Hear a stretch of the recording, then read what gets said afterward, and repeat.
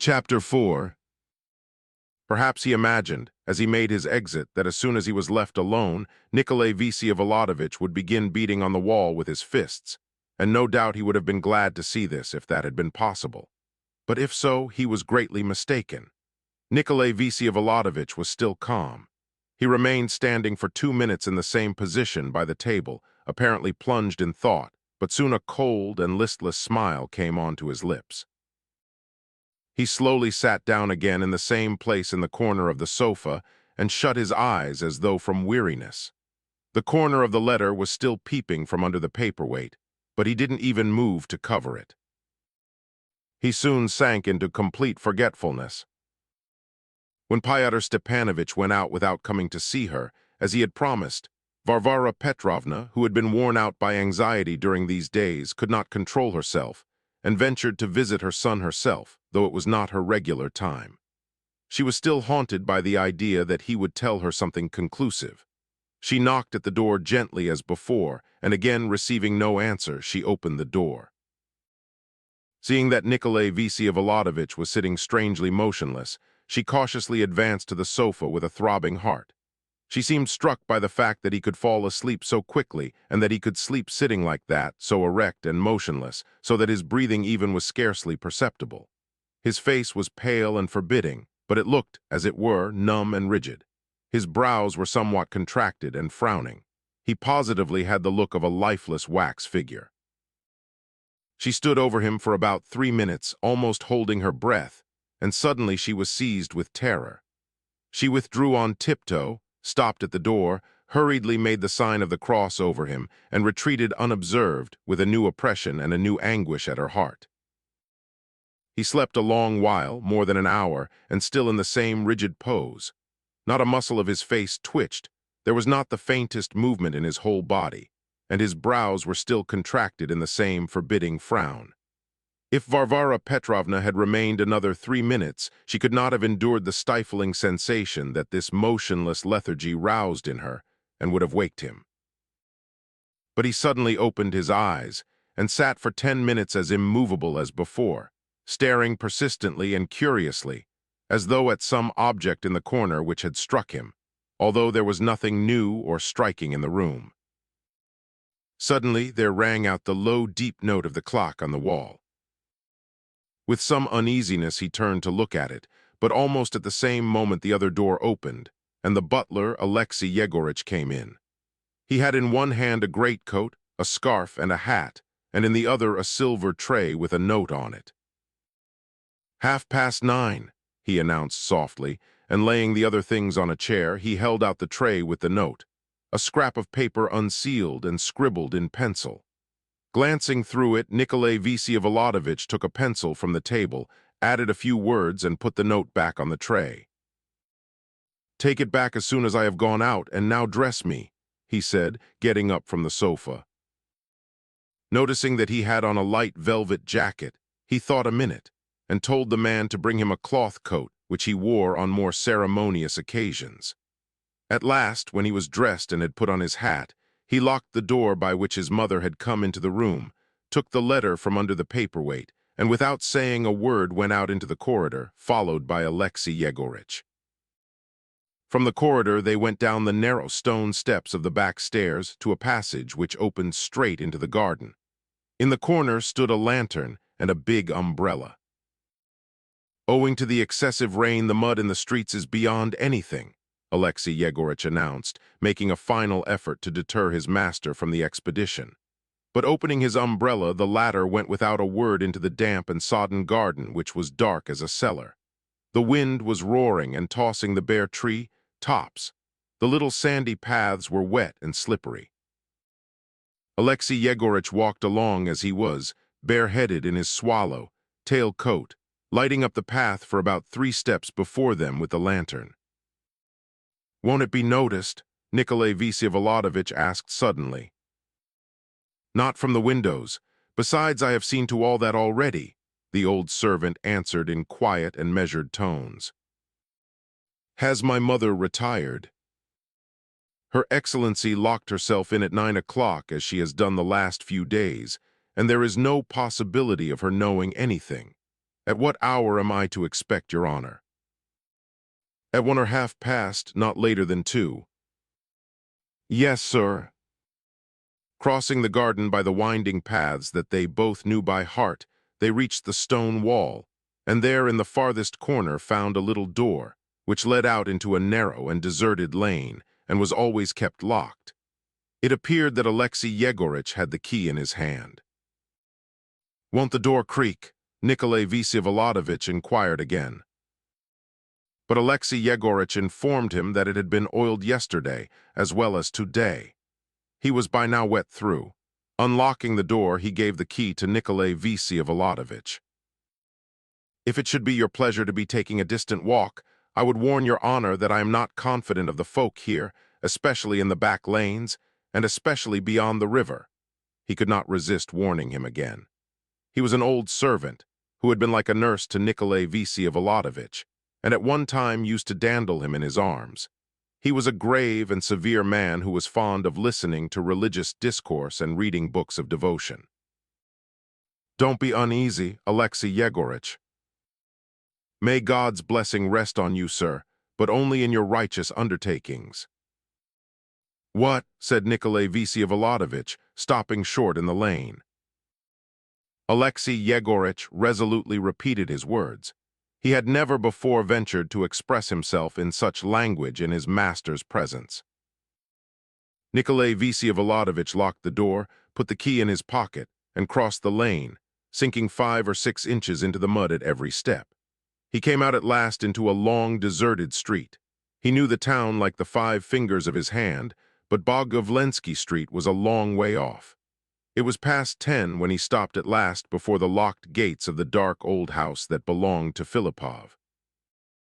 The ground floor had stood empty since the Lebyadkins had left it, and the windows were boarded up, but there was a light burning in Shatov's room on the 2nd floor. As there was no bell, he began banging on the gate with his hand. A window was opened, and Shatov peeped out into the street. It was terribly dark and difficult to make out anything. Shatov was peering out for some time, about a minute. "Is that you?" he asked suddenly. "Yes," replied the uninvited guest. Shatov slammed the window, went downstairs, and opened the gate. Nikolai Vsevolodovitch stepped over the high sill, and without a word passed by him straight into Kirilov's lodge. Chapter 5. There everything was unlocked and all the doors stood open. The passage and the first 2 rooms were dark, but there was a light shining in the last, in which Kirilov lived and drank tea, and laughter and strange cries came from it.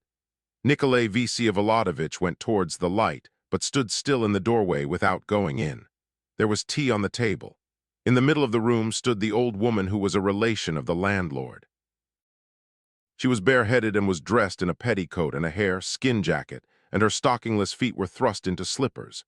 In her arms she had an 18-months-old baby with nothing on but its little shirt, with bare legs, flushed cheeks, and ruffled white hair. It had only just been taken out of the cradle. It seemed to have just been crying. There were still tears in its eyes. But at that instant it was stretching out its little arms, clapping its hands, and laughing with a sob as little children do. Kirilov was bouncing a big red India rubber ball on the floor before it. The ball bounced up to the ceiling, and back to the floor. The baby shrieked, "Baw! Baw!" Kirilov caught the baw and gave it to it. The baby threw it itself with its awkward little hands, and Kirilov ran to pick it up again. At last the ball rolled under the cupboard. "Baw! Baw!" cried the child. Kirilov lay down on the floor, trying to reach the ball with his hand under the cupboard. Nikolai Vsevolodovitch went into the room. The baby caught sight of him, nestled against the old woman, and went off into a prolonged infantile wail. The woman immediately carried it out of the room. "Stavrogin," said Kirilov, beginning to get up from the floor with the ball in his hand and showing no surprise at the unexpected visit. "Will you have tea?" He rose to his feet. "I should be very glad of it if it's hot," said Nikolai Vsevolodovitch. "I'm wet through." "It's hot, nearly boiling, in fact," Kirilov declared, delighted. "Sit down, you're muddy, but that's nothing. I'll mop up the floor later." Nikolai Vsevolodovitch sat down and emptied the cup he handed him almost at a gulp. Some more? Asked Kirillov. No, thank you. Kirillov, who had not sat down till then, seated himself facing him and inquired, Why have you come? On business. Here, read this letter from Gaganov. Do you remember I talked to you about him in Petersburg? Kirillov took the letter, read it, laid it on the table and looked at him expectantly. As you know, I met this Gaganov for the first time in my life a month ago in Petersburg, Nikolai Vsevolodovich began to explain. We came across each other 2 or 3 times in company with other people. Without making my acquaintance and without addressing me, he managed to be very insolent to me. I told you so at the time, but now for something you don't know. As he was leaving Petersburg before I did, he sent me a letter, not like this one, yet impertinent in the highest degree. And what was queer about it was that it contained no sort of explanation of why it was written. I answered him at once, also by letter, and said, quite frankly, that he was probably angry with me on account of the incident with his father 4 years ago in the club here, and that I for my part was prepared to make him every possible apology, seeing that my action was unintentional and was the result of illness. I begged him to consider and accept my apologies. He went away without answering, and now here I find him in a regular fury. Several things he has said about me in public have been repeated to me, absolutely abusive, and making astounding charges against me. Finally, today I get this letter, a letter such as no one has ever had before, I should think, containing such expressions as the punch you got in your ugly face. I came in the hope that you would not refuse to be my second. You said no one has ever had such a letter, observed Kirillov. They may be sent in a rage. Such letters have been written more than once. Pushkin wrote to Hekern, all right, I'll come, tell me how.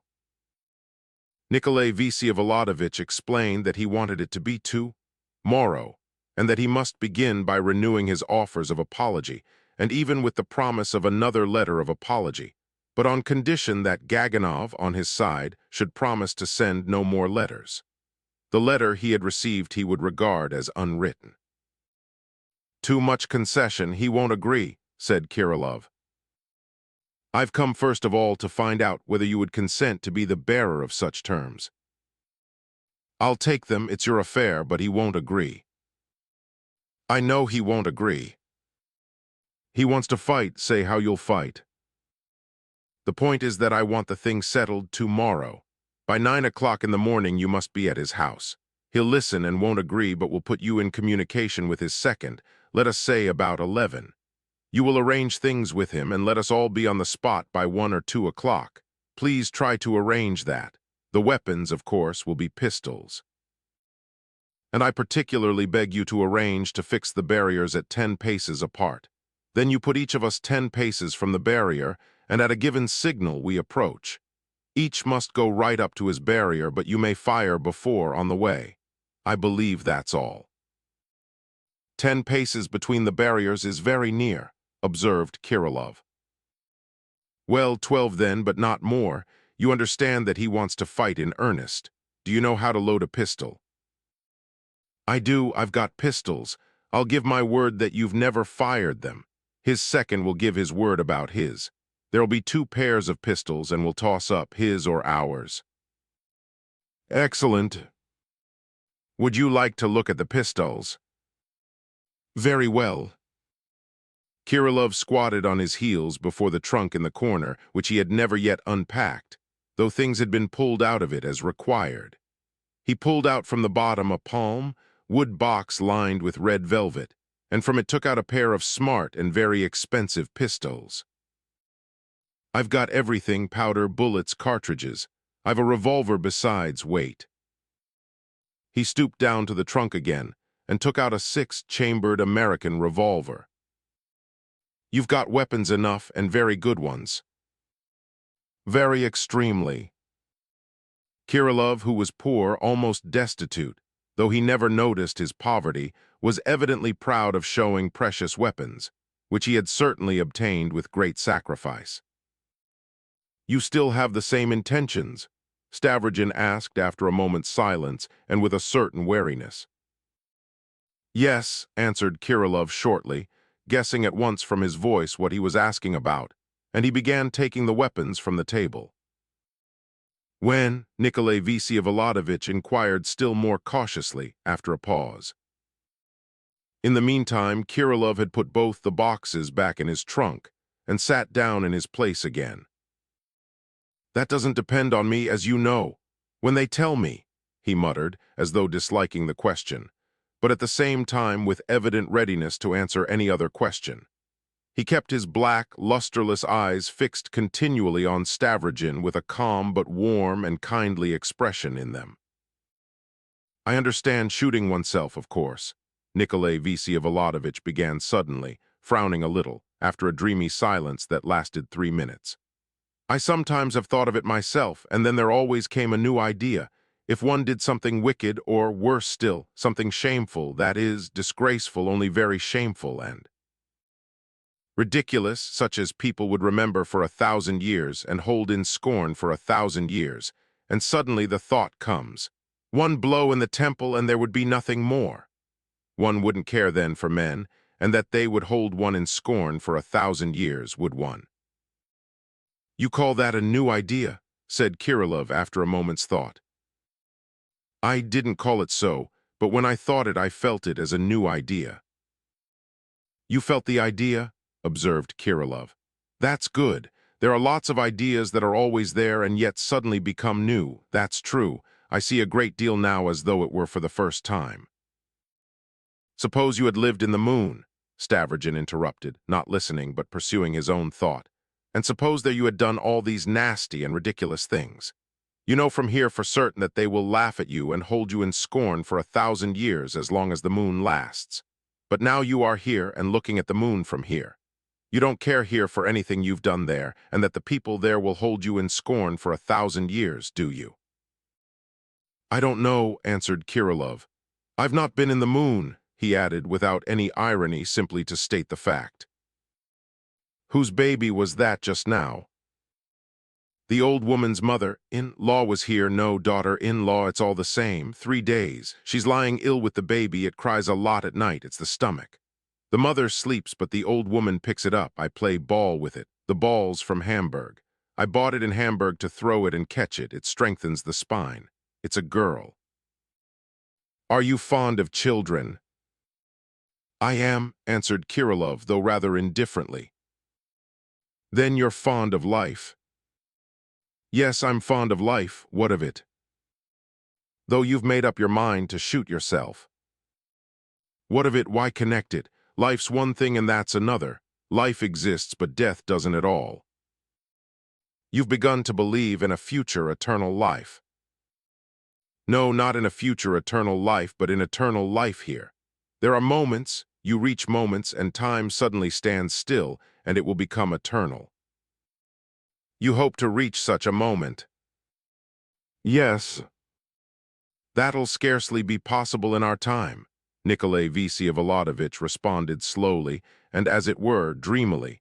The two spoke without the slightest irony. "In the Apocalypse, the angel swears that there will be no more time." "I know, that's very true, distinct and exact. When all mankind attains happiness, then there will be no more time, for there will be no need of it, a very true thought." "Where will they put it?" "Nowhere. Time's not an object, but an idea. It will be extinguished in the mind." "The old commonplaces of philosophy, the same from the beginning of time," Stavrogin muttered with a kind of disdainful compassion. Always the same, from the beginning of time and never any other," Kirillov said with sparkling eyes, as though there were almost a triumph in that idea. "You seem to be very happy, Kirillov." "Yes, very happy," he answered, as though making the most ordinary reply. "But you were distressed so lately, angry with Liputin." "I'm not scolding now. I didn't know then that I was happy. Have you seen a leaf from a tree?" "Yes." "I saw a yellow one lately, a little green. It was decayed at the edges. It was blown by the wind. When I was 10 years old, I used to shut my eyes in the winter on purpose and fancy a green leaf bright, with veins on it and the sun shining. I used to open my eyes and not believe them because it was very nice, and I used to shut them again. What's that, an allegory? And no, why, I'm not speaking of an allegory, but of a leaf, only a leaf. The leaf is good, everything's good. Everything. Everything, man is unhappy because he doesn't know he's happy. It's only that. That's all, that's all. If anyone finds out, he'll become happy at once, that minute. That mother-in-law will die, but the baby will remain. It's all good. I discovered it all of a sudden. And if anyone dies of hunger, and if anyone insults and outrages the little girl, is that good? Yes, and if anyone blows his brains out for the baby, that's good too. And if anyone doesn't, that's good too. It's all good, all. It's good for all those who know that it's all good. If they knew that it was good for them, it would be good for them, but as long as they don't know it's good for them, it will be bad for them. That's the whole idea, the whole of it. When did you find out you were so happy? Last week on Tuesday, no, Wednesday, for it was Wednesday by that time in the night. By what reasoning? I don't remember. I was walking about the room. Never mind. I stopped my clock. It was 37 minutes past 2. As an emblem of the fact that there will be no more time. Kirillov was silent. They're bad because they don't know they're good. When they find out, they won't outrage a little girl. They'll find out that they're good and they'll all become good, every one of them. Here you found it out, so have you become good then? I am good. That I agree with, though, Stavrogin muttered, frowning. He who teaches that all are good will end the world. He who taught it was crucified. He will come, and his name will be the man God. The God-man. The man God, that's the difference. Surely it wasn't you lighted the lamp under the icon. Yes, it was I lighted it. Did you do it believing? The old woman likes to have the lamp, and she hadn't time to do it today, muttered Kirillov. You don't say prayers yourself. I pray to everything. You see the spider crawling on the wall, I look at it and thank it for crawling. His eyes glowed again. He kept looking straight at Stavrogin with firm and unflinching expression. Stavrogin frowned and watched him disdainfully, but there was no mockery in his eyes. I'll bet that when I come next time you'll be believing in God too, he said, getting up and taking his hat. Why, said Kirillov, getting up too. If you were to find out that you believe in God, then you'd believe in him. But since you don't know that you believe in him, then you don't believe in him, laughed Nikolai Vsevolodovich. That's not right, Kirillov pondered. You've distorted the idea. It's a flippant joke. Remember what you have meant in my life, Stavrogin. Goodbye, Kirillov. Come at night, when will you? Why, haven't you forgotten about tomorrow? Ach, I'd forgotten. Don't be uneasy. I won't oversleep. At 9 o'clock. I know how to wake up when I want to. I go to bed saying 7 o'clock, and I wake up at 7 o'clock, 10 o'clock, and I wake up at 10 o'clock. You have remarkable powers, said Nikolai Vsevolodovich, looking at his pale face. I'll come and open the gate. Don't trouble, Shatov will open it for me. Ah, Shatov, very well, goodbye. Chapter 6. The door of the empty house in which Shatov was lodging was not closed, but making his way into the passage, Stavrogin found himself in utter darkness and began feeling with his hand for the stairs to the upper story. Suddenly a door opened upstairs and a light appeared. Shatov did not come out himself, but simply opened his door. When Nikolai Vsevolodovich was standing in the doorway of the room, he saw Shatov standing at the table in the corner, waiting expectantly. Will you receive me on business? He queried from the doorway. Come in and sit down, answered Shatov. Shut the door, stay, I'll shut it. He locked the door, returned to the table, and sat down, facing Nikolai Vsevolodovich. He had grown thinner during that week, and now he seemed in a fever. You've been worrying me to death, he said, looking down in a soft half-whisper. Why didn't you come? You were so sure I should come then. Yes, stay, I have been delirious. Perhaps I'm delirious now. Stay a moment. He got up and seized something that was lying on the uppermost of his 3 bookshelves. It was a revolver. One night in delirium, I fancied that you were coming to kill me, and early next morning I spent my last farthing on buying a revolver from that good-for-nothing fellow Lyamshin. I did not mean to let you do it. Then I came to myself again. I've neither powder nor shot. It has been lying there on the shelf till now. Wait a minute. He got up and was opening the casement. Don't throw it away, why should you? Nikolai Vsevolodovich checked him. It's worth something. Besides, tomorrow people will begin saying that there are revolvers lying about under Shatov's window. Put it back, that's right, sit down. Tell me, why do you seem to be penitent for having thought I should come to kill you? I have not come now to be reconciled, but to talk of something necessary. Enlighten me to begin with. You didn't give me that blow because of my connection with your wife. You know I didn't yourself, said Shatov, looking down again. And not because you believed the stupid gossip about Darya Pavlovna. No, no, of course not. It's nonsense. My sister told me from the very first, Shatov said, harshly and impatiently, and even with a slight stamp of his foot. Then I guessed right, and you too guessed right, Nikolai Vsevolodovich went on in a tranquil voice. You are right. Maria Timofeyevna Lebyadkin is my lawful wife, married to me 4.5 years ago in Petersburg. I suppose the blow was on her account. Shatov, utterly astounded, listened in silence. I guessed but did not believe it, he muttered at last, looking strangely at Stavrogin. And you struck me. Shatov flushed and muttered almost incoherently. Because of your fall, your lie. I didn't go up to you to punish you. I didn't know when I went up to you that I should strike you. I did it because you meant so much to me in my life. I understand, spare your words. I am sorry you are feverish. I've come about a most urgent matter.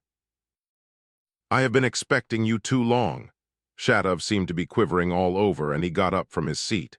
Say what you have to say, I'll speak to later. He sat down. What I have come about is nothing of that kind, began Nikolai Vsevolodovich, scrutinizing him with curiosity. Owing to certain circumstances, I was forced this very day to choose such an hour to come and tell you that they may murder you. Shatov looked wildly at him. I know that I may be in some danger, he said in measured tones, but how can you have come to know of it? Because I belong to them as you do, and am a member of their society, just as you are. You are a member of the society. I see from your eyes that you were prepared for anything from me rather than that, said Nikolai Vsevolodovich with a faint smile. But excuse me, you knew then that there would be an attempt on your life. Nothing of the sort, and I don't think so now in spite of your words, though there's no being sure of anything with these fools, he cried suddenly in a fury, striking the table with his fist. I'm not afraid of them, I've broken with them. That fellow's run here 4 times to tell me it was possible, but he looked at Stavrogin.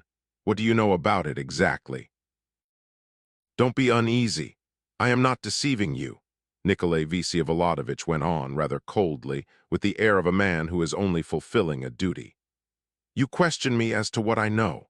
I know that you entered that society abroad 2 years ago at the time of the old organization, just before you went to America, and I believe just after our last conversation, about which you wrote so much to me in your letter from America. By the way, I must apologize for not having answered you by letter, but confined myself to sending the money. Wait a bit, Shatov interrupted, hurriedly pulling out a drawer in the table and taking from under some papers a rainbow-colored note. Here, take it, the 100 rubles you sent me, but for you I should have perished out there. I should have been a long time paying it back if it had not been for your mother. She made me a present of that note 9 months ago because I was so badly off after my illness. But go on, please. He was breathless. In America you changed your views, and when you came back you wanted to resign. They gave you no answer but charged you to take over a printing press here in Russia from someone, and to keep it till you handed it over to someone who would come from them for it. I don't know the details exactly, but I fancy that's the position in outline. You undertook it in the hope, or on the condition, that it would be the last task they would require of you, and that then they would release you altogether. Whether that is so or not, I learnt it not from them but quite by chance. But now for what I fancy you don't know, these gentry have no intention of parting with you. That's absurd, cried Shatov. I've told them honestly that I've cut myself off from them in everything. That is my right, the right to freedom of conscience and of thought. I won't put up with it. There's no power which could. I say, don't shout, Nikolai Vsevolodovich said earnestly, checking him. That Verhovensky is such a fellow that he may be listening to us now in your passage, perhaps, with his own ears or someone else's. Even that drunkard Lebyadkin was probably bound to keep an eye on you, and you on him too, I dare say. You'd better tell me, has Verhovensky accepted your arguments now or not? He has. He has said that it can be done and that I have the right. Well then, he's deceiving you. I know that even Kirillov, who scarcely belongs to them at all, has given them information about you. And they have lots of agents, even people who don't know that they're serving the society. They've always kept a watch on you. One of the things Pyotr Verhovensky came here for was to settle your business once for all, and he is fully authorized to do so, that is at the first good opportunity, to get rid of you, as a man who knows too much and might give them away. I repeat that this is certain, and allow me to add that they are, for some reason, convinced that you are a spy, and that if you haven't informed against them yet, you will. Is that true? Shatov made a wry face at hearing such a question asked in such a matter-of-fact tone. If I were a spy, whom could I inform? He said angrily, not giving a direct answer. No, leave me alone, let me go to the devil, he cried suddenly, catching again at his original idea, which agitated him violently. Apparently it affected him more deeply than the news of his own danger. You Stavrogin, how could you mix yourself up with such shameful, stupid, second-hand absurdity? You a member of the society. What an exploit for Stavrogin, he cried suddenly in despair. He clasped his hands, as though nothing could be a bitterer and more inconsolable grief to him than such a discovery. Excuse me, said Nikolai Vsevolodovich, extremely surprised, but you seem to look upon me as a sort of son, and on yourself as an insect in comparison. I noticed that even from your letter in America. You know, oh, let us drop me altogether, Shatov broke off suddenly, and if you can explain anything about yourself, explain it. Answer my question, he repeated feverishly. With pleasure. You ask how I could get into such a den? After what I have told you, I'm bound to be frank with you to some extent on the subject.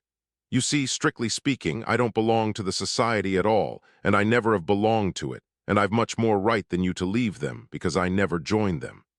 In fact, from the very beginning I told them that I was not one of them, and that if I've happened to help them, it has simply been by accident as a man of leisure.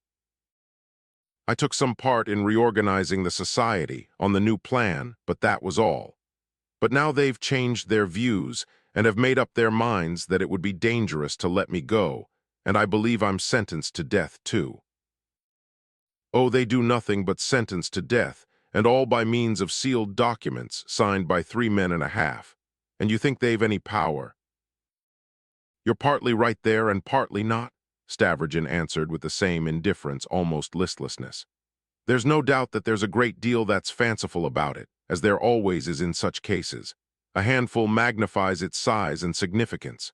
To my thinking, if you will have it, the only one is Pyotr Verhovensky, and it's simply good nature on his part to consider himself only an agent of the society. But the fundamental idea is no stupider than others of the sort. They are connected with the Internationale. They have succeeded in establishing agents in Russia. They have even hit on a rather original method, though it's only theoretical, of course. As for their intentions here, the movements of our Russian organization are something so obscure and almost always unexpected that really they might try anything among us. Note that Verhovensky is an obstinate man. He's a bug, an ignoramus, a buffoon who understands nothing in Russia, cried Shatov spitefully. You know him very little. It's quite true that none of them understand much about Russia, but not much less than you and I do. Besides, Verhovensky is an enthusiast. Verhovensky an enthusiast? Oh yes, there is a point when he ceases to be a buffoon and becomes a madman. I beg you to remember your own expression. Do you know how powerful a single man may be? Please don't laugh about it. He's quite capable of pulling a trigger. They are convinced that I am a spy too. As they don't know how to do things themselves, they're awfully fond of accusing people of being spies. But you're not afraid, are you? And no, I'm not very much afraid, but your case is quite different. I warned you that you might anyway keep it in mind. To my thinking, there's no reason to be offended in being threatened with danger by fools. Their brains don't affect the question. They've raised their hand against better men than you or me. It's 11:15, though. He looked at his watch and got up from his chair. I wanted to ask you one quite irrelevant question. For God's sake, cried Shatov, rising impulsively from his seat.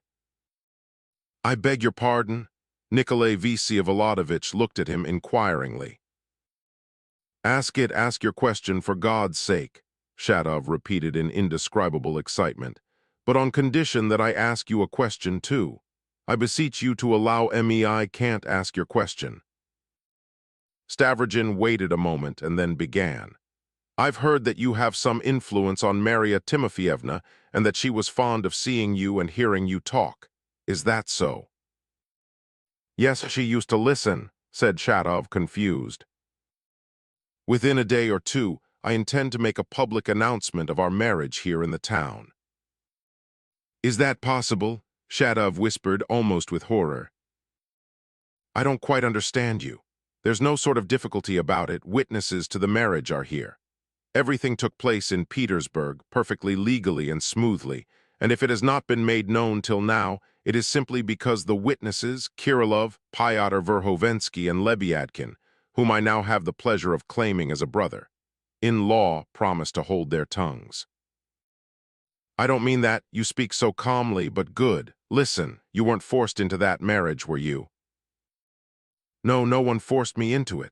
Nikolai Vsevolodovich smiled at Shatov's importunate haste. And what's that talk she keeps up about her baby? Shatov interposed disconnectedly, with feverish haste. She talks about her baby?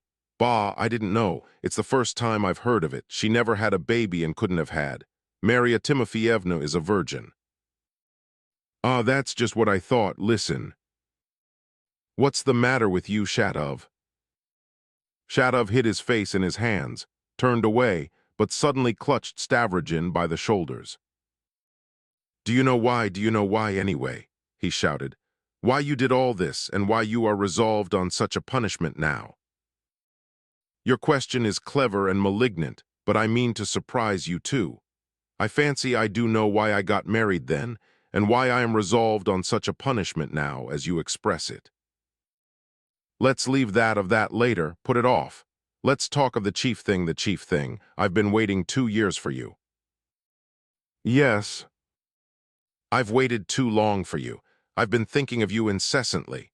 You are the only man who could move. I wrote to you about it from America. I remember your long letter very well. Too long to be read? No doubt 6 sheets of notepaper. Don't speak. Tell me, can you spare me another 10 minutes? But now, this minute, I have waited for you too long. Certainly, half an hour if you like, but not more if that will suit you. And on condition, too, Shatov put in wrathfully, that you take a different tone. Do you hear? I demand when I ought to entreat. Do you understand what it means to demand when one ought to entreat? I understand that in that way you lift yourself above all ordinary considerations for the sake of loftier aims, said Nikolai Vsevolodovich with a faint smile. I see with regret, too, that you're feverish. I beg you to treat me with respect. I insist on it, shouted Shatov. Not my personality, I don't care a hang for that, but something else just for this once. While I am talking, we are 2 beings and have come together in infinity for the last time in the world. Drop your tone and speak like a human being. Speak, if only for once in your life, with the voice of a man. I say it not for my sake, but for yours. Do you understand that you ought to forgive me that blow in the face if only because I gave you the opportunity of realizing your immense power? Again you smile your disdainful, worldly smile. Oh, when will you understand me? Have done with being a snob. Understand that I insist on that. I insist on it, else I won't speak. I'm not going to for anything. His excitement was approaching frenzy. Nikolai Vsevolodovich frowned and seemed to become more on his guard. Since I have remained another half hour with you when time is so precious, he pronounced earnestly and impressively, you may rest assured that I mean to listen to you at least with interest, and I am convinced that I shall hear from you much that is new. He sat down on a chair. Sit down, cried Shatov, and he sat down himself. Please remember, Stavrogin interposed once more, that I was about to ask a real favor of you concerning Marya Timofeyevna, of great importance for her anyway. What? Shatov frowned suddenly with the air of a man who has just been interrupted at the most important moment, and who gazes at you unable to grasp the question. And you did not let me finish, Nikolai Vsevolodovich went on with a smile. Oh, nonsense, afterwards. Shatov waved his hand disdainfully, grasping at last what he wanted, and passed at once to his principal theme. Chapter 7. Do you know, he began with flashing eyes, almost menacingly, bending right forward in his chair, raising the forefinger of his right hand above him, obviously unaware that he was doing so.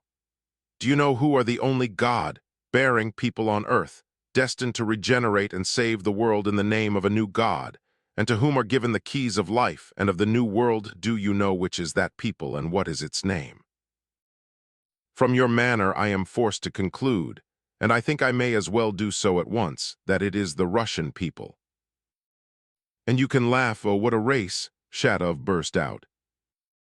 Calm yourself, I beg of you.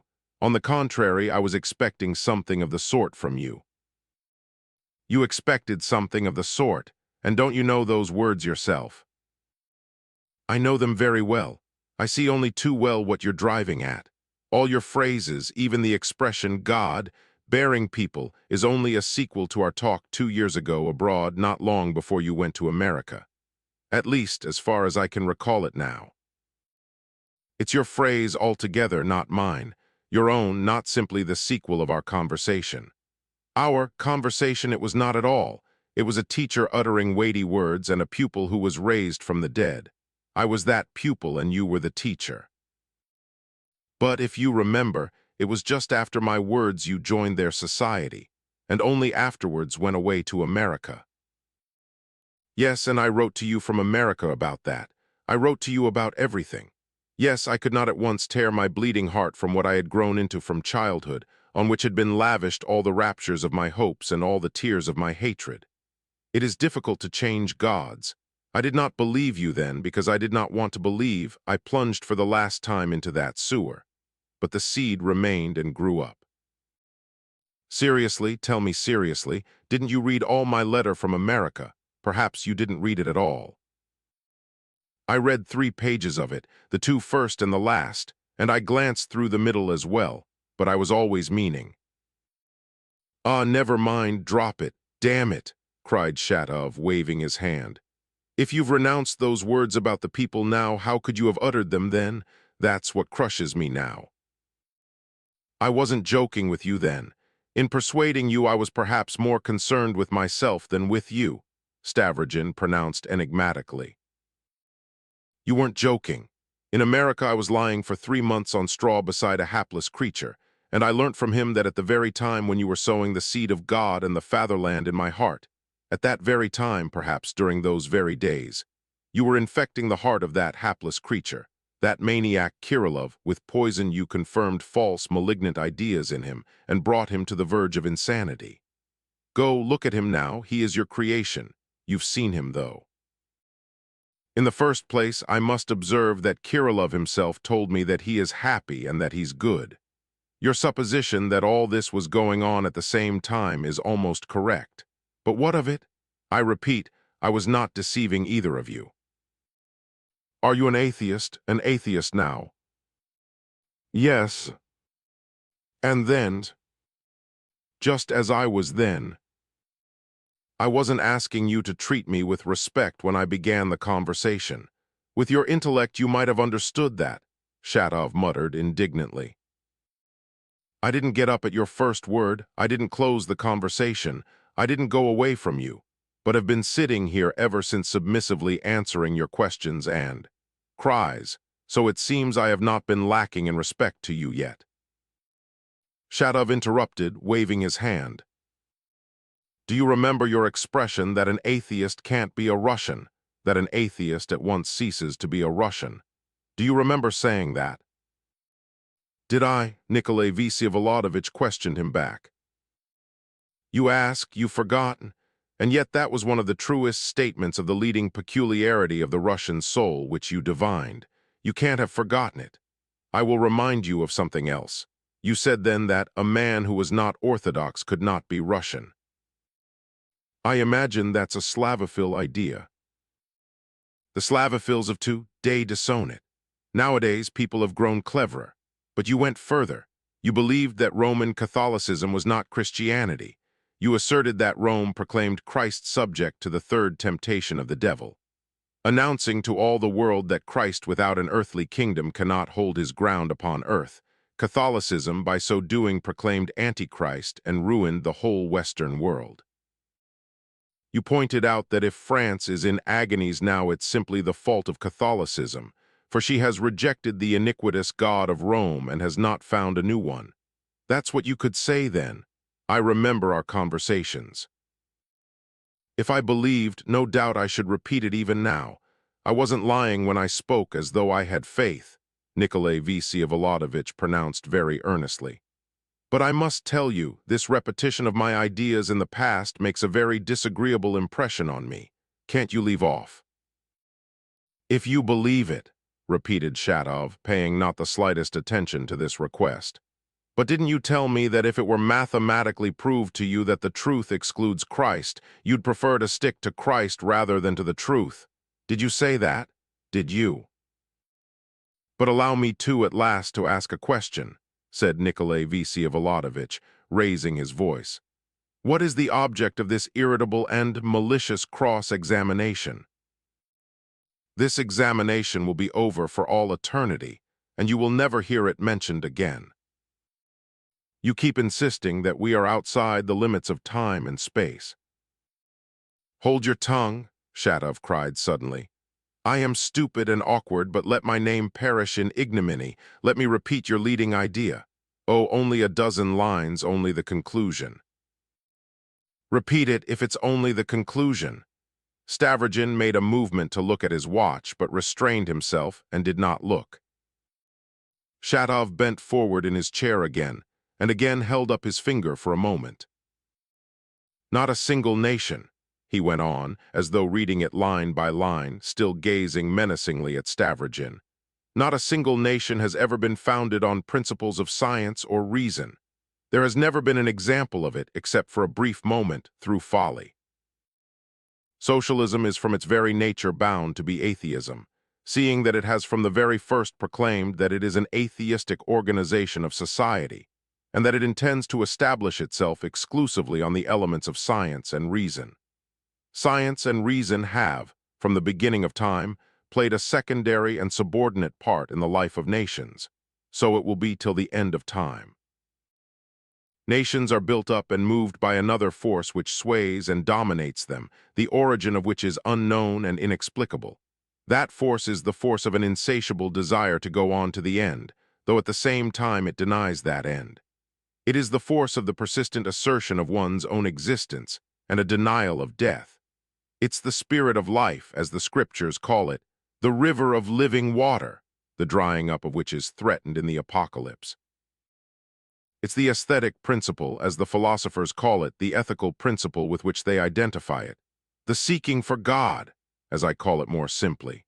The object of every national movement, in every people and at every period of its existence, is only the seeking for its God, who must be its own God, and the faith in him as the only true one. God is the synthetic personality of the whole people, taken from its beginning to its end. It has never happened that all, or even many, peoples have had one common god, but each has always had its own. It's a sign of the decay of nations when they begin to have gods in common. When gods begin to be common to several nations, the gods are dying and the faith in them, together with the nations themselves. The stronger a people, the more individual their god. There never has been a nation without a religion, that is, without an idea of good and evil. Every people has its own conception of good and evil, and its own good and evil. When the same conceptions of good and evil become prevalent in several nations, then these nations are dying, and then the very distinction between good and evil is beginning to disappear. Reason has never had the power to define good and evil, or even to distinguish between good and evil, even approximately. On the contrary, it has always mixed them up in a disgraceful and pitiful way. Science has even given the solution by the fist. This is particularly characteristic of the half-truths of science, the most terrible scourge of humanity, unknown till this century and worse than plague, famine, or war. A half-truth is a despot, such as has never been in the world before. A despot that has its priests and its slaves, a despot to whom all do homage with love and superstition hitherto inconceivable, before which science itself trembles and cringes in a shameful way. These are your own words, Stavrogin, all except that about the half-truth. That's my own because I am myself a case of half-knowledge, and that's why I hate it particularly. I haven't altered anything of your ideas or even of your words, not a syllable. I don't agree that you've not altered anything, Stavrogin observed cautiously. You accepted them with ardor, and in your ardor have transformed them unconsciously. The very fact that you reduce God to a simple attribute of nationality. He suddenly began watching Shatov with intense and peculiar attention, not so much his words as himself. I reduce God to the attribute of nationality, cried Shatov. On the contrary, I raise the people to God, and has it ever been otherwise? The people is the body of God. Every people is only a people so long as it has its own God and excludes all other gods on earth irreconcilably, so long as it believes that by its God it will conquer and drive out of the world all other gods. Such from the beginning of time has been the belief of all great nations, all anyway who have been specially remarkable, all who have been leaders of humanity. There is no going against facts. The Jews lived only to await the coming of the true God and left the world the true God. The Greeks deified nature and bequeathed the world their religion, that is, philosophy and art. Rome deified the people in the state and bequeathed the idea of the state to the nations. France throughout her long history was only the incarnation and development of the Roman God, and if they have at last flung their Roman God into the abyss and plunged into atheism, which, for the time being, they call socialism, it is solely because socialism is, anyway, healthier than Roman Catholicism. If a great people does not believe that the truth is only to be found in itself alone and in it exclusively, if it does not believe that it alone is fit and destined to raise up and save all the rest by its truth, it would at once sink into being ethnographical material and not a great people. A really great people can never accept a secondary part in the history of humanity, nor even one of the first, but will have the first part. A nation which loses this belief ceases to be a nation. But there is only one truth, and therefore only a single one out of the nations can have the true God, even though other nations may have great gods of their own. Only one nation is God-bearing. That's the Russian people and. And can you think me such a fool, Stavrogin, he yelled frantically all at once, that I can't distinguish whether my words at this moment are the rotten old commonplaces that have been ground out in all the Slavophil mills in Moscow, or a perfectly new saying, the last word, the sole word of renewal and resurrection? And what do I care for your laughter at this minute? What do I care that you utterly, utterly fail to understand me, not a word, not a sound? Oh, how I despise your haughty laughter and your look at this minute. He jumped up from his seat. There was positively foam on his lips. On the contrary, Shatov, on the contrary, Stavrogin began with extraordinary earnestness and self-control, still keeping his seat.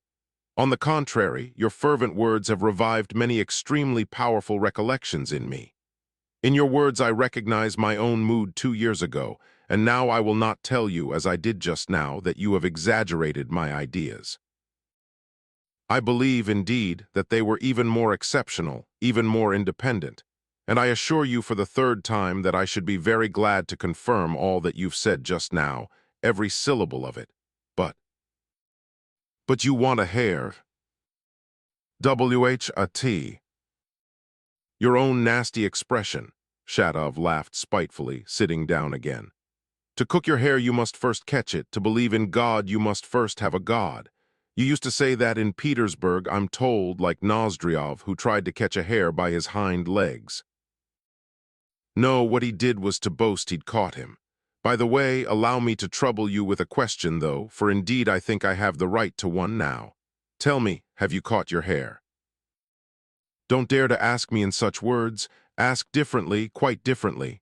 Shatov suddenly began trembling all over. Certainly I'll ask differently. Nikolai Vsyevolodovitch looked coldly at him. I only wanted to know, do you believe in God yourself? I believe in Russia. I believe in her orthodoxy. I believe in the body of Christ. I believe that the new advent will take place in Russia. I believe, Shatov muttered frantically. And in God, in God. I will believe in God. Not one muscle moved in Stavrogin's face. Shatov looked passionately and defiantly at him, as though he would have scorched him with his eyes. I haven't told you that I don't believe, he cried at last. I will only have you know that I am a luckless, tedious book and nothing more so far. But confound me, we're discussing you, not me. I'm a man of no talent and can only give my blood, nothing more, like every man without talent. Never mind my blood either, I'm talking about you. I've been waiting here 2 years for you. Here I've been dancing about in my nakedness before you for the last half hour. Only you can raise that flag. What? He broke off and sat as though in despair, with his elbows on the table and his head in his hands. I merely mention it as something queer, Stavrogin interrupted suddenly. Everyone, for some inexplicable reason, keeps foisting a flag upon me. Fyodor Verhovensky, too, is convinced that I might raise his flag. That's how his words were repeated to me anyway. He has taken it into his head that I'm capable of playing the part of Stenka Razin for them, from my extraordinary aptitude for crime, his saying too. What, cried Shatov, from your extraordinary aptitude for crime? Just so. And is it true, he asked with an angry smile. Is it true that when you were in Petersburg you belonged to a secret society for practicing beastly sensuality? Is it true that you could give lessons to the Marquis de Sade? Is it true that you decoyed and corrupted children? Speak, don't dare to lie, he cried beside himself. Nikolai Stavrogin cannot lie to Shatov, who struck him in the face. Tell me everything, and if it's true I'll kill you here on the spot. I did talk like that, but it was not I who outraged children, Stavrogin brought out, after a silence that lasted too long. He turned pale and his eyes gleamed. But you talked like that, Shatov went on imperiously, keeping his flashing eyes fastened upon him. Is it true that you declared that you saw no distinction in beauty between some brutal, obscene action and any great exploit, even the sacrifice of life for the good of humanity? Is it true that you have found identical beauty, equal enjoyment in both extremes? It's impossible to answer like this. I won't answer, muttered Stavrogin, who might well have got up and gone away, but who did not get up and go away. I don't know either why evil is hateful and good is beautiful, but I know why the sense of that distinction is effaced and lost in people like the Stavrogins, Shatov persisted, trembling all over. Do you know why you made that base and shameful marriage? Simply because the shame and senselessness of it reached the pitch of genius. Oh, you are not one of those who linger on the brink. You fly head foremost. You married from a passion for martyrdom, from a craving for remorse, through moral sensuality. It was a laceration of the nerves. Defiance of common sense was too tempting. Stavrogin and a wretched, half-witted, crippled beggar. When you bit the governor's ear, did you feel sensual pleasure? Did you? You idle, loafing little snob, did you? You're a psychologist, said Stavrogin, turning paler and paler, though you're partly mistaken as to the reasons of my marriage. But who can have given you all this information? He asked, smiling with an effort. Was it Kirillov? But he had nothing to do with it. You turn pale. But what is it you want? Nikolai Vsevolodovich asked, raising his voice at last. I've been sitting under your lash for the last half-hour, and you might at least let me go civilly, unless you really have some reasonable object in treating me like this. Reasonable object. Of course, you're in duty bound anyway to let me know your object. I've been expecting you to do so all the time, but you've shown me nothing so far but frenzied spite. I beg you to open the gate for me. He got up from the chair. Shatov rushed frantically after him. Kiss the earth, water it with your tears, pray for forgiveness, he cried, clutching him by the shoulder. I didn't kill you. That morning, though, I drew back my hands. Stavrogin brought out almost with anguish, keeping his eyes on the ground. Speak out, speak out. You came to warn me of danger. You have let me speak. You mean tomorrow to announce your marriage publicly. Do you suppose I don't see from your face that some new menacing idea is dominating you? Stavrogin, why am I condemned to believe in you through all eternity? Could I speak like this to anyone else? I have modesty, but I am not ashamed of my nakedness because it's Stavrogin I am speaking to. I was not afraid of caricaturing a grand idea by handling it because Stavrogin was listening to me. Shan't I kiss your footprints when you've gone? I can't tear you out of my heart, Nikolai Stavrogin. I'm sorry I can't feel affection for you, Shatov, Stavrogin replied coldly. I know you can't, and I know you are not lying. Listen, I can set it all right. I can catch your hair for you. Stavrogin did not speak. You're an atheist because you're a snob of the snobs. You've lost the distinction between good and evil because you've lost touch with your own people. A new generation is coming straight from the heart of the people, and you will know nothing of it, neither you nor the Verhovenskys, father or son, nor I, for I'm a snob too, I the son of your serf and lackey, Pashka. Listen, attain to God by work, it all lies in that, or disappear like rotten mildew. Attain to him by work. God by work, what sort of work? Peasants' work, go give up all your wealth. Ah, you laugh, you're afraid of some trick. But Stavrogin was not laughing. You suppose that one may attain to God by work and by peasants' work, he repeated, reflecting as though he had really come across something new and serious which was worth considering. By the way, he passed suddenly to a new idea, you reminded me just now. Do you know that I'm not rich at all, that I've nothing to give up? I'm scarcely in a position even to provide for Marya Timofeyevna's future. Another thing, I came to ask you if it would be possible for you to remain near Marya Timofeyevna in the future, as you are the only person who has some influence over her poor brain. I say this so as to be prepared for anything. All right, you're speaking of Marya Timofeyevna, said Shatov, waving one hand while he held a candle in the other. All right, afterwards, of course. Listen, go to Tikhon. To whom? To Tikhon, who used to be a bishop. He lives retired now, on account of illness, here in the town, in the Bogorodsky monastery. What do you mean? Nothing, people go and see him, you go. What is it to you? What is it to you? It's the first time I've heard of him, and I've never seen anything of that sort of people. Thank you, I'll go. This way. Shatov lighted him down the stairs. Go along. He flung open the gate into the street. I shan't come to you any more, Shatov, said Stavrogin quietly as he stepped through the gateway. The darkness and the rain continued as before. Chapter 2. Night continued. Chapter 1. He walked the length of Bogovlensky Street. At last the road began to go downhill. His feet slipped in the mud, and suddenly there lay open before him a wide, misty, as it were empty expanse. The river. The houses were replaced by hovels. The street was lost in a multitude of irregular little alleys. Nikolai Vsevolodovich was a long while making his way between the fences, keeping close to the river bank, but finding his way confidently, and scarcely giving it a thought indeed.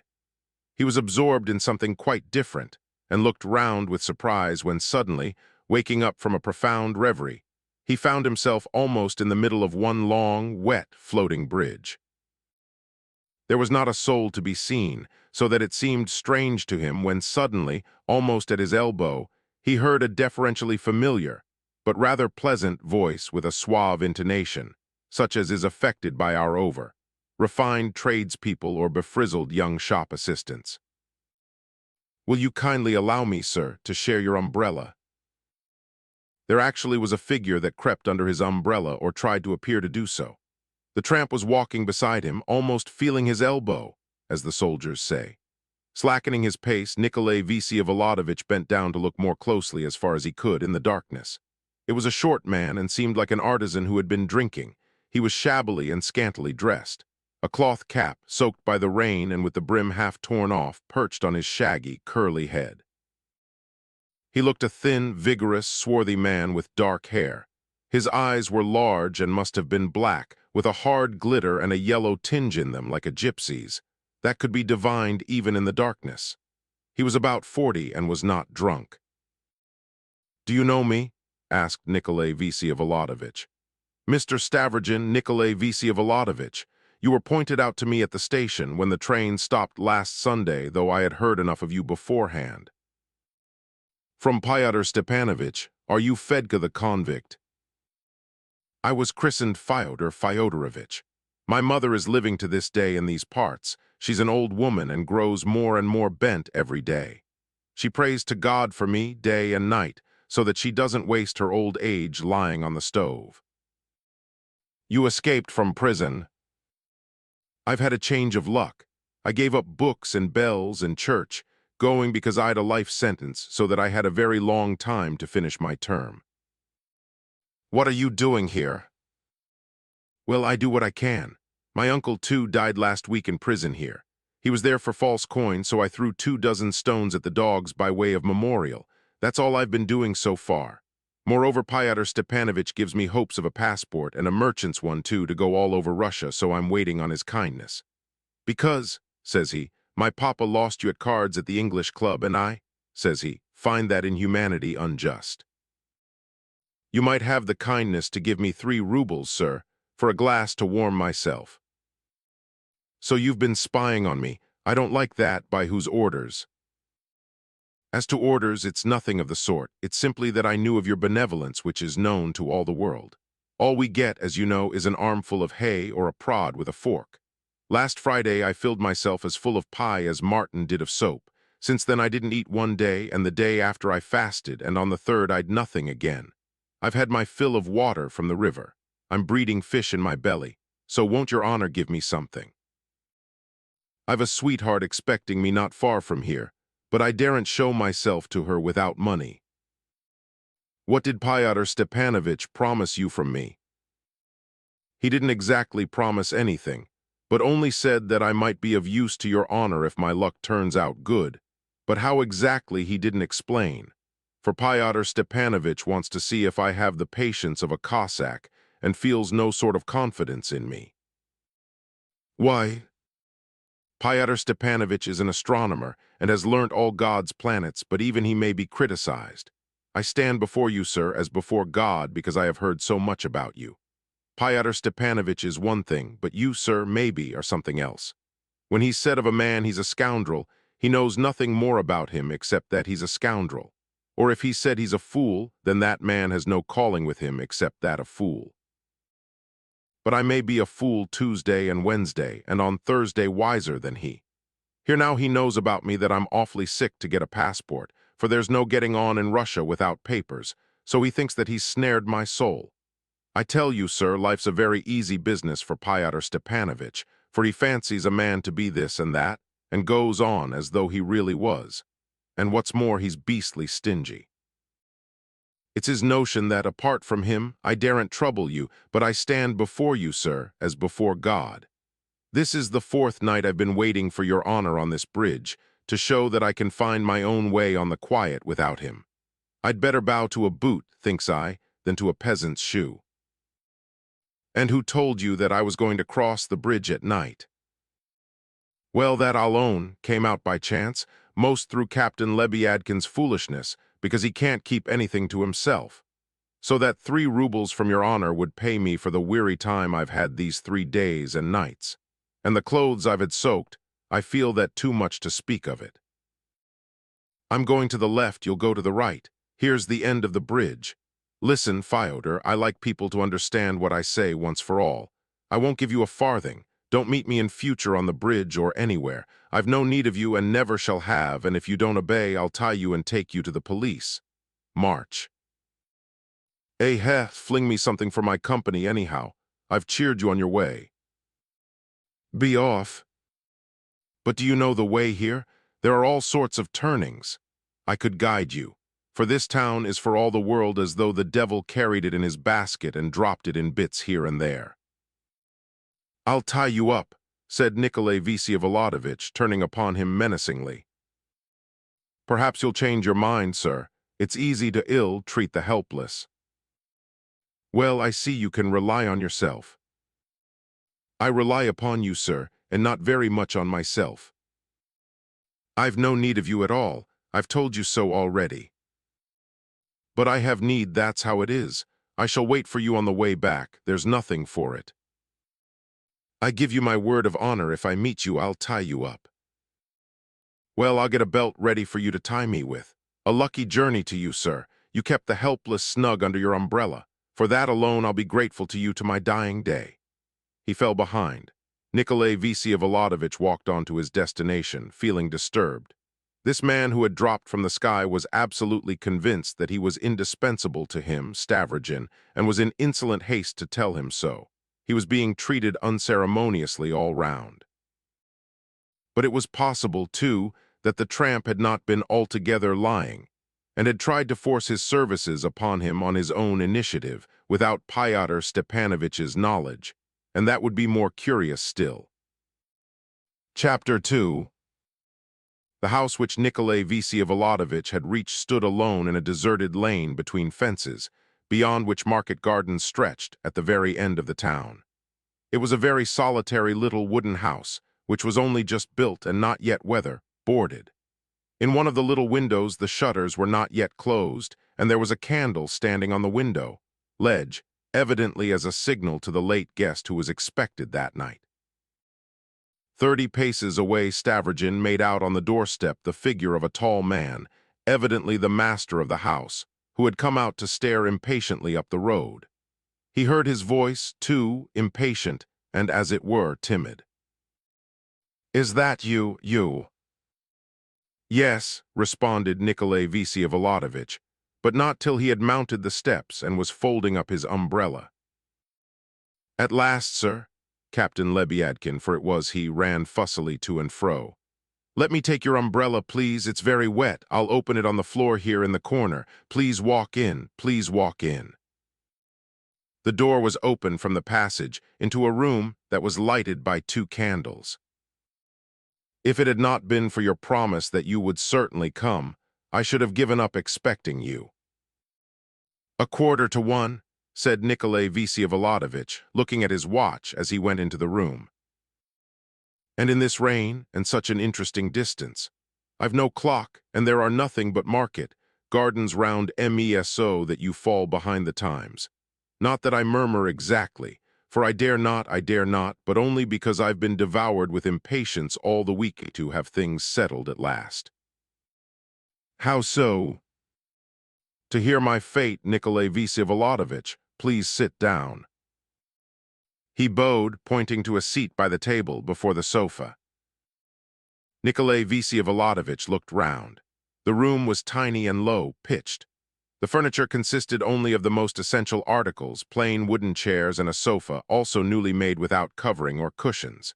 There were 2 tables of limewood, one by the sofa, and the other in the corner was covered with a table, cloth, laid with things over which a clean table, napkin had been thrown. And indeed, the whole room was obviously kept extremely clean. Captain Lebyadkin had not been drunk for 8 days. His face looked bloated and yellow. His eyes looked uneasy, inquisitive, and obviously bewildered. It was only too evident that he did not know what tone he could adopt and what line it would be most advantageous for him to take. Here he indicated his surroundings. "I live like Zosima.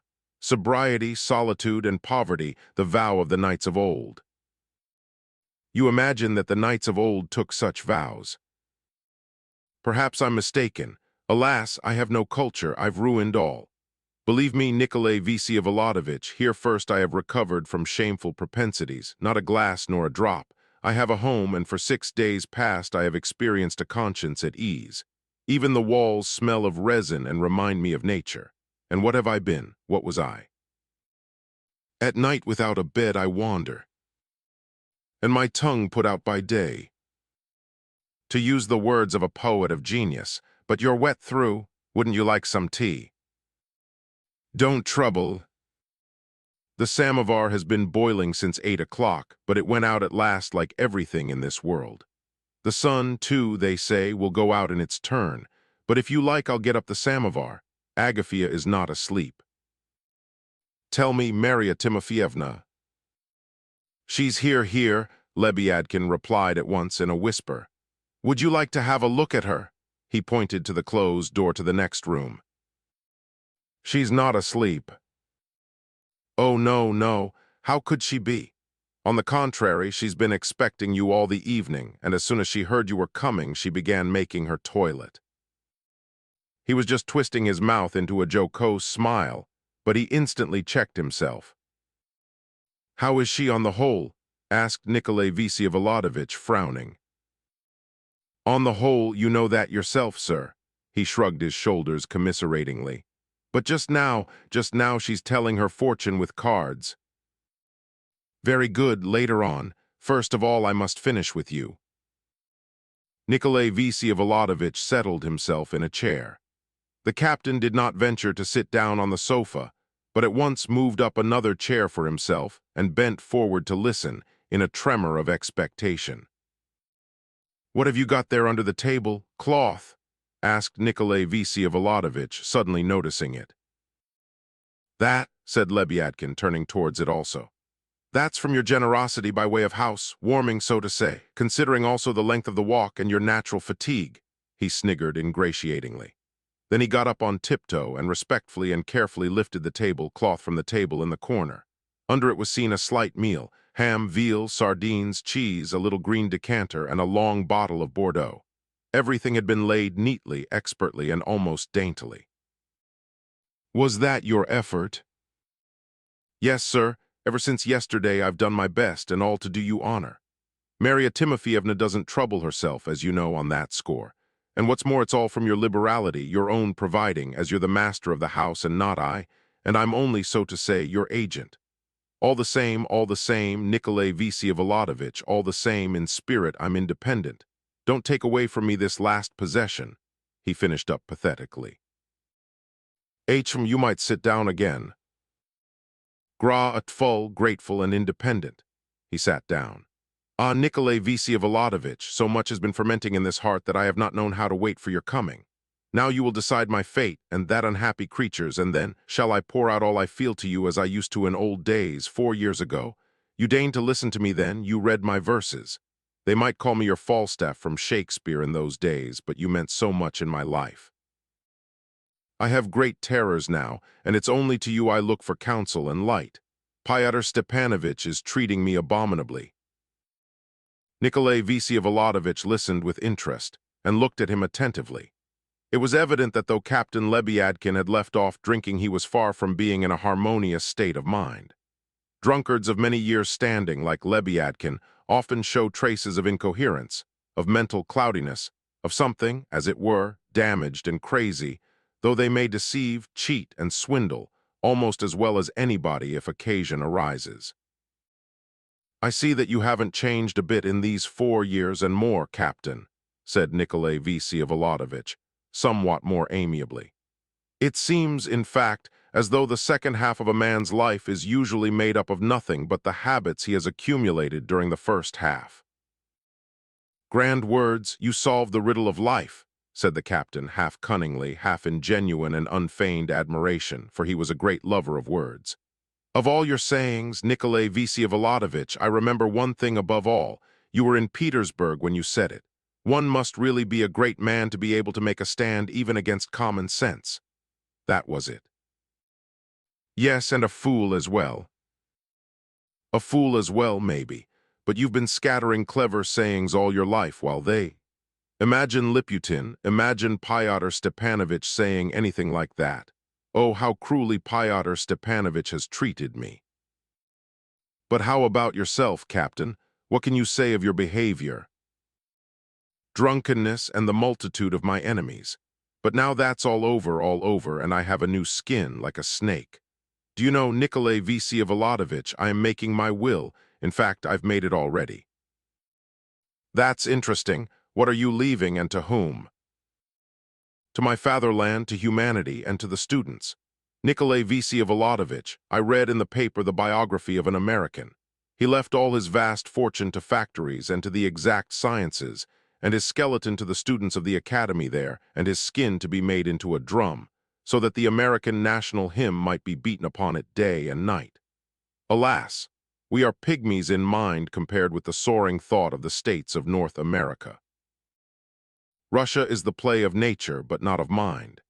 If I were to try leaving my skin for a drum, for instance, to the Akhmelinsky infantry regiment, in which I had the honor of beginning my service, on condition of beating the Russian national hymn upon it every day in face of the regiment, they'd take it for liberalism and prohibit my skin, and so I confine myself to the students.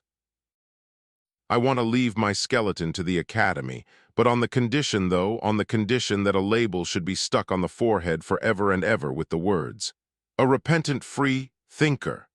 There now.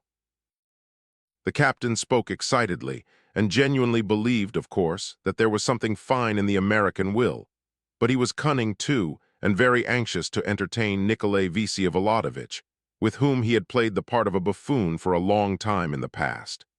But the latter did not even smile. On the contrary, he asked, as it were, suspiciously, "So you intend to publish your will in your lifetime and get rewarded for it?" "And what if I do, Nikolay Vsevolodovich? What if I do?" said Lebyadkin, watching him carefully. "What sort of luck have I had? I've given up writing poetry, and at one time even you were amused by my verses, Nikolay Vsevolodovich. Do you remember our reading them over a bottle? But it's all over with my pen. I've written only one poem, like Gogol's The Last Story. Do you remember he proclaimed to Russia that it broke spontaneously from his bosom? It's the same with me. I've sung my last and it's over." "What sort of poem?" "In case she were to break her leg." What? That was all the captain was waiting for. He had an unbounded admiration for his own poems, but through a certain cunning duplicity, he was pleased, too, that Nikolay Vsevolodovich always made merry over his poems, and sometimes laughed at them immoderately. In this way he killed two birds with one stone, satisfying at once his poetical aspirations and his desire to be of service. But now he had a third special and very ticklish object in view. Bringing his verses on the scene, the captain thought to exculpate himself on one point about which, for some reason, he always felt himself most apprehensive and most guilty. In case of her breaking her leg, that is, of her riding on horseback. It's a fantasy, Nikolay Vsevolodovich, a wild fancy, but the fancy of a poet. One day I was struck by meeting a lady on horseback and asked myself the vital question, what would happen then? That is, in case of accident.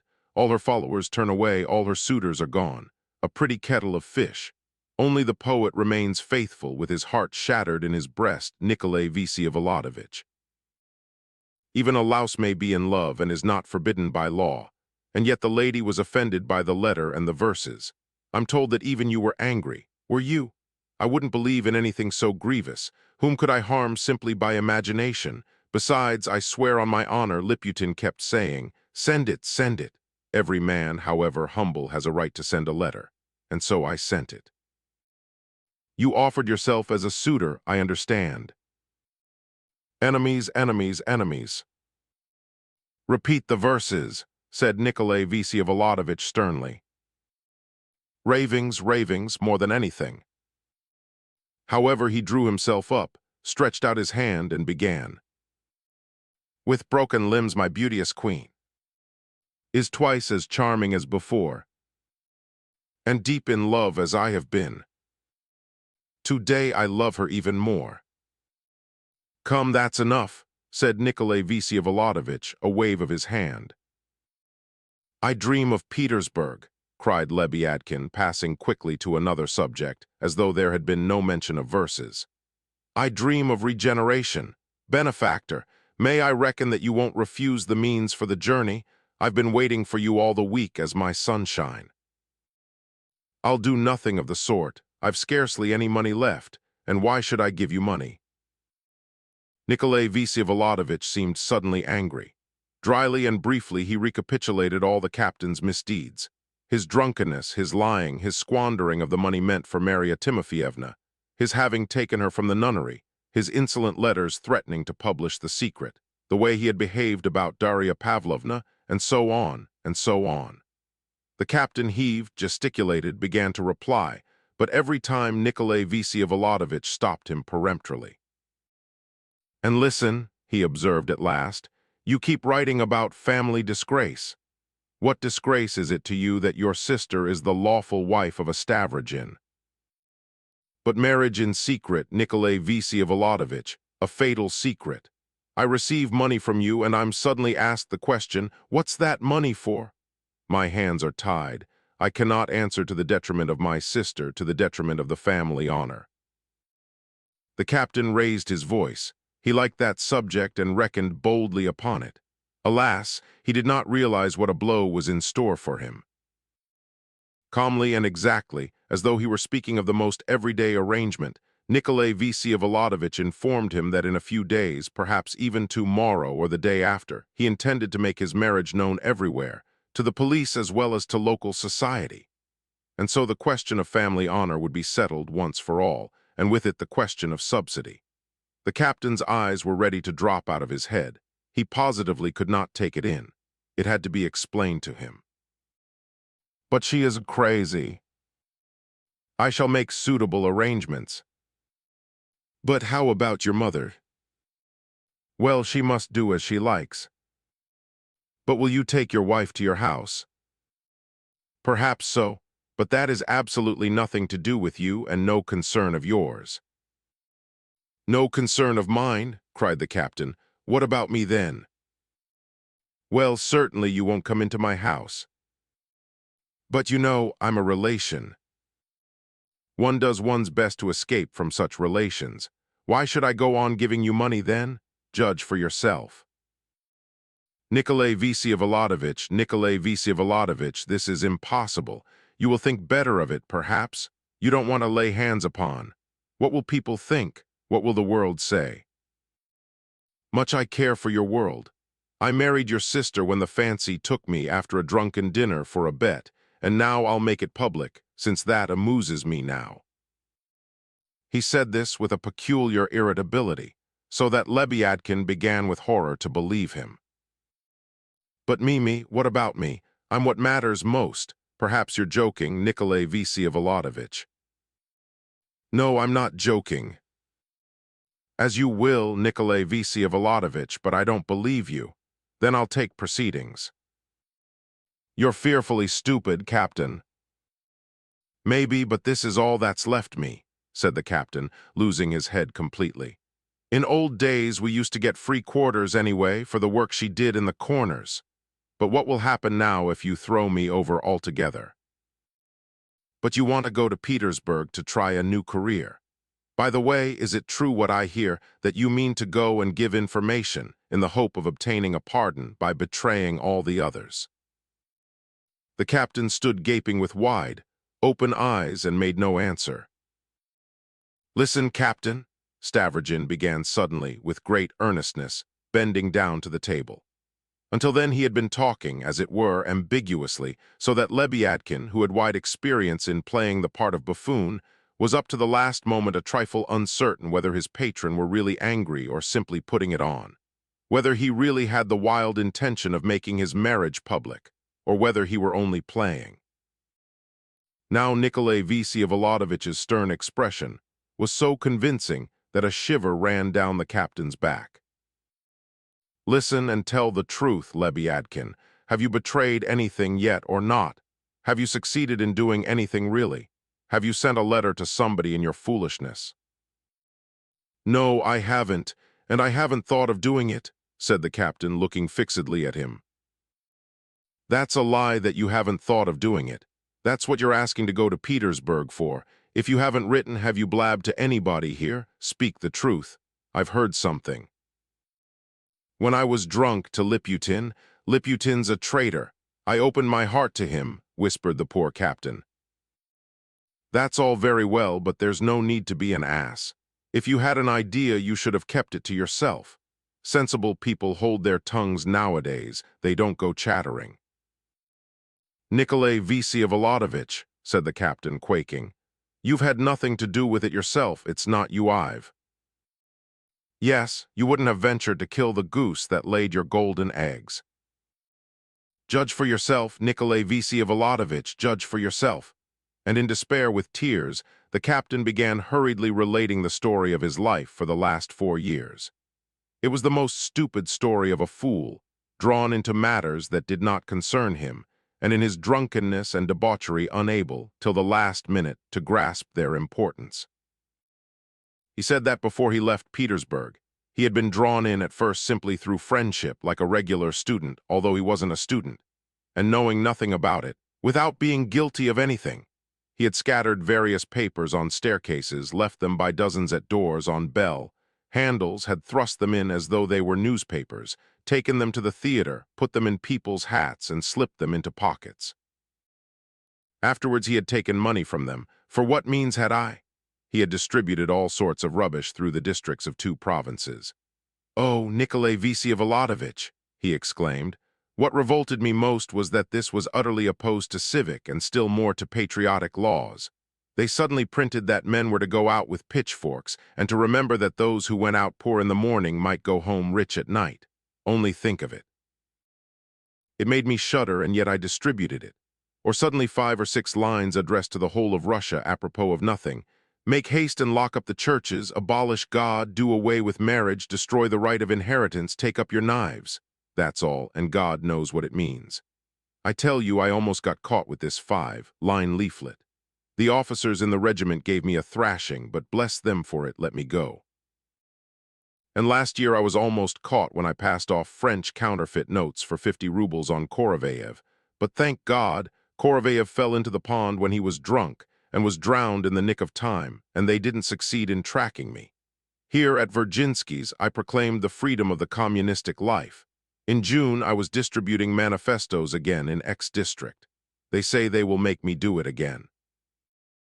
Fyodor Stepanovich suddenly gave me to understand that I must obey. He's been threatening me a long time. How he treated me that Sunday. Nikolay Vsevolodovich, I am a slave, I am a worm, but not a god, which is where I differ from Derzhavin. But I've no income, no income. The reference is to a poem of Derzhavin's. Nikolay Vsevolodovich heard it all with curiosity. A great deal of that I had heard nothing of, he said. Of course, anything may have happened to you. Listen, he said after a minute's thought. If you like, you can tell them, you know whom, that Liputin was lying and that you were only pretending to give information to fright me, supposing that I, too, was compromised and that you might get more money out of me that way. Do you understand? Dear Nikolay Vsevolodovich, is it possible that there's such a danger hanging over me? I've been longing for you to come to ask you. Nikolay Vsevolodovich laughed. They certainly wouldn't let you go to Petersburg, even if I were to give you money for the journey. But it's time for me to see Marya Timofeyevna. And he got up from his chair. Nikolay Vsevolodovich, but how about Marya Timofeyevna? Why, as I told you. Can it be true? You still don't believe it. Will you really cast me off like an old worn-out shoe? I'll see, laughed Nikolay Vsevolodovich. Come, let me go. Wouldn't you like me to stand on the steps? For fear I might by chance overhear something, for the rooms are small. That's as well, stand on the steps, take my umbrella. Your umbrella, am I worth it? Said the captain over sweetly. Anyone is worthy of an umbrella. At one stroke you define the minimum of human rights. But he was by now muttering mechanically. He was too much crushed by what he had learned and was completely thrown out of his reckoning. And yet almost as soon as he had gone out onto the steps and had put up the umbrella, there his shallow and cunning brain caught again the ever-present, comforting idea that he was being cheated and deceived, and if so they were afraid of him, and there was no need for him to be afraid. If they're lying and deceiving me, what's at the bottom of it? Was the thought that gnawed at his mind. The public announcement of the marriage seemed to him absurd. It's true that with such a wonder, work or anything may come to pass, he lives to do harm. But what if he's afraid himself since the insult of Sunday, and afraid as he's never been before, and so he's in a hurry to declare that he'll announce it himself, from fear that I should announce it. Don't blunder, Lebyadkin. And why does he come on the sly at night, if he means to make it public himself? And if he's afraid, it means that he's afraid now at this moment for these few days. Don't make a mistake, Lebyadkin. Scares me with Pyotr Stepanovich. I'm frightened. Yes, this is what's so frightening, and what induced me to blab to Liputin. Goodness knows what these devils are up to. I never can make head or tail of it. Now they are all astir again as they were 5 years ago. To whom could I give information, indeed? Haven't I writ to anyone in my foolishness? So then I might write as though through foolishness. Isn't he giving me a hint? You're going to Petersburg on purpose. The sly rogue. I've scarcely dreamed of it, and he guesses my dreams. As though he were putting me up to going himself. It's one or the other of two games he's up to. Either he's afraid because he's been up to some pranks himself, or he's not afraid for himself but is simply egging me on to give them all away. It's terrible, Lebyadkin. You must not make a blunder. He was so absorbed in thought that he forgot to listen. It was not easy to hear either. The door was a solid one, and they were talking in a very low voice. Nothing reached the captain but indistinct sounds. He positively spat in disgust and went out again, lost in thought, to whistle on the steps. Chapter 3. Marya Timofeyevna's room was twice as large as the one occupied by the captain, and furnished in the same rough style. But the table in front of the sofa was covered with a gay-colored cloth, and on it a lamp was burning. There was a handsome carpet on the floor. The bed was screened off by a green curtain, which ran the length of the room, and besides the sofa there stood by the table a large, soft, easy chair, in which Marya Timofeyevna never sat, however. In the corner there was an icon as there had been in her old room, and a little lamp was burning before it, and on the table were all her indispensable properties. The pack of cards, the little-looking glass, the song, book, even a milk loaf. Besides these there were 2 books with colored pictures. One, extracts from a popular book of travels, published for juvenile reading, the other a collection of very light, edifying tales, for the most part about the days of chivalry, intended for Christmas presents or school reading. She had, too, an album of photographs of various sorts. Marya Timofeyevna was, of course, expecting the visitor, as the captain had announced. But when Nikolay Vsyevolodovitch went in, she was asleep, half reclining on the sofa, propped on a woolwork cushion. Her visitor closed the door after him noiselessly and, standing still, scrutinized the sleeping figure. The captain had been romancing when he told Nikolay Vsyevolodovitch she had been dressing herself up. She was wearing the same dark dress as on Sunday at Varvara Petrovna's. Her hair was done up in the same little close knot at the back of her head. Her long, thin neck was exposed in the same way. The black shawl Varvara Petrovna had given her lay carefully folded on the sofa. She was coarsely rouged and powdered as before. Nikolay Vsyevolodovitch did not stand there more than a minute. She suddenly waked up, as though she were conscious of his eyes fixed upon her. She opened her eyes and quickly drew herself up. But something strange must have happened to her visitor. He remained standing at the same place by the door. With a fixed and searching glance, he looked mutely and persistently into her face. Perhaps that look was too grim, perhaps there was an expression of aversion in it, even a malignant enjoyment of her fright, if it were not a fancy left by her dreams. But suddenly, after almost a moment of expectation, the poor woman's face wore a look of absolute terror. It twitched convulsively. She lifted her trembling hands and suddenly burst into tears, exactly like a frightened child. In another moment she would have screamed. But Nikolay Vsyevolodovitch pulled himself together. His face changed in one instant, and he went up to the table with the most cordial and amiable smile. I'm sorry, Maria Timofeyevna. I frightened you coming in suddenly when you were asleep, he said, holding out his hand to her. The sound of his caressing words produced their effect. Her fear vanished, although she still looked at him with dismay, evidently trying to understand something.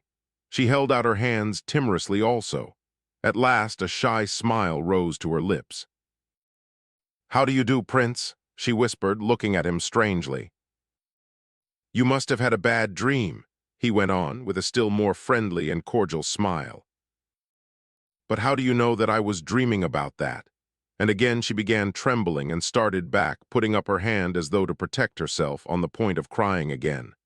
"Calm yourself. That's enough. What are you afraid of? Surely you know me?" said Nikolai Vsyevolodovitch, trying to soothe her, but it was long before he could succeed. She gazed at him dumbly with the same look of agonizing perplexity, with a painful idea in her poor brain, and she still seemed to be trying to reach some conclusion. At one moment she dropped her eyes, then suddenly scrutinized him in a rapid, comprehensive glance.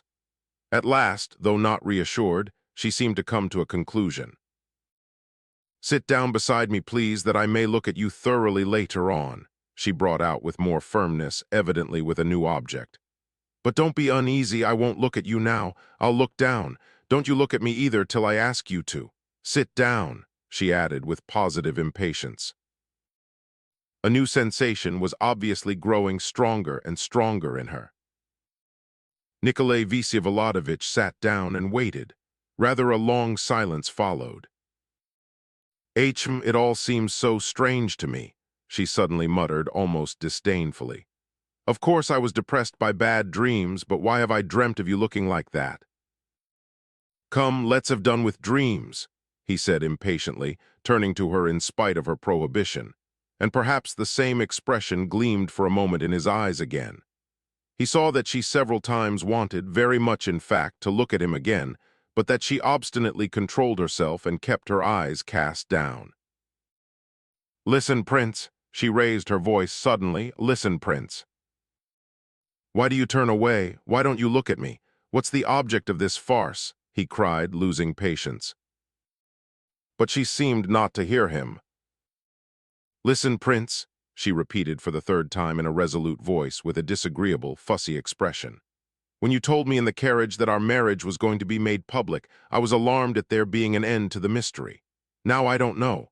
I've been thinking it all over, and I see clearly that I'm not fit for it at all. I know how to dress, and I could receive guests, perhaps. There's nothing much in asking people to have a cup of tea, especially when there are footmen.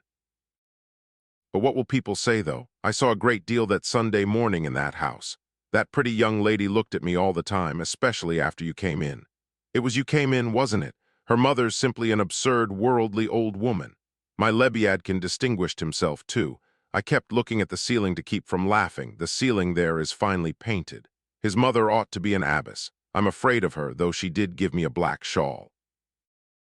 Of course, they must all have come to strange conclusions about me. I wasn't vexed, but I sat there thinking, what relation am I to them? Of course, from a countess one doesn't expect any but spiritual qualities. For the domestic ones she's got plenty of footmen, and also a little worldly coquetry so as to be able to entertain foreign travelers. But yet that Sunday they did look upon me as hopeless. Only dashes an angel. I'm awfully afraid they may wound him by some careless allusion to me. "Don't be afraid and don't be uneasy," said Nikolai Vsyevolodovitch, making a wry face. "However, that doesn't matter to me if he is a little ashamed of me, for there will always be more pity than shame, though it differs with people, of course. He knows, to be sure, that I ought rather to pity them than they me." "You seem to be very much offended with them, Maria Timofeyevna." "Oh no," she smiled with simple-hearted mirth. "Not at all. I looked at you all then. You were all angry, you were all quarreling. They meet together and they don't know how to laugh from their hearts. So much wealth and so little gaiety. It all disgusts me, though I feel for no one now except myself. I've heard that you've had a hard life with your brother without me." "Who told you that? It's nonsense. It's much worse now. Now my dreams are not good and my dreams are bad because you've come. What have you come for, I'd like to know? Tell me, please." Wouldn't you like to go back into the nunnery? I knew they'd suggest the nunnery again. Your nunnery is a fine marvel for me. And why should I go to it? What should I go for now? I'm all alone in the world now. It's too late for me to begin a third life. You seem very angry about something. Surely you're not afraid that I've left off loving you. I'm not troubling about you at all. I'm afraid that I may leave off loving somebody. She laughed contemptuously. I must have done him some great wrong, she added suddenly, as it were to herself. Only I don't know what I've done wrong. That's always what troubles me. Always, always, for the last 5 years. I've been afraid day and night that I've done him some wrong. I've prayed and always thought of the great wrong I'd done him. And now it turns out it was true. What's turned out? I'm only afraid whether there's something on his side, she went on, not answering his question, not hearing it in fact. And then again, he couldn't get on with such horrid people. The Countess would have liked to eat me, though she did make me sit in the carriage beside her. They're all in the plot. Surely he's not betrayed me. Her chin and lips were twitching. Tell me, have you read about Grishka Otrepiev, how he was cursed in 7 cathedrals? Nikolai Vsevolodovich did not speak. But I'll turn round now and look at you, she seemed to decide suddenly. You turn to me too and look at me, but more attentively. I want to make sure for the last time. I've been looking at you for a long time. Said Marya Timofeyevna, looking at him intently. You've grown much fatter. She wanted to say something more, but suddenly, for the 3rd time, the same terror instantly distorted her face, and again she drew back, putting her hand up before her. What's the matter with you? Cried Nikolai Vsevolodovich, almost enraged. But her panic lasted only 1 instant. Her face worked with a sort of strange smile, suspicious and unpleasant. I beg you, Prince, get up and come in, she brought out suddenly in a firm, emphatic voice. Come in? Where am I to come in? I've been fancying for 5 years how he would come in. Get up and go out of the door into the other room. I'll sit as though I weren't expecting anything, and I'll take up a book, and suddenly you'll come in after 5 years traveling.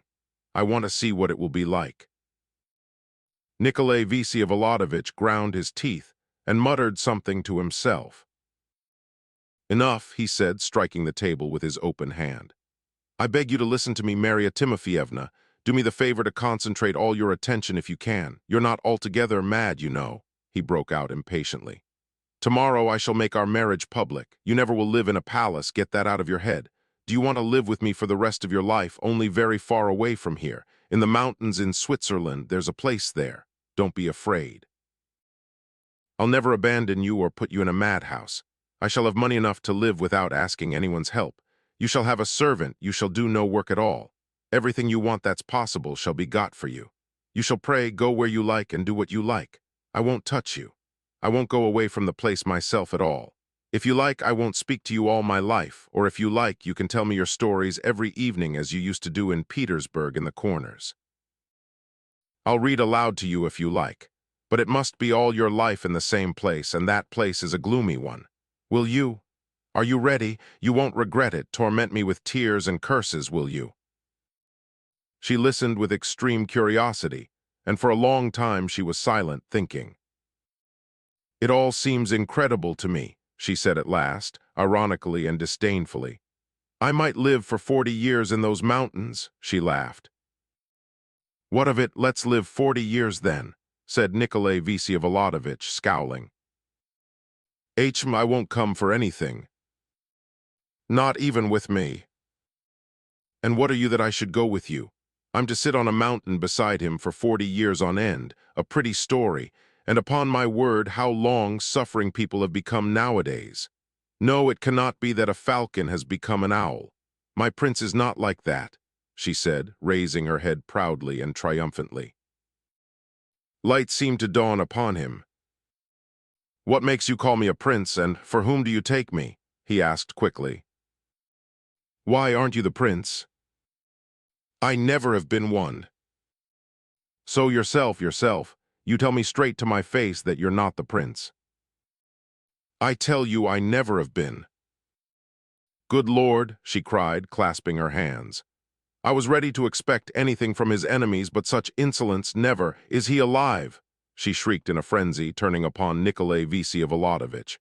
"Have you killed him? Confess." "Whom do you take me for?" he cried, jumping up from his chair with a distorted face, but it was not easy now to frighten her. She was triumphant. "Can tell who you are and where you've sprung from. Only my heart had misgivings all these 5 years of all the intrigues, and I've been sitting here wondering what blind owl was making up to me. No, my dear, you're a poor actor, worse than Lebyadkin even. Give my humble greetings to the Countess and tell her to send someone better than you. Has she hired you, tell me? Have they given you a place in her kitchen out of charity? I see through your deception. I understand you all, every one of you." He seized her firmly above the elbow. She laughed in his face.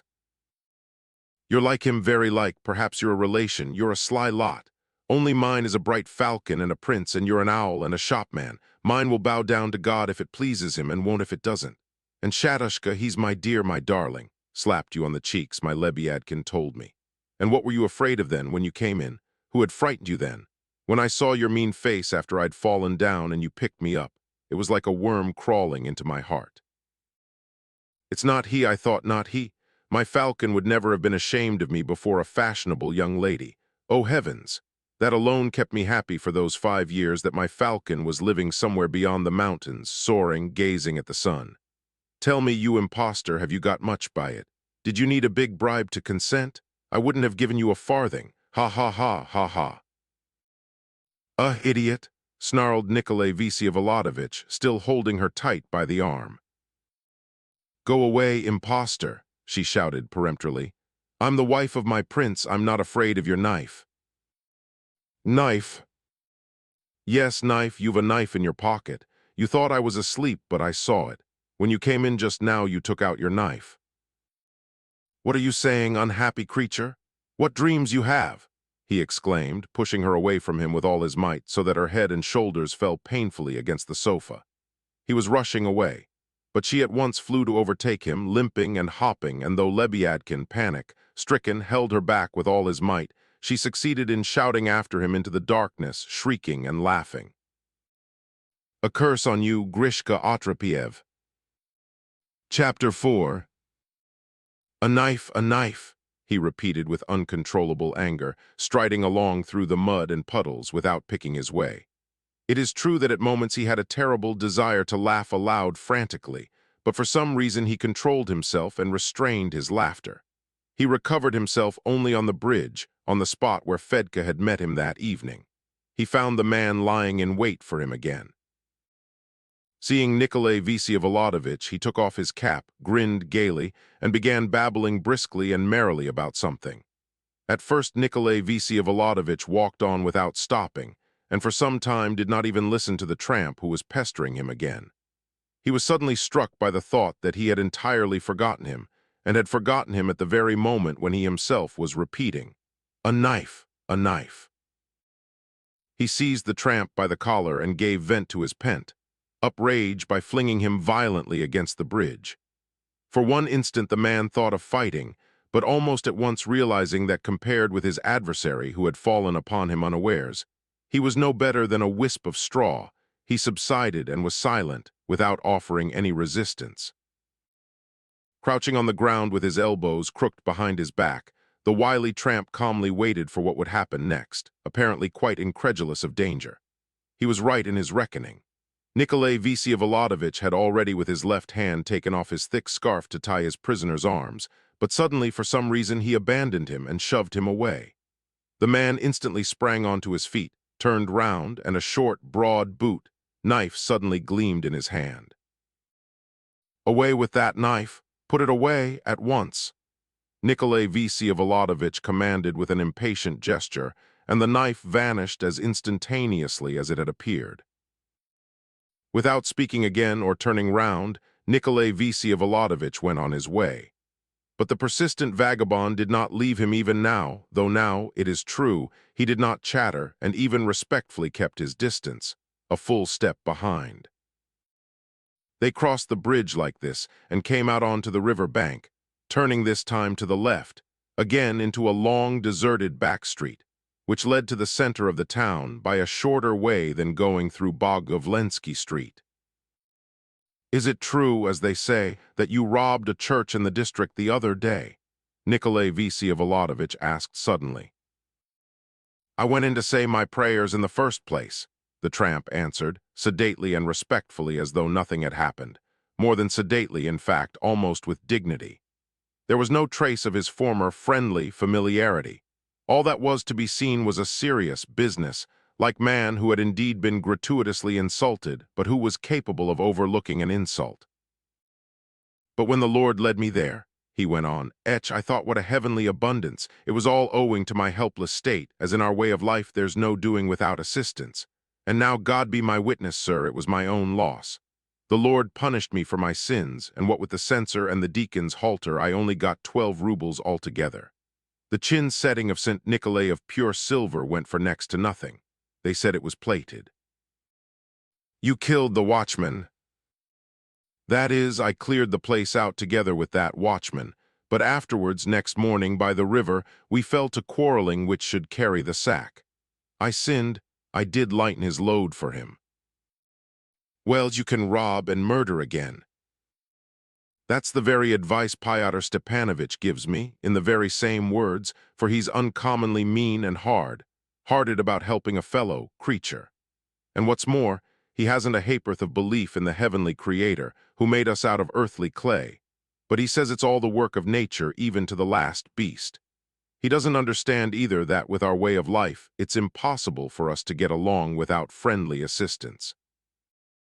If you begin to talk to him, he looks like a sheep at the water. It makes one wonder. Would you believe at Captain Lebyadkin's out yonder, whom your honor's just been visiting, when he was living at Filipov's before you came, the door stood open all night long. He'd be drunk and sleeping like the dead, and his money dropping out of his pockets all over the floor. I've chanced to see it with my own eyes, for in our way of life it's impossible to live without assistance." "How do you mean with your own eyes? Did you go in at night, then?"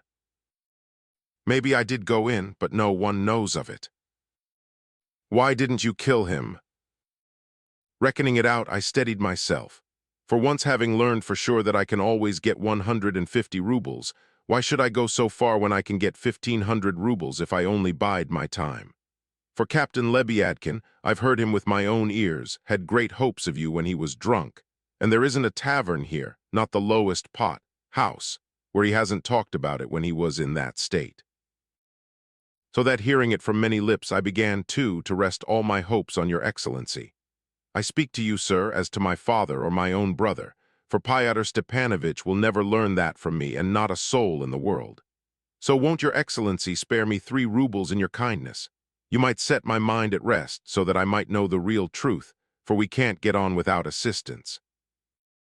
Nikolay Vsyevolodovich laughed aloud, and taking out his purse, in which he had as much as 50 rubles in small notes, threw him one note out of the bundle, then a second, a third, a fourth. Fedka flew to catch them in the air. The notes dropped into the mud, and he snatched them up, crying, "Etch! Etch!" Nikolay Vsyevolodovich finished by flinging the whole bundle at him, and still laughing went on down the street, this time alone. The tramp remained crawling on his knees in the mud, looking for the notes which were blown about by the wind and soaking in the puddles, and for an hour after his spasmodic cries of "Etch! Etch!" were still to be heard in the darkness. Chapter 3. The Duel. Chapter 1. The next day at 2 o'clock in the afternoon, the duel took place as arranged.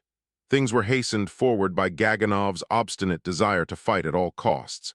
He did not understand his adversary's conduct, and was in a fury. For a whole month he had been insulting him with impunity, and had so far been unable to make him lose patience. What he wanted was a challenge on the part of Nikolay Vsyevolodovich, as he had not himself any direct pretext for challenging him. His secret motive for it, that is, his almost morbid hatred of Stavrogin for the insult to his family 4 years before, he was for some reason ashamed to confess. And indeed, he regarded this himself as an impossible pretext for a challenge, especially in view of the humble apology offered by Nikolay Stavrogin twice already. He privately made up his mind that Stavrogin was a shameless coward, and could not understand how he could have accepted Shatov's blow. So he made up his mind at last to send him the extraordinarily rude letter that had finally roused Nikolai Vsevolodovich himself to propose a meeting. Having dispatched this letter the day before, he awaited a challenge with feverish impatience, and while morbidly reckoning the chances at one moment with hope and at the next with despair, he got ready for any emergency by securing a second, to wit, Mavriky Nikolaevich Drozdov, who was a friend of his, an old schoolfellow, a man for whom he had a great respect.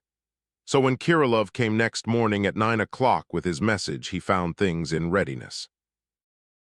All the apologies and unheard of condescension of Nikolai Vsevolodovich were at once, at the first word, rejected with extraordinary exasperation. Mavriky Nikolaevich, who had only been made acquainted with the position of affairs the evening before, opened his mouth with surprise at such incredible concessions, and would have urged a reconciliation, but seeing that Gaganov, guessing his intention, was almost trembling in his chair, refrained and said nothing. If it had not been for the promise given to his old schoolfellow, he would have retired immediately. He only remained in the hope of being some help on the scene of action. Kirillov repeated the challenge. All the conditions of the encounter made by Stavrogin were accepted on the spot, without the faintest objection. Only one addition was made, and that a ferocious one. If the first shots had no decisive effect, they were to fire again, and if the second encounter were inconclusive, it was to be followed by a third. Kirillov frowned, objected to the third encounter, but gaining nothing by his efforts agreed on the condition, however, that 3 should be the limit, and that a fourth encounter was out of the question. This was conceded.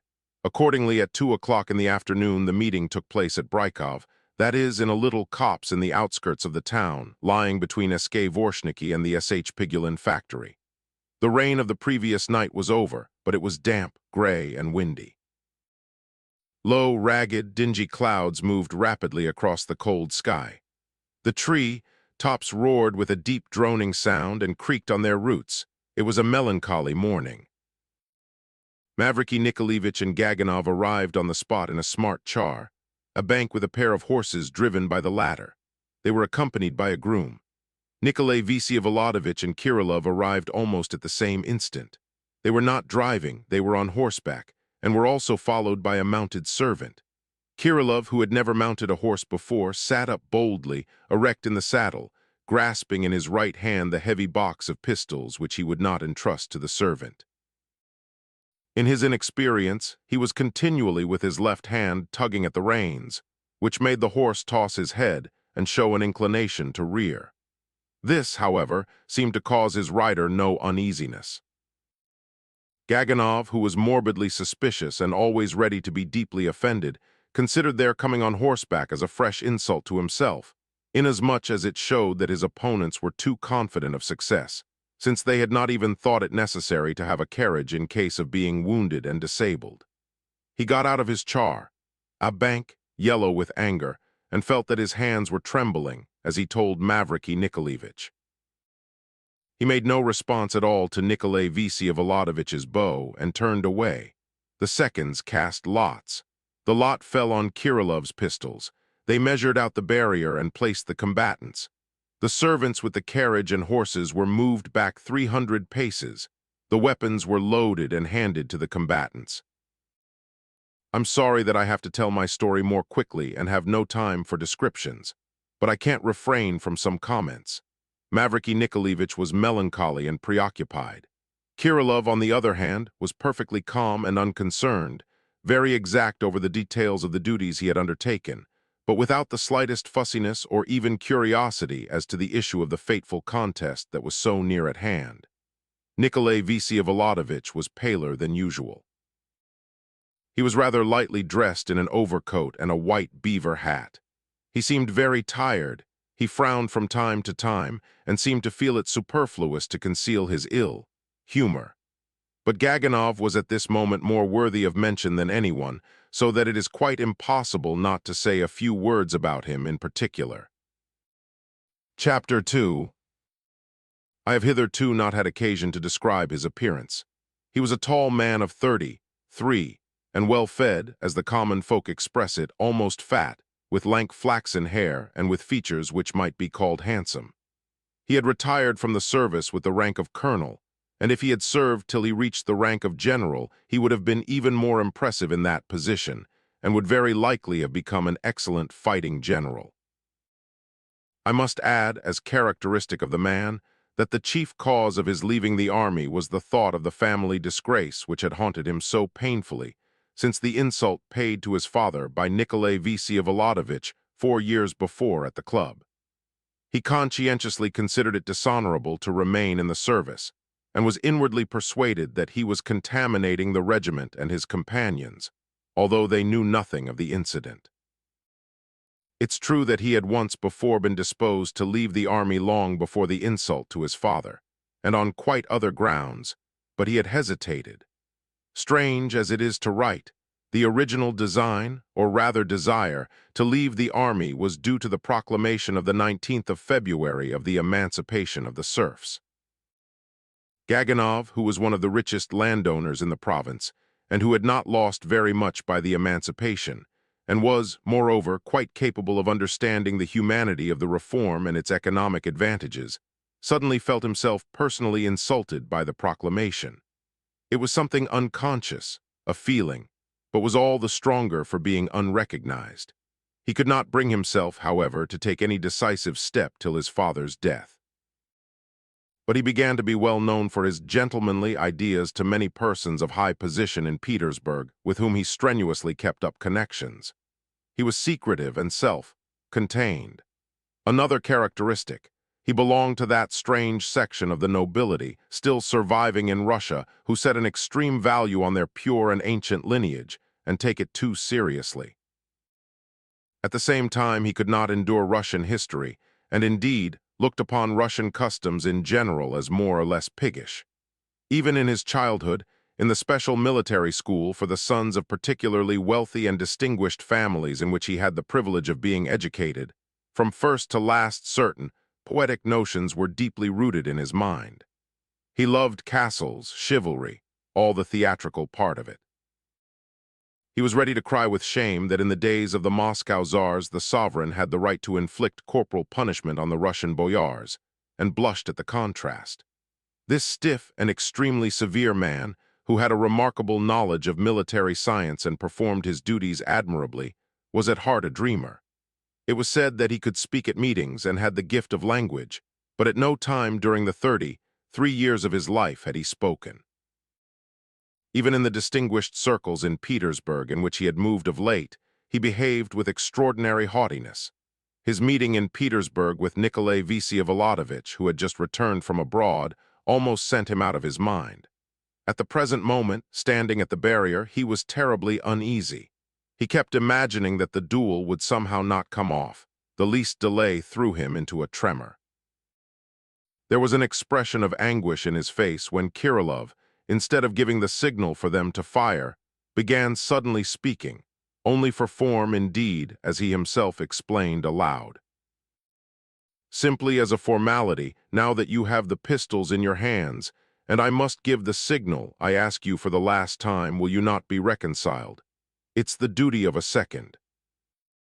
As though to spite him, Mavriky Nikolaevich, who had till then kept silence, although he had been reproaching himself all day for his compliance and acquiescence, suddenly caught up Kirillov's thought and began to speak.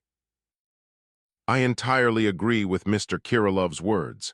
This idea that reconciliation is impossible at the barrier is a prejudice only suitable for Frenchmen. Besides, with your leave, I don't understand what the offense is. I've been wanting to say so for a long time because every apology is offered, isn't it? He flushed all over. He had rarely spoken so much and with such excitement.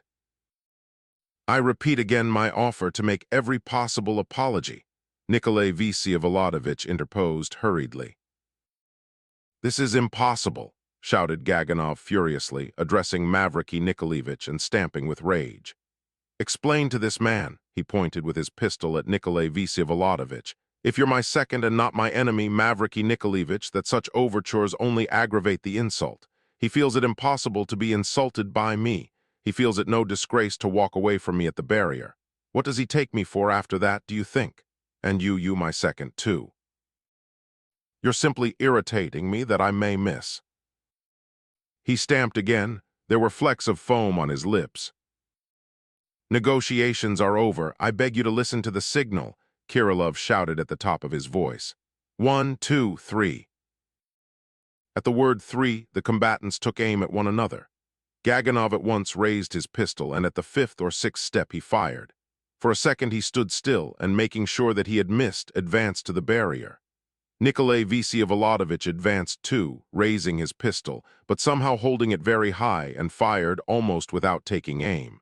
Then he took out his handkerchief and bound it round the little finger of his right hand.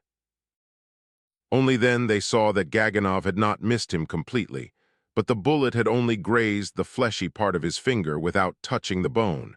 It was only a slight scratch. Kirillov at once announced that the duel would go on unless the combatants were satisfied. I declare, said Gaganov hoarsely, his throat felt parched, again addressing Mavriky Nikolaevich, that this man, again he pointed in Stavrogin's direction, fired in the air on purpose intentionally. This is an insult again. He wants to make the duel impossible. I have the right to fire as I like so long as I keep the rules, Nikolai Vsevolodovich asserted resolutely. No, he hasn't. Explain it to him. Explain it, cried Gaganov. I'm in complete agreement with Nikolai Vsevolodovich, proclaimed Kirillov. Why does he spare me? Gaganov raged, not hearing him. I despise his mercy. I spit on it. I give you my word that I did not intend to insult you, cried Nikolai Vsevolodovich impatiently. I shot high because I don't want to kill anyone else, either you or anyone else. It's nothing to do with you personally. It's true that I don't consider myself insulted, and I'm sorry that angers you. But I don't allow anyone to interfere with my rights. If he's so afraid of bloodshed, ask him why he challenged me, yelled Gaganov, still addressing Mavriky Nikolaevich. How could he help challenging you? Said Kirillov, intervening. You wouldn't listen to anything. How was one to get rid of you? I'll only mention one thing, observed Mavriky Nikolaevich, pondering the matter with painful effort. If a combatant declares beforehand that he will fire in the air, the duel certainly cannot go on for obvious and delicate reasons. I haven't declared that I'll fire in the air every time, cried Stavrogin, losing all patience. You don't know what's in my mind or how I intend to fire again. I'm not restricting the duel at all. In that case, the encounter can go on, said Mavriky Nikolaevich to Gaganov. Gentlemen, take your places, Kirillov commanded. Again they advanced. Again Gaganov missed and Stavrogin fired into the air. There might have been a dispute as to his firing into the air. Nikolai Vsevolodovich might have flatly declared that he'd fired properly if he had not admitted that he had missed intentionally. He did not aim straight at the sky or at the trees, but seemed to aim at his adversary, though as he pointed the pistol, the bullet flew a yard above his hat. The second time the shot was even lower, even less like an intentional miss. Nothing would have convinced Gaganov now. Again, he muttered, grinding his teeth. No matter, I've been challenged and I'll make use of my rights. I'll fire a third time, whatever happens. You have full right to do so, Kirillov rapped out. Mavriky Nikolaevich said nothing. The opponents were placed a third time, the signal was given. This time Gaganov went right up to the barrier and began from there taking aim at a distance of 12 paces. His hand was trembling too much to take good aim. Stavrogin stood with his pistol lowered and awaited his shot without moving. Too long, you've been aiming too long, Kirillov shouted impetuously. Fire, fire. But the shot rang out, and this time Stavrogin's white beaver hat flew off. The aim had been fairly correct. The crown of the hat was pierced very low down, a quarter of an inch lower, and all would have been over. Kirillov picked up the hat and handed it to Nikolai Vsevolodovich. Fire, don't detain your adversary, cried Mavriky Nikolaevich in extreme agitation, seeing that Stavrogin seemed to have forgotten to fire and was examining the hat with Kirillov. Stavrogin started, looked at Gaganov, turned round, and this time, without the slightest regard for punctilio, fired to one side into the copse. The duel was over. Gaganov stood as though overwhelmed. Mavriky Nikolaevich went up and began saying something to him, but he did not seem to understand. Kirillov took off his hat as he went away and nodded to Mavriky Nikolaevich. But Stavrogin forgot his former politeness.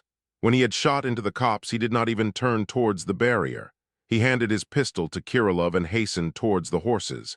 His face looked angry. He did not speak. Kirillov, too, was silent. They got on their horses and set off at a gallop. Chapter 3. "Why don't you speak?" he called impatiently to Kirillov when they were not far from home. "What do you want?" replied the latter, almost slipping off his horse, which was rearing. Stavrogin restrained himself. "I didn't mean to insult that fool, and I've insulted him again," he said quietly. "Yes, you've insulted him again," Kirillov jerked out, "and besides, he's not a fool. I've done all I can anyway." "No. What ought I to have done?" "Not have challenged him. Accept another blow in the face." "Yes, accept another." "I can't understand anything now," said Stavrogin wrathfully. "Why does everyone expect of me something not expected from anyone else? Why am I to put up with what no one else puts up with, and undertake burdens no one else can bear?" "I thought you were seeking a burden yourself." "I seek a burden." "Yes." "You've seen that?"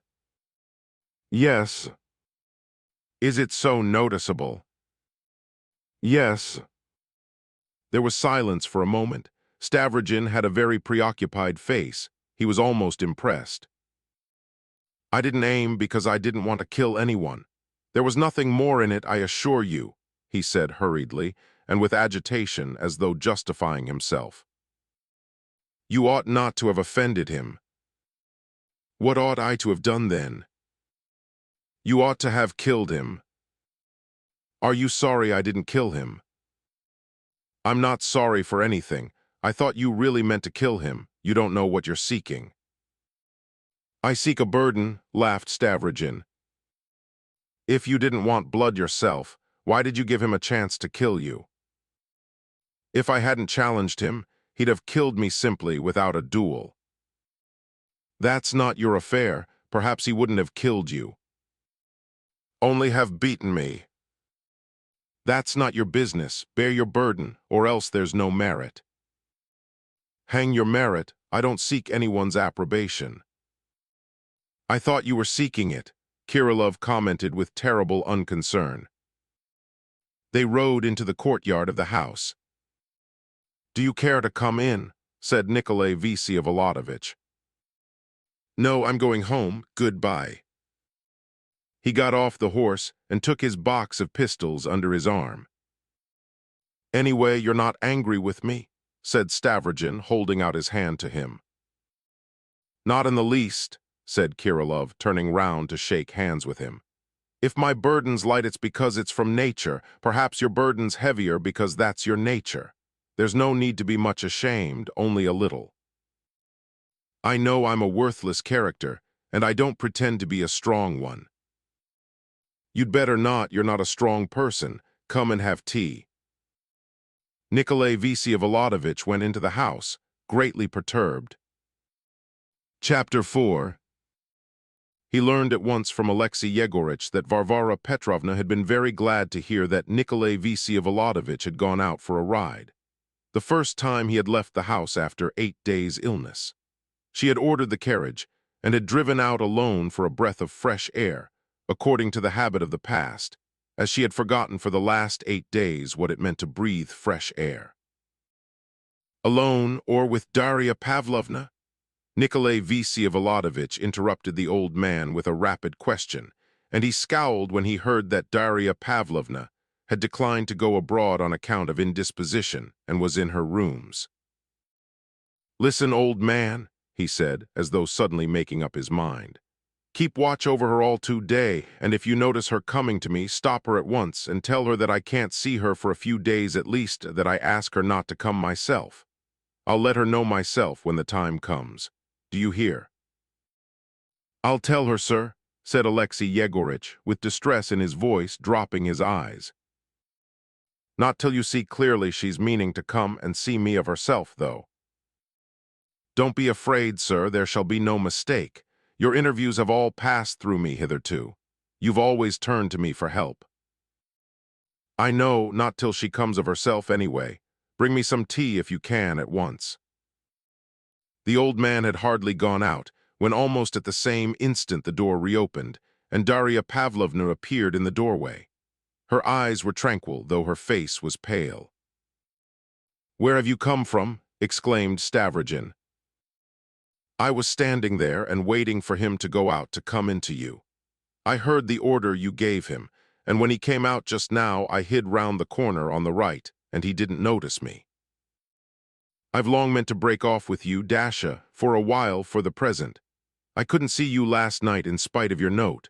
I meant to write to you myself, but I don't know how to write," he added with vexation, almost as though with disgust. "I thought myself that we must break it off. Varvara Petrovna is too suspicious of our relations." "Well, let her be. She mustn't be worried, so now we part till the end comes." "You still insist on expecting the end?" "Yes, I'm sure of it. But nothing in the world ever has an end. This will have an end, then call me. I'll come now, goodbye." "And what sort of end will it be?" smiled Nikolai Vsevolodovitch. "You're not wounded and have not shed blood?" she asked, not answering his question. "It was stupid. I didn't kill anyone, don't be uneasy. However, you'll hear all about it today from everyone. I'm not quite well." "I'm going. The announcement of the marriage won't be today," she added irresolutely. "It won't be today and it won't be tomorrow. I can't say about the day after tomorrow. Perhaps we shall all be dead, and so much the better. Leave me alone, do. You won't ruin that other mad girl." "I won't ruin either of the mad creatures. It seems to be the sane I'm ruining. I'm so vile and loathsome, Dasha, that I might really send for you at the latter end, as you say. And in spite of your sanity, you'll come. Why will you be your own ruin? I know that at the end I shall be the only one left you, and I'm waiting for that. And what if I don't send for you after all, but run away from you?" "That can't be. You will send for me. There's a great deal of contempt for me in that." "You know that there's not only contempt." "Then there is contempt anyway." "I used the wrong word. God is my witness, it's my greatest wish that you may never have need of me." "One phrase is as good as another. I should also have wished not to have ruined you." "You can never anyhow be my ruin, and you know that yourself better than anyone," Darya Pavlovna said rapidly and resolutely. "If I don't come to you, I shall be a sister of mercy, a nurse, shall wait upon the sick or go selling the gospel. I've made up my mind to that. I cannot be anyone's wife. I can't live in a house like this either. That's not what I want. You know all that." "No, I never could tell what you want.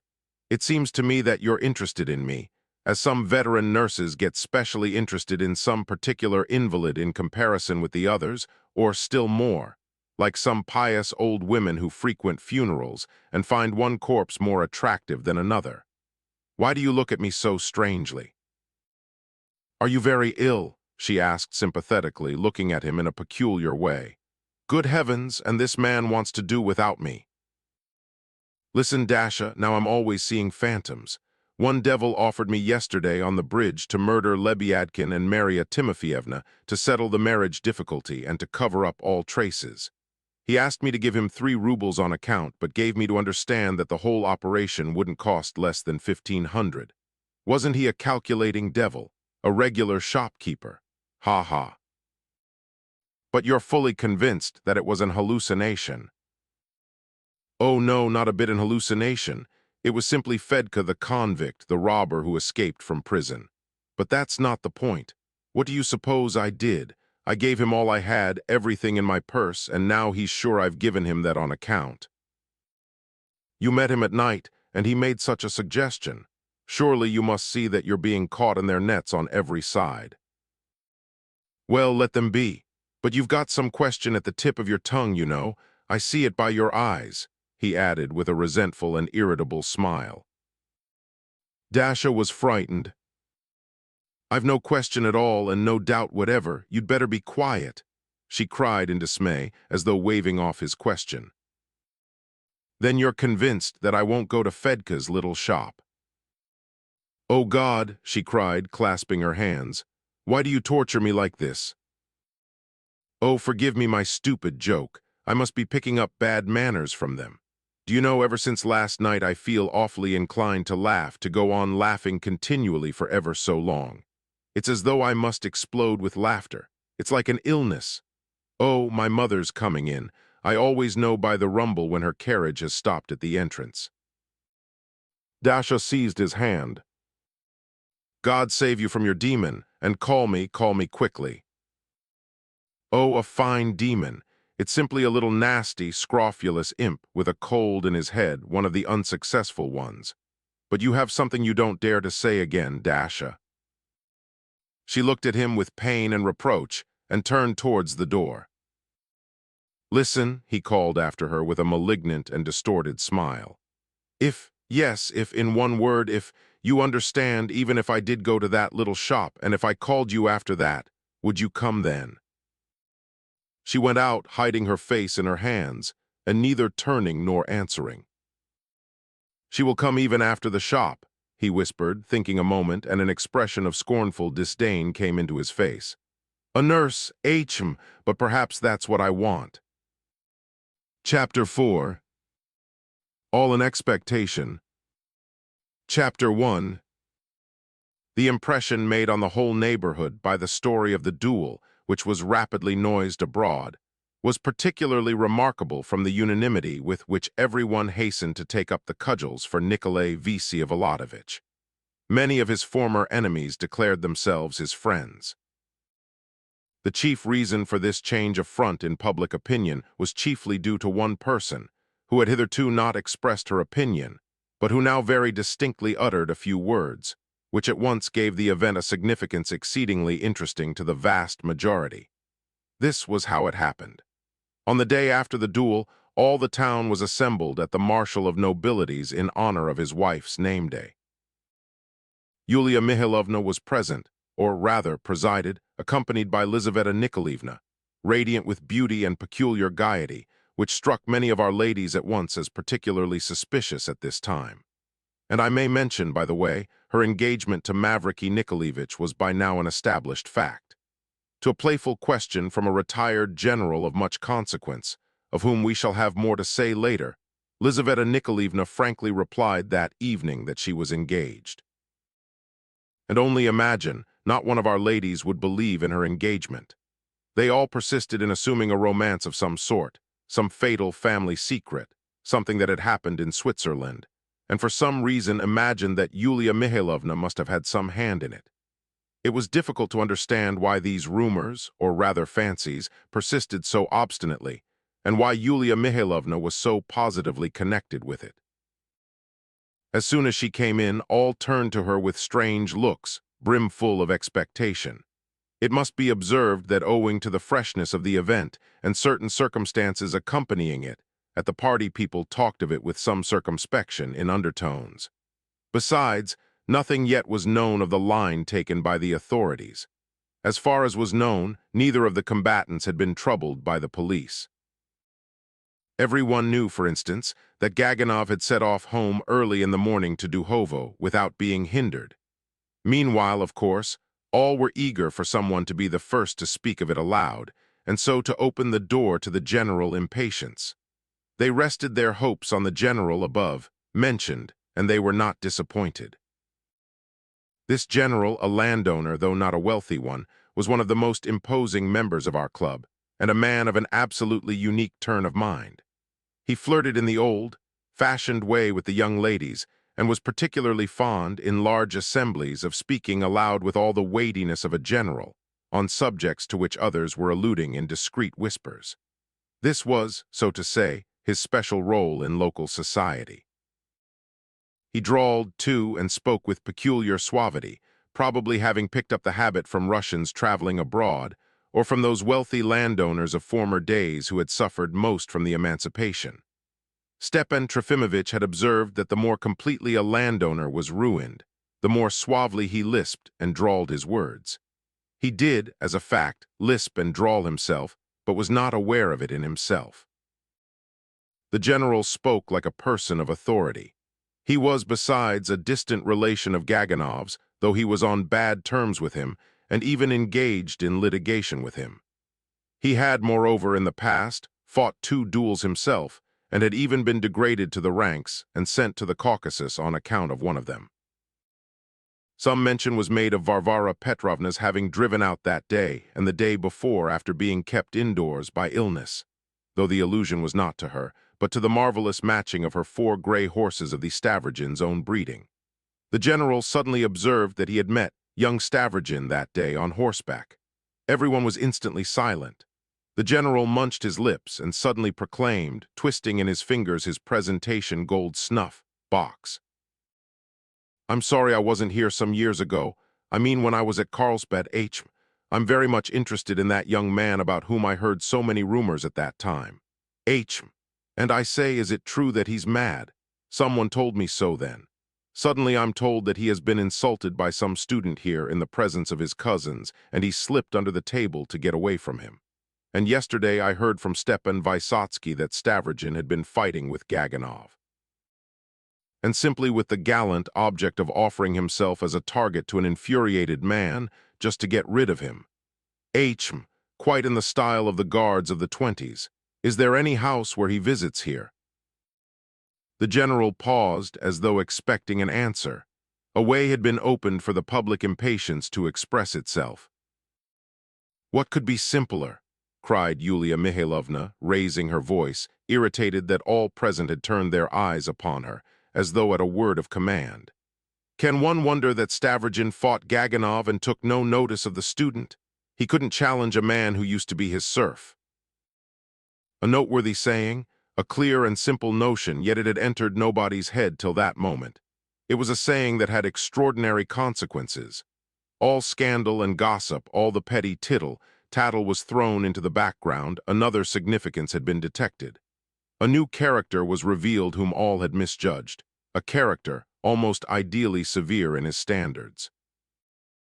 Mortally insulted by a student, that is, an educated man, no longer a serf, he despised the affront because his assailant had once been his serf. Society had gossiped and slandered him. Shallow, minded people had looked with contempt on a man who had been struck in the face. He had despised a public opinion which had not risen to the level of the highest standards, though it discussed them. "And meantime you and I, Ivan Alexandrovitch, sit and discuss the correct standards," one old club member observed to another, with a warm and generous glow of self-reproach. "Yes, Pyotr Mikhailovich, yes," the other chimed in with zest. "Talk of the younger generation." "It's not a question of the younger generation," observed a third, putting in his spoke. "It's nothing to do with the younger generation. He's a star, not one of the younger generation. That's the way to look at it. And it's just that sort we need. They're rare people." The chief point in all this was that the new man, besides showing himself an unmistakable nobleman, was the wealthiest landowner in the province, and was, therefore, bound to be a leading man who could be of assistance. I've already alluded in passing to the attitude of the landowners of our province. People were enthusiastic. He didn't merely refrain from challenging the student. He put his hands behind him. "Note that particularly, Your Excellency," somebody pointed out. "And he didn't haul him up before the new law courts either," added another. "In spite of the fact that for a personal insult to a nobleman he'd have got 15 rubles damages. He. "No, I'll tell you a secret about the new courts," cried a third in a frenzy of excitement. "If anyone's caught robbing or swindling and convicted, he'd better run home while there's yet time and murder his mother. He'll be acquitted of everything at once, and ladies will wave their batiste handkerchiefs from the platform. It's the absolute truth." "It's the truth, it's the truth." The inevitable anecdotes followed. Nikolai Vsyevolodovitch's friendly relations with Count K were recalled. Count K's stern and independent attitude to recent reforms was well known, as well as his remarkable public activity, though that had somewhat fallen off of late. And now, suddenly, everyone was positive that Nikolai Vsevolodovich was betrothed to one of the Count's daughters, though nothing had given grounds for such a supposition. And as for some wonderful adventures in Switzerland with Lizaveta Nikolaevna, even the ladies quite dropped all reference to it. I must mention, by the way, that the Drozdovs had by this time succeeded in paying all the visits they had omitted at first. Everyone now confidently considered Lizaveta Nikolaevna a most ordinary girl, who paraded her delicate nerves.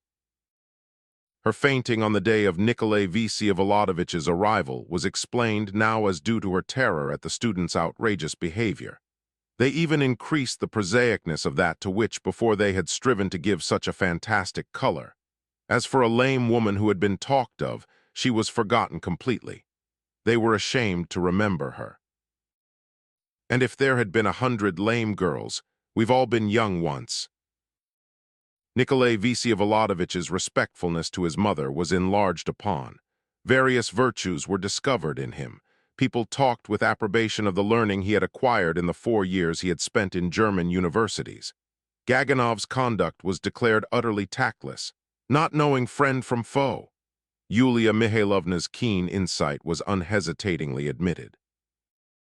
So by the time Nikolai Vsevolodovich made his appearance among them, he was received by everyone with naive solemnity. In all eyes fastened upon him could be read eager anticipation. Nikolai Vsevolodovich at once wrapped himself in the most austere silence, which, of course, gratified everyone much more than if he had talked till doomsday. In a word, he was a success, he was the fashion.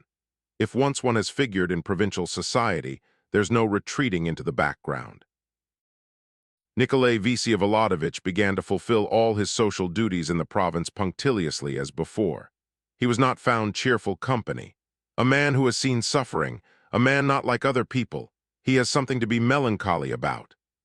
Even the pride and disdainful aloofness for which he had been so detested 4 years before was now liked and respected.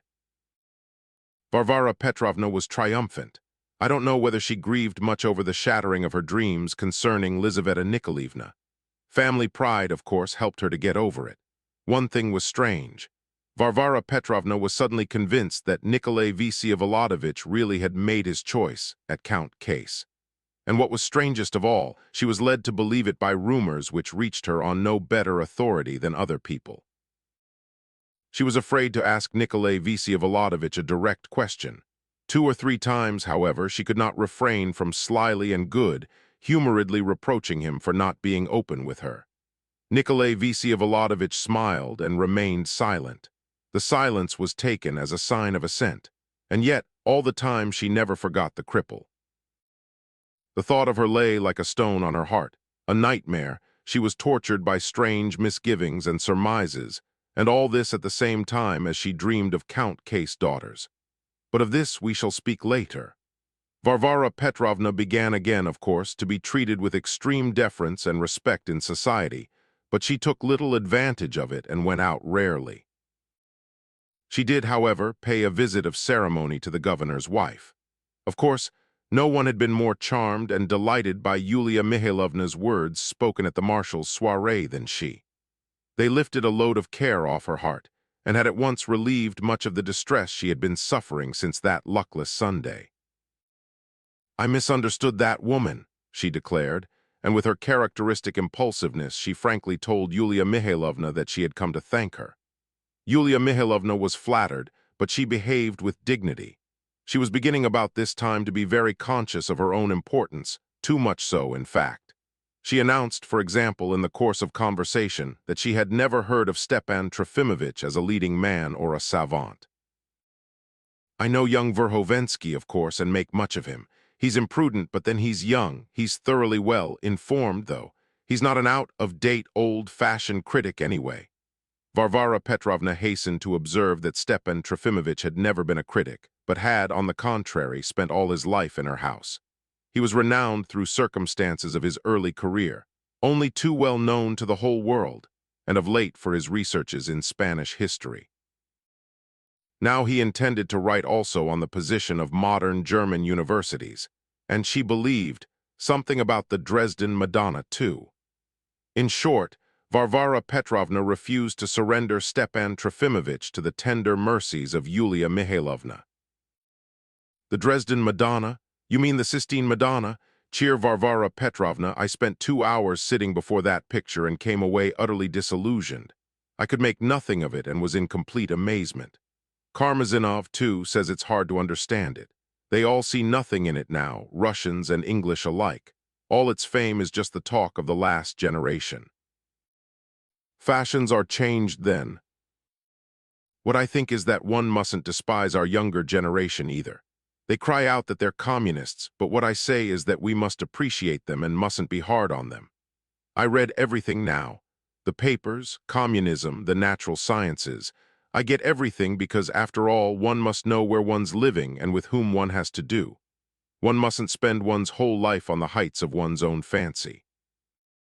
I've come to the conclusion, and adopted it as a principle, that one must be kind to the young people, and so keep them from the brink. Believe me, Varvara Petrovna, that none but we who make up good society can by our kindness and good influence keep them from the abyss towards which they are brought by the intolerance of all these old men. I am glad, though, to learn from you about Stepan Trofimovich. You suggest an idea to me. He may be useful at our literary matinee. You know I'm arranging for a whole day of festivities, a subscription entertainment for the benefit of the poor governesses of our province. They are scattered about Russia. In our district alone, we can reckon up 6 of them. Besides that, there are 2 girls in the telegraph office, 2 are being trained in the academy, the rest would like to be but have not the means. The Russian woman's fate is a terrible one, Varvara Petrovna. It's out of that they're making the university question now, and there's even been a meeting of the Imperial Council about it. In this strange Russia of ours, one can do anything one likes, and that again is why it's only by the kindness and the direct warm sympathy of all the better classes that we can direct this great common cause in the true path. Oh heavens, have we many noble personalities among us? There are some, of course, but they are scattered far and wide. Let us unite, and we shall be stronger. In one word, I shall first have a literary matinee, then a light luncheon, then an interval, and in the evening a ball. We meant to begin the evening by living pictures, but it would involve a great deal of expense, and so, to please the public, there will be 1 or 2 quadrilles in masks and fancy dresses, representing well-known literary schools. This humorous idea was suggested by Karmazinov. He has been a great help to me. Do you know he's going to read us the last thing he's written, which no one has seen yet? He is laying down the pen and will write no more. This last essay is his farewell to the public. It's a charming little thing called Merci. The title is French. He thinks that more amusing and even subtler. I do too. In fact, I advised it. I think Stepan Trofimovich might read us something too if it were quite short and not so very learned. I believe Fyodor Stepanovich and someone else too will read something. Fyodor Stepanovich shall run round to you and tell you the program. Better still, let me bring it to you myself. Allow me to put my name down in your subscription list, too. I'll tell Stepan Trofimovich and will beg him to consent. Varvara Petrovna returned home completely fascinated. She was ready to stand up for Yulia Mihailovna through thick and thin, and for some reason was already quite put out with Stepan Trofimovich, while he, poor man, sat at home, all unconscious. I'm in love with her. I can't understand how I could be so mistaken in that woman, she said to Nikolai Vsevolodovich and Fyodor Stepanovich, who dropped in that evening. But you must make peace with the old man all the same, Fyodor Stepanovich submitted. He's in despair. You've quite sent him to Coventry. Yesterday he met your carriage and bowed, and you turned away. We'll trot him out, you know. I'm reckoning on him for something, and he may still be useful. Oh, he'll read something. I don't mean only that, and I was meaning to drop in on him today, so shall I tell him? If you like, I don't know, though, how you'll arrange it, she said irresolutely. I was meaning to have a talk with him myself and wanted to fix the time and place. She frowned. Oh, it's not worthwhile fixing a time. I'll simply give him the message. Very well, do. Add that I certainly will fix a time to see him, though. Be sure to say that, too. Pyotr Stepanovich ran off, grinning.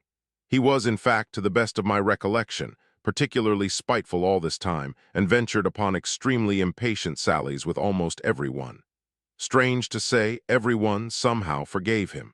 It was generally accepted that he was not to be looked at from the ordinary standpoint. I may remark that he took up an extremely resentful attitude about Nikolai Vsevolodovitch's duel. It took him unawares.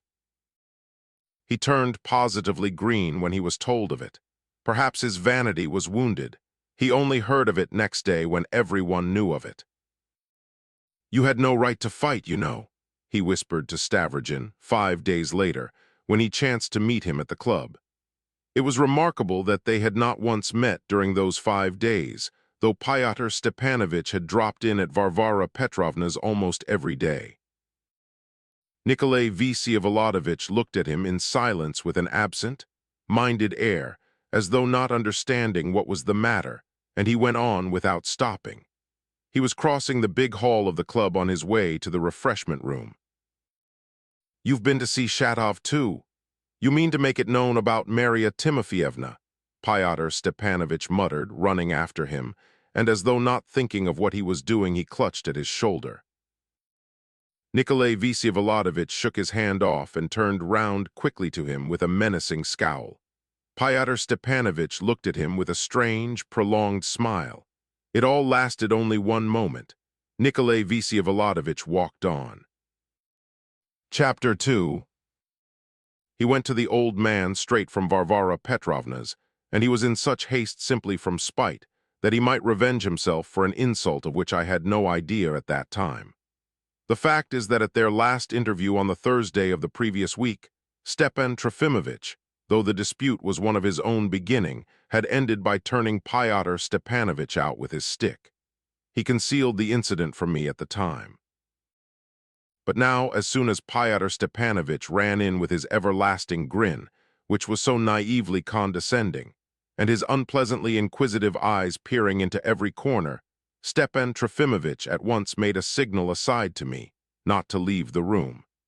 This was how their real relations came to be exposed before me, for on this occasion I heard their whole conversation. Stepan Trofimovich was sitting stretched out on a lounge. He had grown thin and sallow since that Thursday. Pyotr Stepanovich seated himself beside him with a most familiar air, unceremoniously tucking his legs up under him, and taking up more room on the lounge than deference to his father should have allowed. Stepan Trofimovich moved aside in silence and with dignity. On the table lay an open book. It was the novel, What's to be Done? Alas, I must confess one strange weakness in my friend. The fantasy that he ought to come forth from his solitude and fight a last battle was getting more and more hold upon his deluded imagination.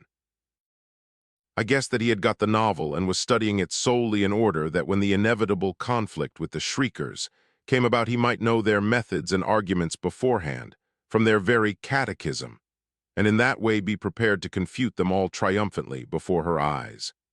Oh, how that book tortured him! He sometimes flung it aside in despair and, leaping up, paced about the room almost in a frenzy. "I agree that the author's fundamental idea is a true one," he said to me feverishly. "But that only makes it more awful. It's just our idea, exactly ours. We first sowed the seed, nurtured it, prepared the way, and indeed, what could they say new after us? But heavens, how it's all expressed, distorted, mutilated," he exclaimed, tapping the book with his fingers.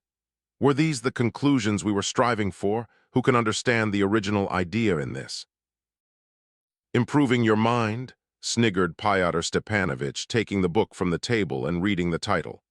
"It's high time. I'll bring you better if you like." Stepan Trofimovich again preserved a dignified silence. I was sitting on a sofa in the corner. Pyotr Stepanovich quickly explained the reason of his coming. Of course, Stepan Trofimovich was absolutely staggered, and he listened in alarm which was mixed with extreme indignation. "And that Yulia Mihailovna counts on my coming to read for her." "Well, they're by no means in such need of you. On the contrary, it's by way of an attention to you so as to make up to Varvara Petrovna. But of course you won't dare to refuse, and I expect you want to yourself," he added with a grin. "You old fogies are all so devilishly ambitious. But I say, though, you must look out that it's not too boring. What have you got? Spanish history, or what is it? You'd better let me look at it 3 days beforehand, or else you'll put us to sleep, perhaps." The hurried and too barefaced coarseness of these thrusts was obviously premeditated. He affected to behave as though it were impossible to talk to Stepan Trofimovich in different and more delicate language.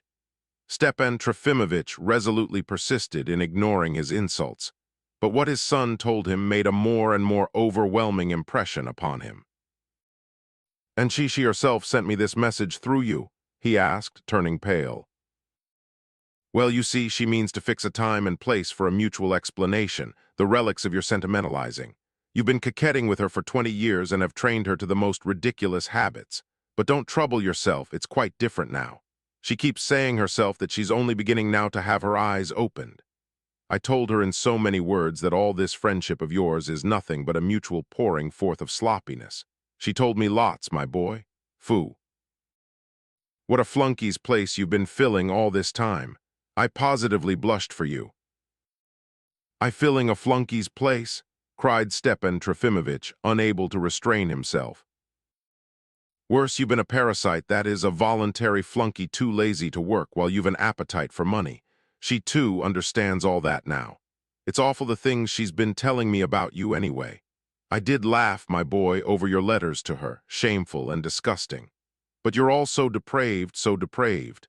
There's always something depraving in charity. You're a good example of it." "She showed you my letters?" "Although, of course, one couldn't read them all. Phoo, what a lot of paper you've covered. I believe there are more than 2,000 letters there. And do you know, old chap, I believe there was one moment when she'd have been ready to marry you. You let slip your chance in the silliest way. Of course, I'm speaking from your point of view, though anyway, it would have been better than now when you've almost been married to cover another man's sins, like a buffoon for a jest for money." "For money, she says it was for money," Stepan Trofimovich wailed in anguish. "What else then? But of course I stood up for you. That's your only line of defense, you know. She sees for herself that you needed money like everyone else, and that from that point of view maybe you were right. I proved to her as clear as twice two makes four that it was a mutual bargain. She was a capitalist, and you were a sentimental buffoon in her service. She's not angry about the money, though you have milked her like a goat. She's only in a rage at having believed in you for 20 years, at your having so taken her in over these noble sentiments, and made her tell lies for so long. She never will admit that she told lies of herself, but you'll catch it the more for that. I can't make out how it was you didn't see that you'd have to have a day of reckoning, for after all you had some sense. I advised her yesterday to put you in an almshouse, a genteel one, don't disturb yourself. There'll be nothing humiliating. I believe that's what she'll do. Do you remember your last letter to me 3 weeks ago?" "Can you have shown her that?"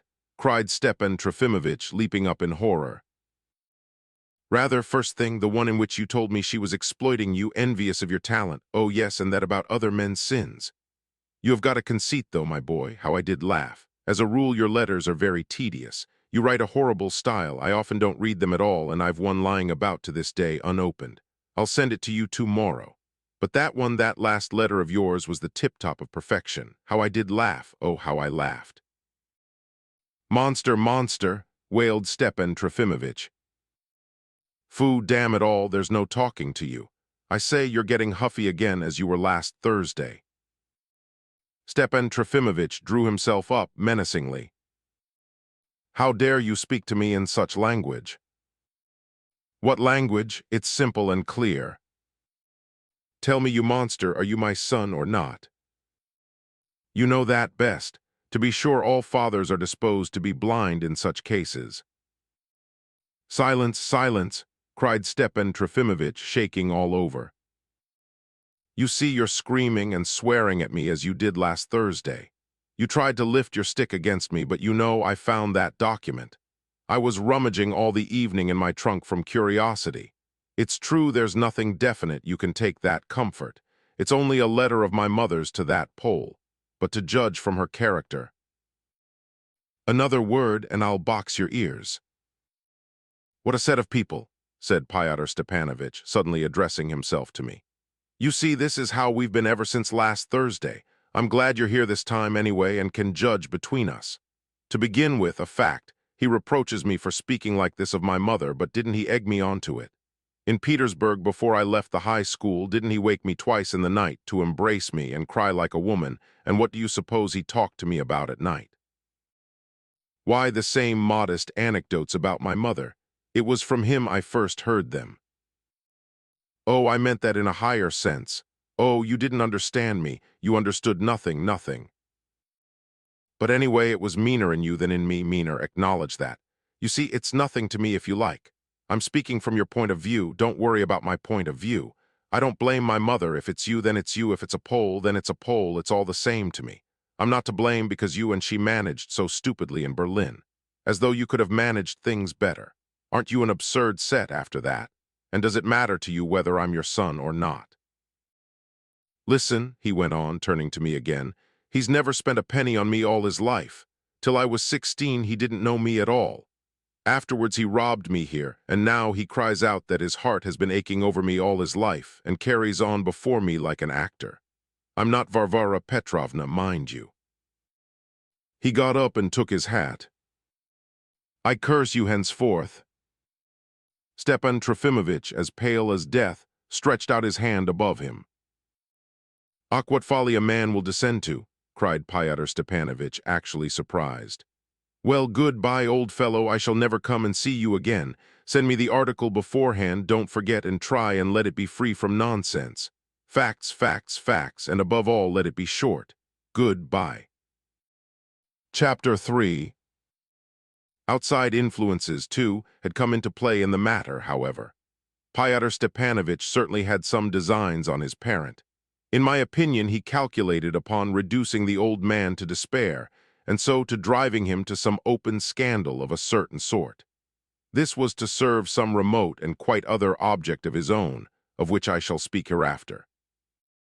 All sorts of plans and calculations of this kind were swarming in masses in his mind at that time, and almost all, of course, of a fantastic character. He had designs on another victim besides Stepan Trofimovich. In fact, as appeared afterwards, his victims were not few in number, but this one he reckoned upon particularly, and it was Mr. von Lemk himself.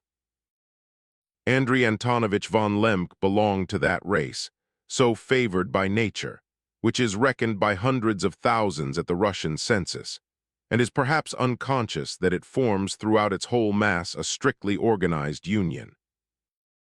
And this union, of course, is not planned and premeditated, but exists spontaneously in the whole race, without words or agreements, as a moral obligation consisting in mutual support given by all members of the race to one another, at all times and places, and under all circumstances. Andrei Antonovich had the honor of being educated in one of those more exalted Russian educational institutions, which are filled with the youth from families well provided with wealth or connections. Almost immediately on finishing their studies, the pupils were appointed to rather important posts in one of the government departments. Andrei Antonovich had one uncle a colonel of engineers and another a baker. But he managed to get into this aristocratic school and met many of his fellow countrymen in a similar position. He was a good, humored companion, was rather stupid at his studies, but always popular. And when many of his companions in the upper forms, chiefly Russians, had already learnt to discuss the loftiest modern questions, and looked as though they were only waiting to leave school to settle the affairs of the universe, Andrei Antonovich was still absorbed in the most innocent schoolboy interests.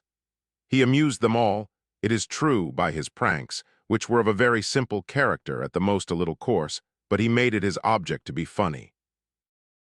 At one time he would blow his nose in a wonderful way when the professor addressed a question to him, thereby making his schoolfellows and the professor laugh. Another time in the dormitory he would act some indecent living picture, to the general applause, or he would play the overture to Fra Diavolo with his nose rather skillfully. He was distinguished, too, by intentional untidiness, thinking this, for some reason, witty. In his very last year at school he began writing Russian poetry. Of his native language he had only an ungrammatical knowledge, like many of his race in Russia. This turn for versifying drew him to a gloomy and depressed schoolfellow, the son of a poor Russian general who was considered in the school to be a great future light in literature. The latter patronized him. But it happened that 3 years after leaving school, this melancholy schoolfellow, who had flung up his official career for the sake of Russian literature, and was consequently going about in torn boots, with his teeth chattering with cold, wearing a light summer overcoat in the late autumn, met, one day on the Anachin Bridge, his former protege, Lemka, as he always used to be called at school. And what do you suppose? He did not at first recognize him and stood still in surprise. Before him stood an irreproachably dressed young man with wonderfully well-kept whiskers of a reddish hue, with pince-nez, with patent leather boots and the freshest of gloves, in a full overcoat from Charmer's and with a portfolio under his arm. Lemk was cordial to his old schoolfellow, gave him his address, and begged him to come and see him some evening. It appeared, too, that he was by now not Lemke, but von Lemk. The schoolfellow came to see him, however, simply from malice perhaps. On the staircase, which was covered with red felt and was rather ugly and by no means smart, he was met and questioned by the house porter. A bell rang loudly upstairs, but instead of the wealth which the visitor expected, he found Lemk in a very little side room which had a dark and dilapidated appearance, partitioned into two by a large dark green curtain, and furnished with very old though comfortable furniture, with dark green blinds on high narrow windows. Von Lemk lodged in the house of a very distant relation, a general who was his patron. He met his visitor cordially, was serious and exquisitely polite. They talked of literature, too, but kept within the bounds of decorum. A manservant in a white tie brought them some weak tea and little dry, round biscuits. The schoolfellow, from spite, asked for some seltzer water. It was given him, but after some delays, and Lemk was somewhat embarrassed at having to summon the footman a second time and give him orders. But of himself, he asked his visitor whether he would like some supper, and was obviously relieved when he refused and went away. In short, Lemk was making his career, and was living in dependence on his fellow countryman, the influential general. He was at that time sighing for the general's fifth daughter, and it seemed to him that his feeling was reciprocated. But Amalia was nonetheless married in due time to an elderly factory owner, a German and an old comrade of the general's. Andrei Antonovitch did not shed many tears but made a paper theater. The curtain drew up, the actors came in and gesticulated with their arms. There were spectators in the boxes, the orchestra moved their bows across their fiddles by machinery, the conductor waved his baton, and in the stalls officers and dandies clapped their hands. It was all made of cardboard, it was all thought out and executed by Lemk himself. He spent 6 months over this theater. The general arranged a friendly party on purpose. The theater was exhibited, all the general's 5 daughters, including the newly married Amalia with her factory owner, numerous fraus and frauleins with their men folk, attentively examined and admired the theater, after which they danced. Lemk was much gratified and was quickly consoled. The years passed by and his career was secured. He always obtained good posts and always under chiefs of his own race, and he worked his way up at last to a very fine position for a man of his age. He had for a long time been wishing to marry and looking about him carefully. Without the knowledge of his superiors, he had sent a novel to the editor of a magazine, but it had not been accepted. On the other hand, he cut out a complete toy railway, and again his creation was most successful. Passengers came onto the platform with bags and portmanteaus, with dogs and children, and got into the carriages. The guards and porters moved away, the bell was rung, the signal was given, and the train started off. He was a whole year busy over this clever contrivance, but he had to get married all the same. The circle of his acquaintance was fairly wide, chiefly in the world of his compatriots, but his duties brought him into Russian spheres also, of course. Finally, when he was in his 39th year, he came in for a legacy. His uncle, the baker, died and left him 13,000 rubles in his will. The one thing needful was a suitable post. In spite of the rather elevated style of his surroundings in the service, Mr. von Lemk was a very modest man. He would have been perfectly satisfied with some independent little government post, with the right to as much government timber as he liked, or something snug of that sort, and he would have been content all his life long. But now, instead of the Minna or Ernestine he had expected, Yulia Mihailovna suddenly appeared on the scene. His career was instantly raised to a more elevated plane.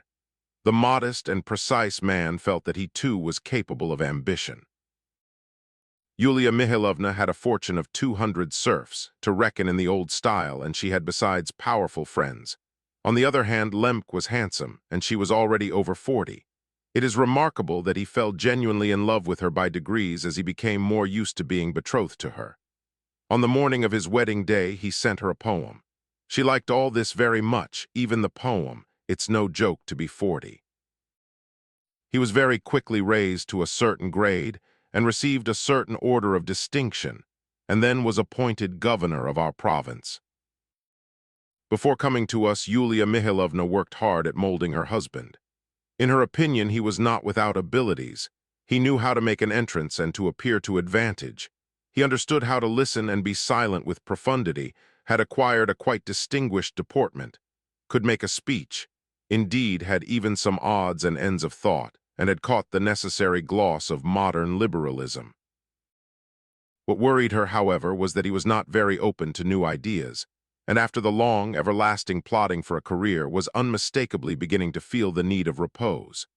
She tried to infect him with her own ambition, and he suddenly began making a toy church.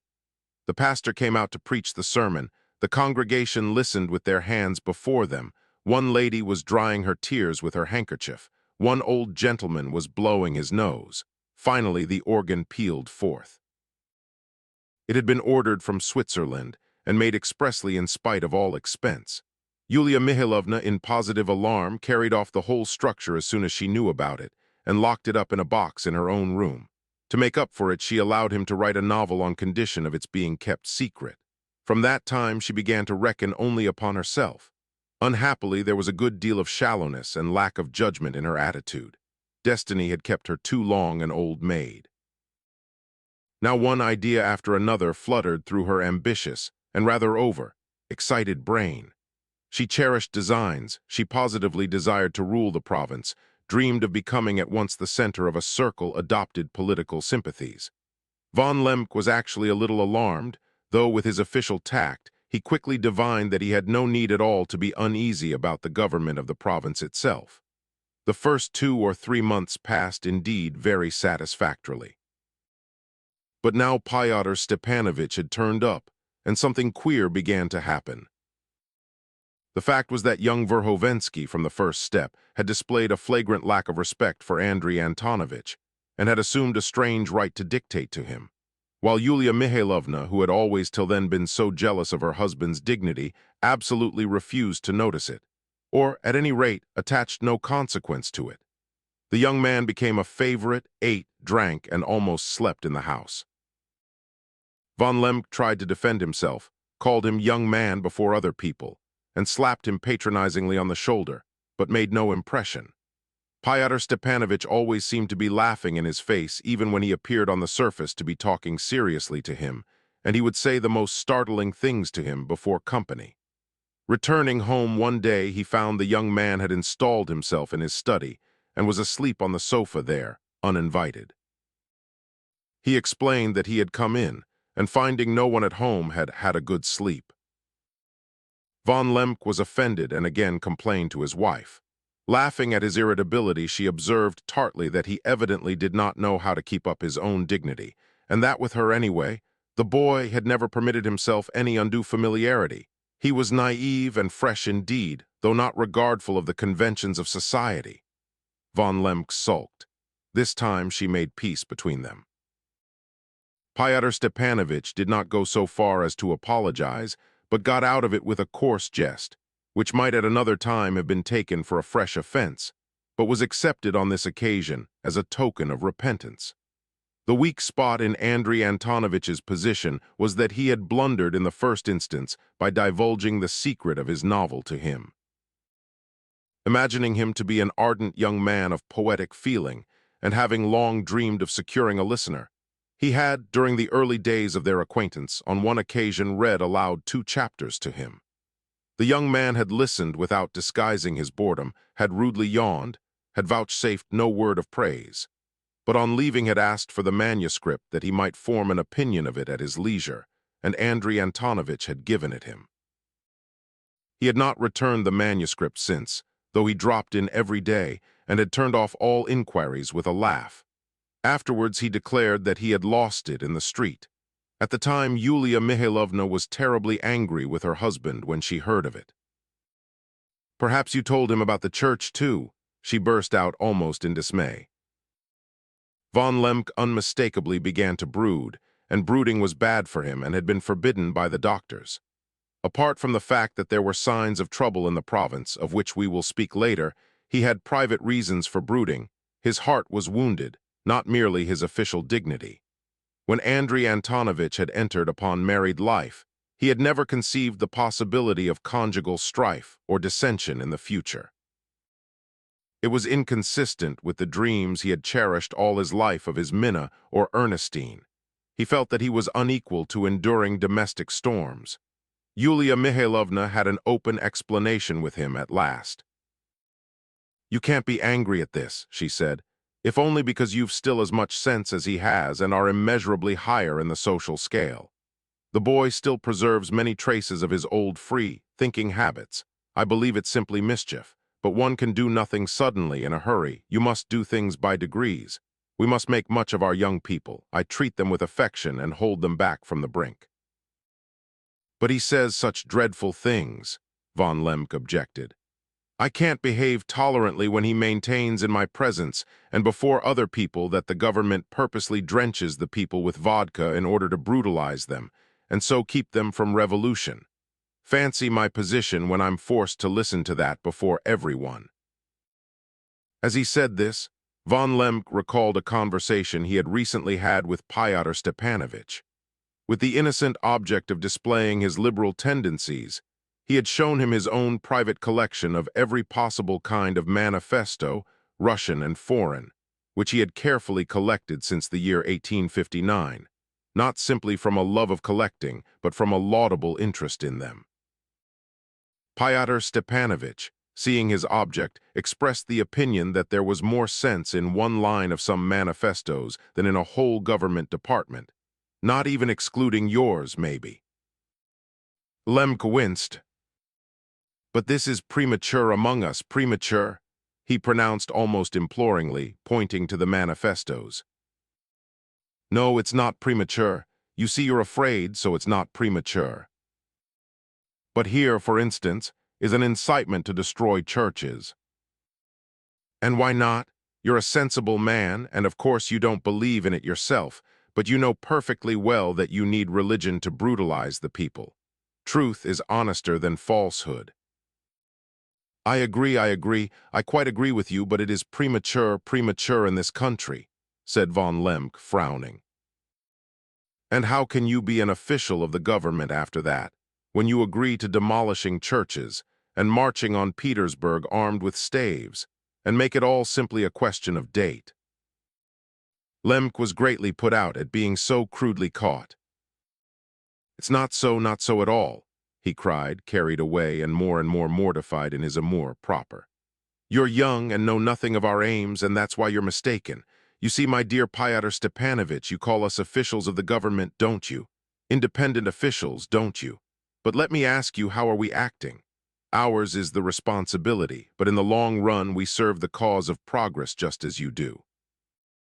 We only hold together what you are unsettling, and what but for us would go to pieces in all directions. We are not your enemies, not a bit of it. We say to you, go forward, progress. You may even unsettle things, that is, things that are antiquated and in need of reform. But we will keep you, when need be, within necessary limits, and so save you from yourselves. For without us you would set Russia tottering, robbing her of all external decency, while our task is to preserve external decency. Understand that we are mutually essential to one another. In England, the Whigs and Tories are in the same way mutually essential to one another. Well, you're Whigs and we're Tories. That's how I look at it." Andrei Antonovitch rose to positive eloquence.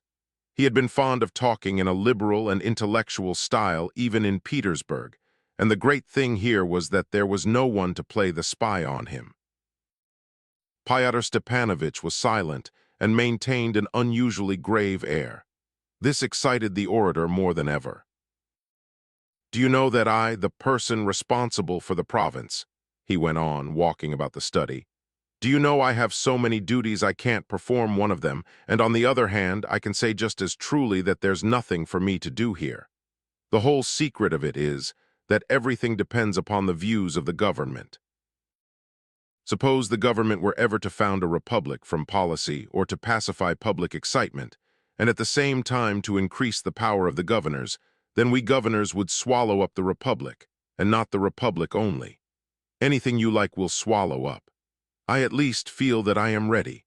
In one word, if the government dictates to me by telegram activité de volonté, I'll supply activité de volonté. I've told them here straight in their faces. Dear sirs, to maintain the equilibrium and to develop all the provincial institutions, one thing is essential, the increase of the power of the governor. You see, it's necessary that all these institutions, the zemstvos, the law courts, should have a two-fold existence. That is, on the one hand, it's necessary they should exist. I agree that it is necessary. On the other hand, it's necessary that they shouldn't. It's all according to the views of the government. If the mood takes them so that institutions seem suddenly necessary, I shall have them at once in readiness. The necessity passes, and no one will find them under my rule. That's what I understand by activité de volonté, and you can't have it without an increase of the governor's power. We're talking tert. A tert. You know, I've already laid before the government in Petersburg the necessity of a special sentinel before the governor's house. I'm awaiting an answer. You ought to have two, Fyodor Stepanovich commented. Why two? Said von Lemke, stopping short before him. One's not enough to create respect for you. You certainly ought to have two. Andrei Antonovich made a wry face. There's no limit to the liberties you take, Fyodor Stepanovich. You take advantage of my good nature, you say cutting things, and play the part of a buru bienfaisant. Well, that's as you please, muttered Fyodor Stepanovich. Anyway, you pave the way for us and prepare for our success. Now who are we and what success? Said von Lemke, staring at him in surprise, but he got no answer. Yulia Mihailovna, receiving a report of the conversation, was greatly displeased. But I can't exercise my official authority upon your favorite, Andrei Antonovich protested in self-defense, especially when we're tert, at tert. I may say too much in the goodness of my heart. From too much goodness of heart, I didn't know you'd got a collection of manifestos. Be so good as to show them to me. But he asked to have them for one day. And you've let him have them again? Cried Yulia Mihailovna, getting angry. How tactless. I'll send someone to him at once to get them. He won't give them up. I'll insist on it, cried von Lemke, boiling over, and he jumped up from his seat. Who's he that we should be so afraid of him, and who am I that I shouldn't dare to do anything? Sit down and calm yourself, said Yulia Mihailovna, checking him. I will answer your first question. He came to me with the highest recommendations. He's talented and sometimes says extremely clever things. Karmazinov tells me that he has connections almost everywhere, an extraordinary influence over the younger generation in Petersburg and Moscow. And if through him I can attract them all and group them round myself, I shall be saving them from perdition by guiding them into a new outlet for their ambitions. He's devoted to me with his whole heart and is guided by me in everything. But while they're being petted, the devil knows what they may not do. Of course, it's an idea, said von Lemke, vaguely defending himself. But here I've heard that manifestos of some sort have been found in X district. But there was a rumor of that in the summer, manifestos, false bank notes, and all the rest of it, but they haven't found one of them so far. Who told you? I heard it from von Blum. Ah, don't talk to me of your Blum. Don't ever dare mention him again. Yulia Mihailovna flew into a rage, and for a moment could not speak. Von Blum was a clerk in the governor's office whom she particularly hated. Of that later. Please don't worry yourself about Verhovensky, she said in conclusion. If he had taken part in any mischief, he wouldn't talk as he does to you and everyone else here. Talkers are not dangerous, and I will even go so far as to say that if anything were to happen, I should be the first to hear of it through him. He's quite fanatically devoted to me. I will observe, anticipating events, that, had it not been for Yulia Mihailovna's obstinacy and self-conceit, probably nothing of all the mischief these wretched people succeeded in bringing about amongst us would have happened. She was responsible for a great deal. Chapter 5. On the Eve of the Fete. Chapter 1. The date of the fete which Yulia Mihailovna was getting up for the benefit of the governesses of our province had been several times fixed and put off. She had invariably bustling round her Fyodor Stepanovitch and a little clerk, Lyamshin, who used at one time to visit Stepan Trofimovitch, and had suddenly found favor in the governor's house for the way he played the piano, and now was of use running errands. Liputin was there a good deal too, and Yulia Mihailovna destined him to be the editor of a new independent provincial paper. There were also several ladies, married and single, and lastly, even Karmazinov, who, though he could not be said to bustle, announced aloud with a complacent air that he would agreeably astonish everyone when the literary quadrille began. An extraordinary multitude of donors and subscribers had turned up, all the select society of the town, but even the unselect were admitted, if only they produced the cash. Yulia Mihailovna observed that sometimes it was a positive duty to allow the mixing of classes, for otherwise who is to enlighten them? A private drawing-room committee was formed, at which it was decided that the fete was to be of a democratic character.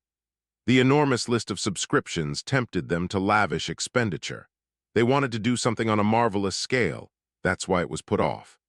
They were still undecided where the ball was to take place, whether in the immense house belonging to the marshal's wife, which she was willing to give up to them for the day, or at Varvara Petrovna's mansion at Vorshniki. It was rather a distance to Vorshniki, but many of the committee were of opinion that it would be freer there. Varvara Petrovna would dearly have liked it to have been in her house. It's difficult to understand why this proud woman seemed almost making up to Yulia Mihailovna. Probably what pleased her was that the latter in her turn seemed almost fawning upon Nikolai Vsyevolodovitch, and was more gracious to him than to anyone. I repeat again that Pyotr Stepanovitch was always, in continual whispers, strengthening in the governor's household an idea he had insinuated there already, that Nikolai Vsyevolodovitch was a man who had very mysterious connections with very mysterious circles, and that he had certainly come here with some commission from them. People here seemed in a strange state of mind at the time. Among the ladies especially a sort of frivolity was conspicuous, and it could not be said to be a gradual growth. Certain very free and easy notions seemed to be in the air. There was a sort of dissipated gaiety and levity, and I can't say it was always quite pleasant. A lax way of thinking was the fashion.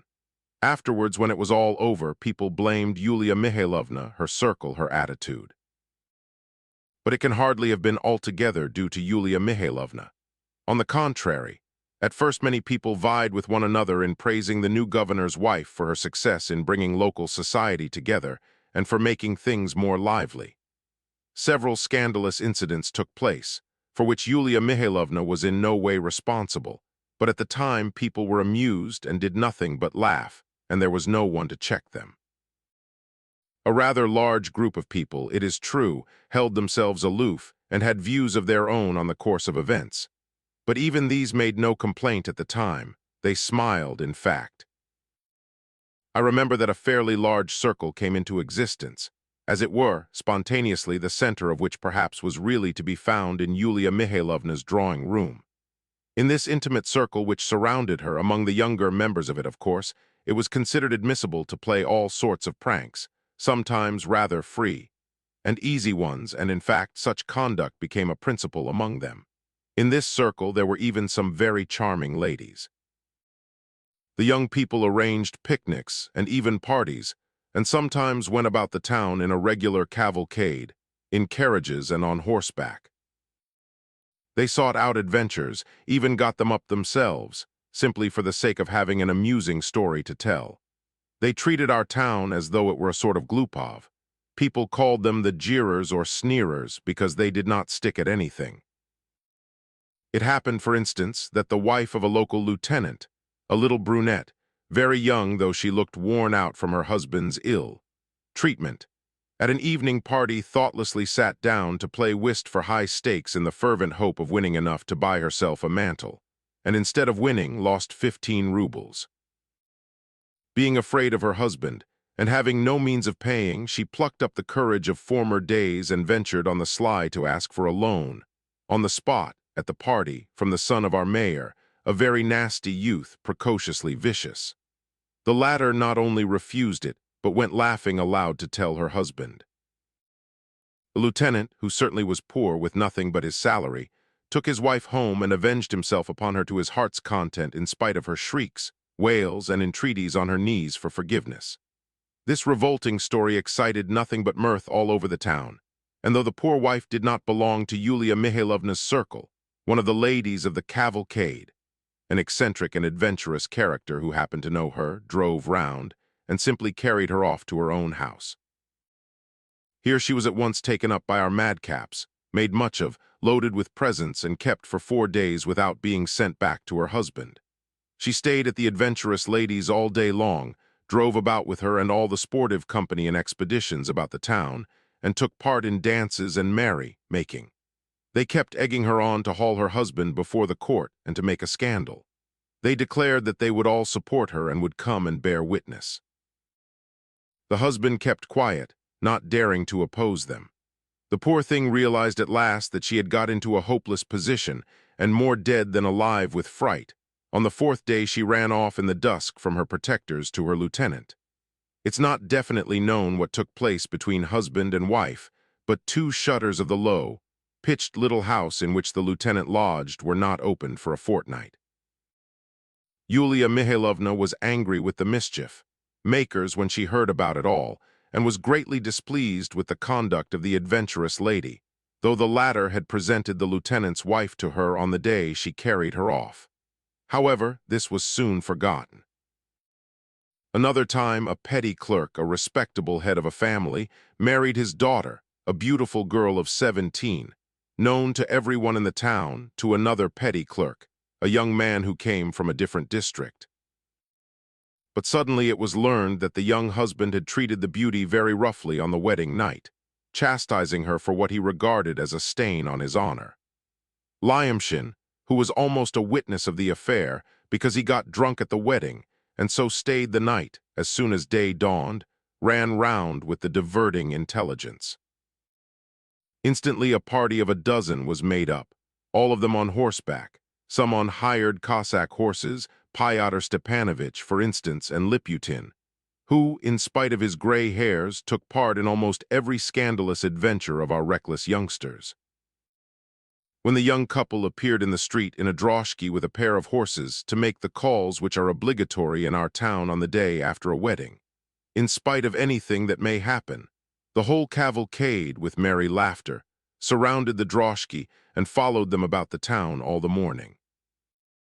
They did not, it's true, go into the house, but waited for them outside on horseback. They refrained from marked insult to the bride or bridegroom, but still they caused a scandal. The whole town began talking of it. Everyone laughed, of course, but at this von Lemke was angry and again had a lively scene with Yulia Mihailovna. She, too, was extremely angry and formed the intention of turning the scapegraces out of her house. But next day she forgave them all after persuasions from Fyodor Stepanovich and some words from Karmazinov, who considered the affair rather amusing. "It's in harmony with the traditions of the place," he said. "Anyway, it's characteristic and bold, and look, everyone's laughing, you're the only person indignant." But there were pranks of a certain character that were absolutely past endurance. A respectable woman of the artisan class, who went about selling gospels, came into the town. People talked about her, because some interesting references to these gospel women had just appeared in the Petersburg papers. Again the same buffoon, Lyamshin, with the help of a divinity student, who was taking a holiday while waiting for a post in the school, succeeded on the pretense of buying books from the gospel woman, in thrusting into her bag a whole bundle of indecent and obscene photographs from abroad, sacrificed expressly for the purpose, as we learned afterwards, by a highly respectable old gentleman. I will omit his name, with an order on his breast, who, to use his own words, loved a healthy laugh and a merry jest. When the poor woman went to take out the holy books in the bazaar, the photographs were scattered about the place. There were roars of laughter and murmurs of indignation. A crowd collected, began abusing her, and would have come to blows if the police had not arrived in the nick of time. The gospel woman was taken to the lock, up, and only in the evening, thanks to the efforts of Mavriky Nikolaevich, who had learned with indignation the secret details of this loathsome affair. She was released and escorted out of the town. At this point, Yulia Mihailovna would certainly have forbidden Lyamsh in her house, but that very evening the whole circle brought him to her with the intelligence that he had just composed a new piece for the piano and persuaded her at least to hear it. The piece turned out to be really amusing and bore the comic title of the Franco-Prussian War. It began with the menacing strains of the Marseillaise, Quan sang impur abruve nos sillins. There is heard the pompous challenge, the intoxication of future victories, but suddenly mingling with the masterly variations on the national hymn, somewhere from some corner quite close, on one side come the vulgar strains of Mein lieber Augustin. The Marseillaise goes on unconscious of them. The Marseillaise is at the climax of its intoxication with its own grandeur, but Augustin gains strength. Augustin grows more and more insolent, and suddenly the melody of Augustin begins to blend with the melody of the Marseillaise. The latter begins, as it were, to get angry. Becoming aware of Augustin, at last she tries to fling him off, to brush him aside like a tiresome, insignificant fly. But Mein lieber Augustin holds his ground firmly. He is cheerful and self-confident. He is gleeful and impudent, and the Marseillaise seems suddenly to become terribly stupid. She can no longer conceal her anger and mortification. It is a wail of indignation, tears, and curses, with hands outstretched to Providence. Pa un paus de natter terrain, pa un de nos forteresses. But she is forced to sing in time with Mein lieber Augustin. Her melody passes in a sort of foolish way into Augustin. She yields and dies away, and only by snatches there is heard again, Quan sang impur. But at once it passes very offensively into the vulgar waltz. She submits altogether. It is Jules Favre sobbing on Bismarck's bosom and surrendering everything. But at this point Augustin too grows fierce. Hoarse sounds are heard. There is a suggestion of countless gallons of beer, of a frenzy of self-glorification, demands for millions, for fine cigars, champagne, and hostages. Augustin passes into a wild yell. The Franco-Prussian War is over. Our circle applauded. Yulia Mihailovna smiled and said, "Now, how is one to turn him out?" Peace was made. The rascal really had talent. Stepan Trofimovich assured me on one occasion that the very highest artistic talents may exist in the most abominable blackguards, and that the one thing does not interfere with the other. There was a rumor afterwards that Lyamshin had stolen this burlesque from a talented and modest young man of his acquaintance, whose name remained unknown. But this is beside the mark. This worthless fellow who had hung about Stepan Trofimovich for years, who used at his evening parties, when invited, to mimic Jews of various types, a deaf peasant woman making her confession, or the birth of a child, now at Yulia Mihailovna's caricatured Stepan Trofimovich himself in a killing way, under the title of a liberal of the 40s. Everybody shook with laughter, so that in the end it was quite impossible to turn him out. He had become too necessary a person. Besides, he fawned upon Fyodor Stepanovich in a slavish way, and he, in his turn, had obtained by this time a strange and unaccountable influence over Yulia Mihailovna. I wouldn't have talked about this scoundrel, and indeed he would not be worth dwelling upon, but there was another revolting story, so people declare, in which he had a hand, and this story I cannot omit from my record. One morning, the news of a hideous and revolting sacrilege was all over the town. At the entrance to our immense marketplace, there stands the ancient church of Our Lady's Nativity, which was a remarkable antiquity in our ancient town. At the gates of the precincts, there is a large icon of the Mother of God fixed behind a grating in the wall. And behold, one night the icon had been robbed, the glass of the case was broken, the grating was smashed, and several stones and pearls, I don't know whether they were very precious ones, had been removed from the crown and the setting. But what was worse, besides the theft, a senseless, scoffing sacrilege had been perpetrated. Behind the broken glass of the icon they found in the morning, so it was said, a live mouse. Now 4 months since, it has been established beyond doubt that the crime was committed by the convict Fedka, but for some reason it is added that Lyamshin took part in it.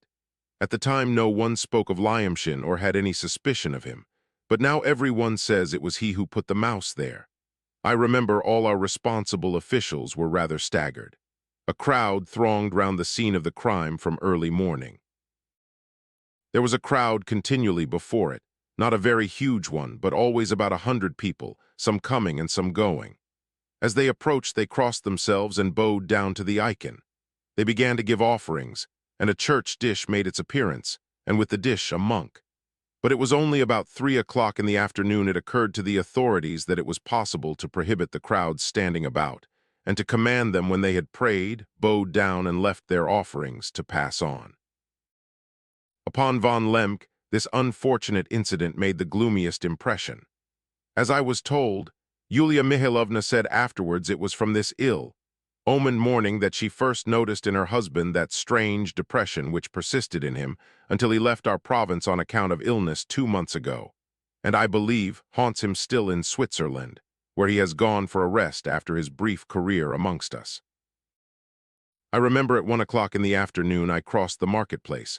The crowd was silent and their faces solemn and gloomy. A merchant, fat and sallow, drove up, got out of his carriage, made a bow to the ground, kissed the icon, offered a ruble, sighing, got back into his carriage and drove off. Another carriage drove up with 2 ladies accompanied by 2 of our scapegraces. The young people, one of whom was not quite young, got out of their carriage too and squeezed their way up to the icon, pushing people aside rather carelessly. Neither of the young men took off his hat, and one of them put a pince-nez on his nose. In the crowd there was a murmur, vague but unfriendly. The dandy with the pince-nez took out of his purse, which was stuffed full of bank notes, a copper farthing, and flung it into the dish. Both laughed and, talking loudly, went back to their carriage. At that moment Lizaveta Nikolaevna galloped up, escorted by Mavriky Nikolaevich. She jumped off her horse, flung the reins to her companion, who, at her bidding, remained on his horse and approached the icon at the very moment when the farthing had been flung down. A flush of indignation suffused her cheeks.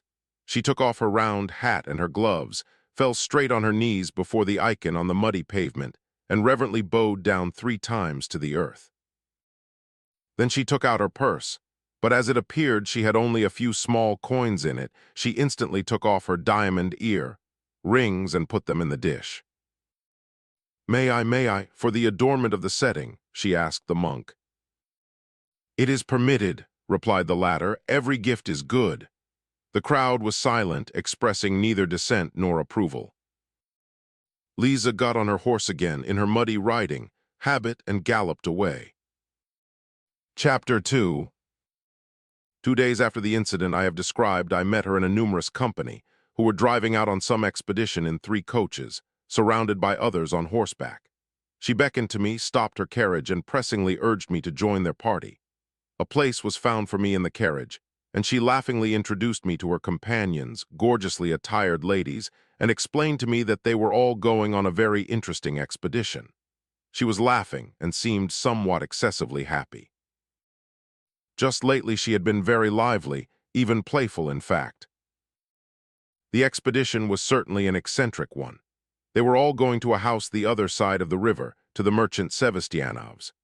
In the lodge of this merchant's house our saint and prophet, Semyon Yakovlevich, who was famous not only amongst us, but in the surrounding provinces and even in Petersburg and Moscow, had been living for the last 10 years in retirement, ease, and comfort.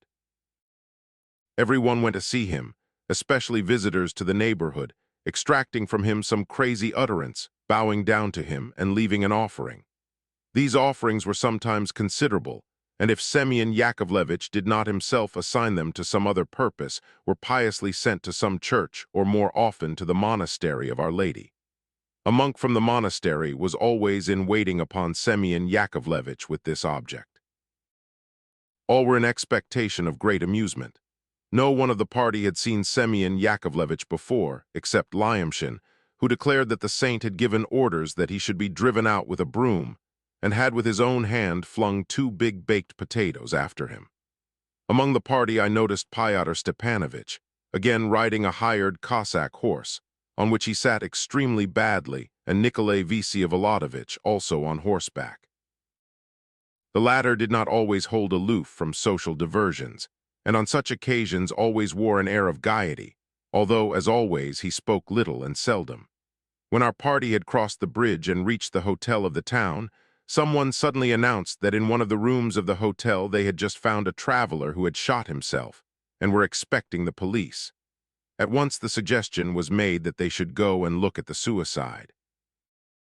The idea met with approval. Our ladies had never seen a suicide. I remember one of them said aloud on the occasion, "Everything's so boring, one can't be squeamish over one's amusements as long as they're interesting." Only a few of them remained outside. The others went in a body into the dirty corridor, and amongst the others I saw, to my amazement, Lizaveta Nikolaevna. The door of the room was open, and they did not, of course, dare to prevent our going in to look at the suicide. He was quite a young lad, not more than 19. He must have been very good, looking with thick fair hair, with a regular oval face and a fine, pure forehead. The body was already stiff, and his white young face looked like marble. On the table lay a note in his handwriting to the effect that no one was to blame for his death, that he had killed himself because he had squandered 400 rubles. The word squandered was used in the letter. In the 4 lines of his letter there were 3 mistakes in spelling. A stout country gentleman, evidently a neighbor who had been staying in the hotel on some business of his own, was particularly distressed about it. From his words it appeared that the boy had been sent by his family, that is, a widowed mother, sisters, and aunts, from the country to the town in order that, under the supervision of a female relation in the town, he might purchase and take home with him various articles for the trousseau of his eldest sister, who was going to be married. The family had, with sighs of apprehension, entrusted him with the 400 rubles, the savings of 10 years, and had sent him on his way with exhortations, prayers, and signs of the cross. The boy had till then been well, behaved, and trustworthy. Arriving 3 days before at the town, he had not gone to his relations, had put up at the hotel, and gone straight to the club in the hope of finding in some back room a traveling banker, or at least some game of cards for money. But that evening there was no banker there or gambling going on. Going back to the hotel about midnight, he asked for champagne, Havana cigars, and ordered a supper of 6 or 7 dishes. But the champagne made him drunk, and the cigar made him sick, so that he did not touch the food when it was brought to him, and went to bed almost unconscious. Waking next morning as fresh as an apple, he went at once to the gypsies' camp, which was in a suburb beyond the river, and of which he had heard the day before at the club. He did not reappear at the hotel for 2 days. At last, at 5 o'clock in the afternoon of the previous day, he had returned drunk, had at once gone to bed, and had slept till 10 o'clock in the evening. On waking up, he had asked for a cutlet, a bottle of Chateau d'Yquem, and some grapes, paper, and ink, and his bill. No one noticed anything special about him. He was quiet, gentle, and friendly. He must have shot himself at about midnight, though it was strange that no one had heard the shot, and they only raised the alarm at midday when, after knocking in vain, they had broken in the door. The bottle of Chateau d'Yquem was half empty. There was half a plateful of grapes left too. The shot had been fired from a little 3-chambered revolver straight into the heart. Very little blood had flowed. The revolver had dropped from his hand onto the carpet. The boy himself was half lying in a corner of the sofa. Death must have been instantaneous. There was no trace of the anguish of death in the face. The expression was serene, almost happy, as though there were no cares in his life. All our party stared at him with greedy curiosity. In every misfortune of one's neighbor there is always something cheering for an onlooker, whoever he may be. Our ladies gazed in silence. Their companions distinguished themselves by their wit and their superb equanimity. One observed that his was the best way out of it, and that the boy could not have hit upon anything more sensible. Another observed that he had had a good time if only for a moment. A third suddenly blurted out the inquiry why people had begun hanging and shooting themselves among us of late, as though they had suddenly lost their roots, as though the ground were giving way under everyone's feet. People looked coldly at this raisonneur. Then Lyamshin, who prided himself on playing the fool, took a bunch of grapes from the plate. Another, laughing, followed his example, and a third stretched out his hand for the Chateau d'Yquem. But the head of police arriving checked him, and even ordered that the room should be cleared. As everyone had seen all they wanted, they went out without disputing, though Lyamshin began pestering the police captain about something. The general merry-making, laughter, and playful talk were twice as lively on the latter half of the way. We arrived at Semyon Yakovlevich's just at 1 o'clock. The gate of the rather large house stood unfastened, and the approach to the lodge was open. We learned at once that Semyon Yakovlevich was dining but was receiving guests. The whole crowd of us went in. The room in which the saint dined and received visitors had 3 windows and was fairly large. It was divided into 2 equal parts by a wooden lattice, work partition, which ran from wall to wall and was 3 or 4 feet high. Ordinary visitors remained on the outside of this partition, but lucky ones were by the saint's invitation admitted through the partition doors into his half of the room. And if so disposed, he made them sit down on the sofa or on his old leather chairs. He himself invariably sat in an old-fashioned, shabby Voltaire arm chair. He was a rather big, bloated, looking, yellow-faced man of 55, with a bald head and scanty flaxen hair. He wore no beard, his right cheek was swollen, and his mouth seemed somehow twisted awry. He had a large wart on the left side of his nose, narrow eyes, and a calm, stolid, sleepy expression. He was dressed in European style in a black coat, but had no waistcoat or tie. A rather coarse but white shirt peeped out below his coat. There was something the matter with his feet, I believe, and he kept them in slippers. I've heard that he had at one time been a clerk and received a rank in the service. He had just finished some fish soup and was beginning his second dish of potatoes in their skins, eaten with salt. He never ate anything else, but he drank a great deal of tea, of which he was very fond. 3 servants provided by the merchant were running to and fro about him. One of them was in a swallow tail, the second looked like a workman, and the third like a verger. There was also a very lively boy of 16. Besides the servants there was present, holding a jug, a reverend, gray-headed monk who was a little too fat.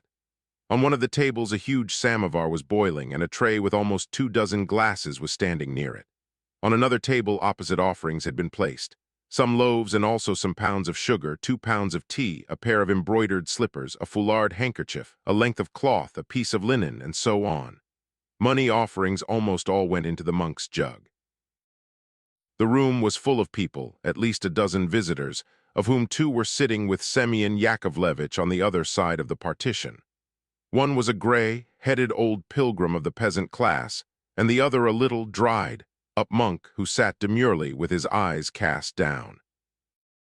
The other visitors were all standing on the near side of the partition, and were mostly, too, of the peasant class, except one elderly and poverty-stricken lady, one landowner, and a stout merchant, who had come from the district town, a man with a big beard, dressed in the Russian style, though he was known to be worth 100,000. All were waiting for their chance, not daring to speak of themselves. 4 were on their knees, but the one who attracted most attention was the landowner, a stout man of 45, kneeling right at the partition, more conspicuous than anyone, waiting reverently for a propitious word or look from Semyon Yakovlevich. He had been there for about an hour already, but the saint still did not notice him. Our ladies crowded right up to the partition, whispering gaily and laughingly together. They pushed aside or got in front of all the other visitors, even those on their knees except the landowner, who remained obstinately in his prominent position, even holding on to the partition. Merry and greedily inquisitive eyes were turned upon Semyon Yakovlevich, as well as lorgnettes, pince, nez, and even opera glasses. Lyamshin, at any rate, looked through an opera glass. Semyon Yakovlevich calmly and lazily scanned all with his little eyes. My lovesers, he deigned to pronounce in a hoarse bass and slightly staccato. All our party laughed. "What's the meaning of my lovesers?" But Semyon Yakovlevich relapsed into silence and finished his potatoes. Presently he wiped his lips with his napkin, and they handed him tea. As a rule, he did not take tea alone, but poured out some for his visitors, but by no means for all, usually pointing himself to those he wished to honor. And his choice always surprised people by its unexpectedness. Passing by the wealthy and the high-placed, he sometimes pitched upon a peasant or some decrepit old woman. Another time he would pass over the beggars to honor some fat, wealthy merchant.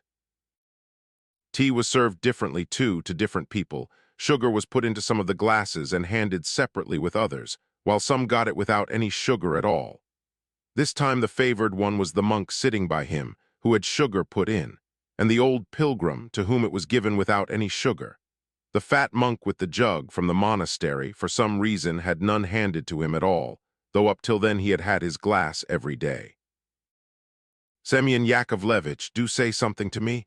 I've been longing to make your acquaintance for ever so long," caroled the gorgeously dressed lady from our carriage, screwing up her eyes and smiling.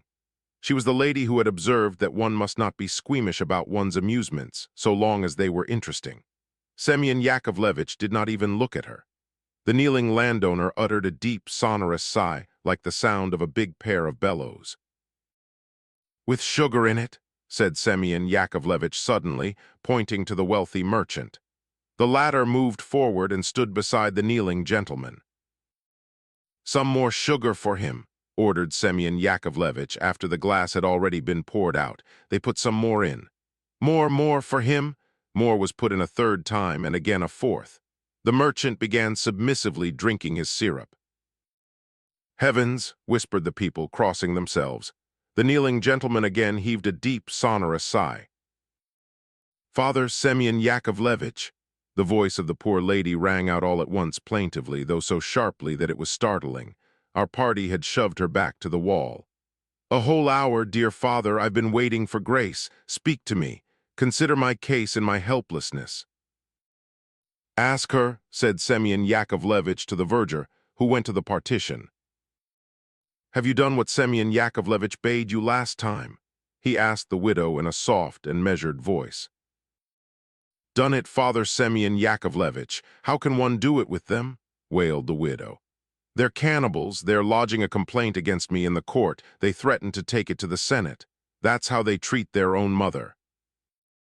"Give her," Semyon Yakovlevich pointed to a sugar loaf. The boy skipped up, seized the sugar loaf, and dragged it to the widow. "Ach, Father, great is your merciful kindness. What am I to do with so much?" wailed the widow. More," said Semyon Yakovlevich lavishly. They dragged her another sugar loaf. More," the saint commanded. They took her a third and finally a fourth. The widow was surrounded with sugar on all sides. The monk from the monastery sighed. All this might have gone to the monastery that day as it had done on former occasions. "What am I to do with so much?" the widow sighed obsequiously. "It's enough to make one person sick. Is it some sort of a prophecy, Father?" "Be sure it's by way of a prophecy," said someone in the crowd. "Another pound for her, another," Semyon Yakovlevich persisted. There was a whole sugar loaf still on the table, but the saint ordered a pound to be given, and they gave her a pound. "Lord, have mercy on us," gasped the people, crossing themselves. "It's surely a prophecy." "Sweeten your heart for the future with mercy and loving kindness, and then come to make complaints against your own children, bone of your bone. That's what we must take this emblem to mean," the stout monk from the monastery, who had had no tea given to him, said softly but complacently, taking upon himself the role of interpreter in an access of wounded vanity. "What are you saying, Father?" cried the widow, suddenly infuriated. "Why, they dragged me into the fire with a rope round me when the Verhoshin's house was burnt, and they locked up a dead cat in my chest. They are ready to do any villainy."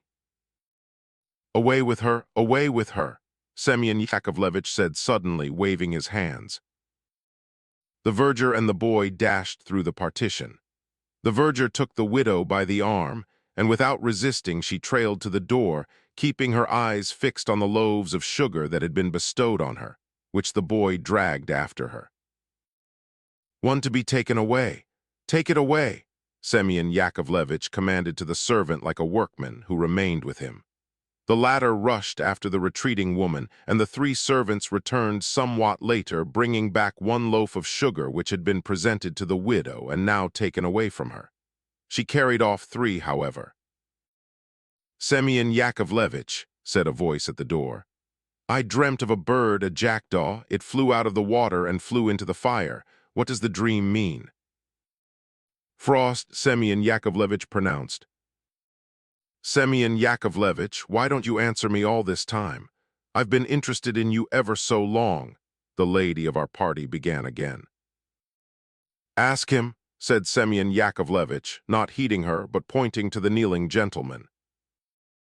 The monk from the monastery, to whom the order was given, moved sedately to the kneeling figure. "How have you sinned, and was not some command laid upon you?"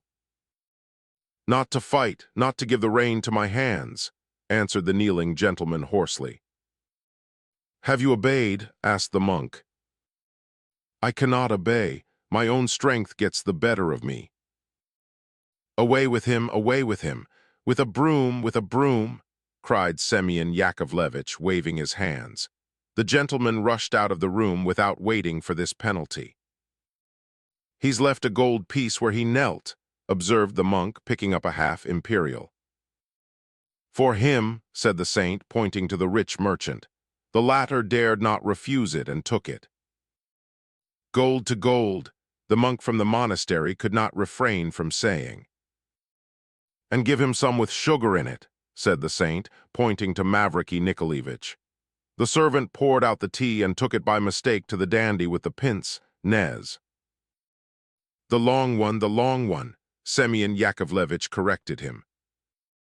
Mavriky Nikolaevich took the glass, made a military half, bow, and began drinking it.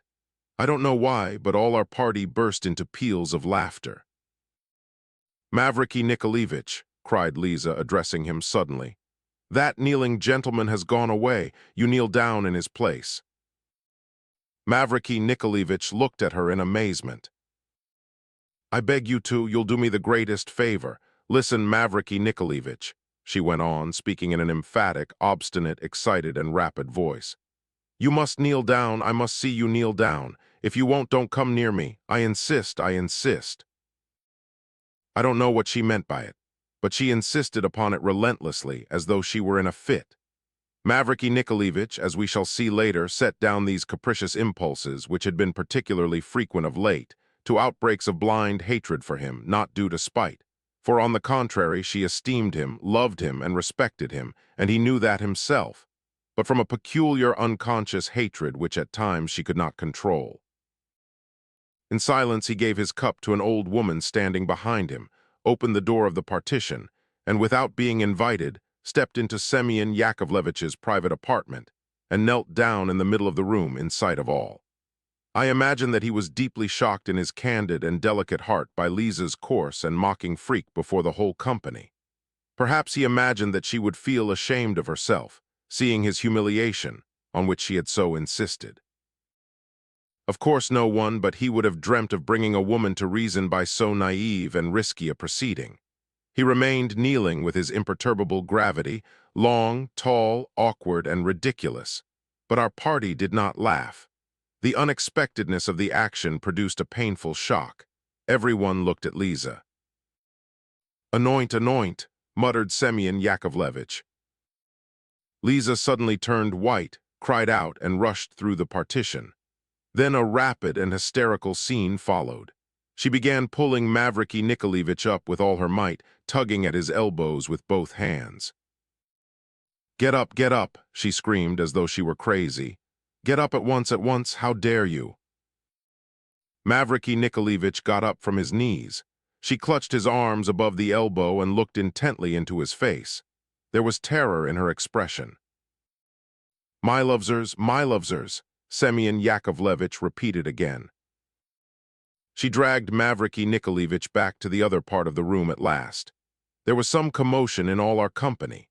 The lady from our carriage, probably intending to relieve the situation, loudly and shrilly asked the saint for the third time, with an affected smile. "Well, Semyon Yakovlevitch, won't you utter some saying for me? I've been reckoning so much on you." Out with the," said Semyon Yakovlevitch, suddenly addressing her with an extremely indecent word. The words were uttered savagely and with horrifying distinctness. Our ladies shrieked and rushed headlong away, while the gentlemen escorting them burst into Homeric laughter. So ended our visit to Semyon Yakovlevitch. At this point, however, there took place, I am told, an extremely enigmatic incident, and I must own, it was chiefly on account of it that I have described this expedition so minutely. I'm told that when all flocked out, Liza, supported by Mavriky Nikolaevich, was jostled against Nikolai Vsevolodovich in the crush in the doorway. I must mention that since that Sunday morning when she fainted, they had not approached each other, nor exchanged a word, though they had met more than once. I saw them brought together in the doorway. I fancied they both stood still for an instant, and looked, as it were, strangely at one another, but I may not have seen rightly in the crowd. It is asserted, on the contrary, and quite seriously, that Liza, glancing at Nikolai Vsevolodovich, quickly raised her hand to the level of his face, and would certainly have struck him if he had not drawn back in time. Perhaps she was displeased with the expression of his face, or the way he smiled, particularly just after such an episode with Mavriky Nikolaevich. I must admit I saw nothing myself, but all the others declared they had, though they certainly could not all have seen it in such a crush, though perhaps some may have. But I did not believe it at the time. I remember, however, that Nikolai Vsevolodovich was rather pale all the way home. Chapter 3. Almost at the same time, and certainly on the same day, the interview at last took place between Stepan Trofimovich and Varvara Petrovna. She had long had this meeting in her mind, and had sent word about it to her former friend, but for some reason she had kept putting it off till then. It took place at Vorshniki. Varvara Petrovna arrived at her country house all in a bustle.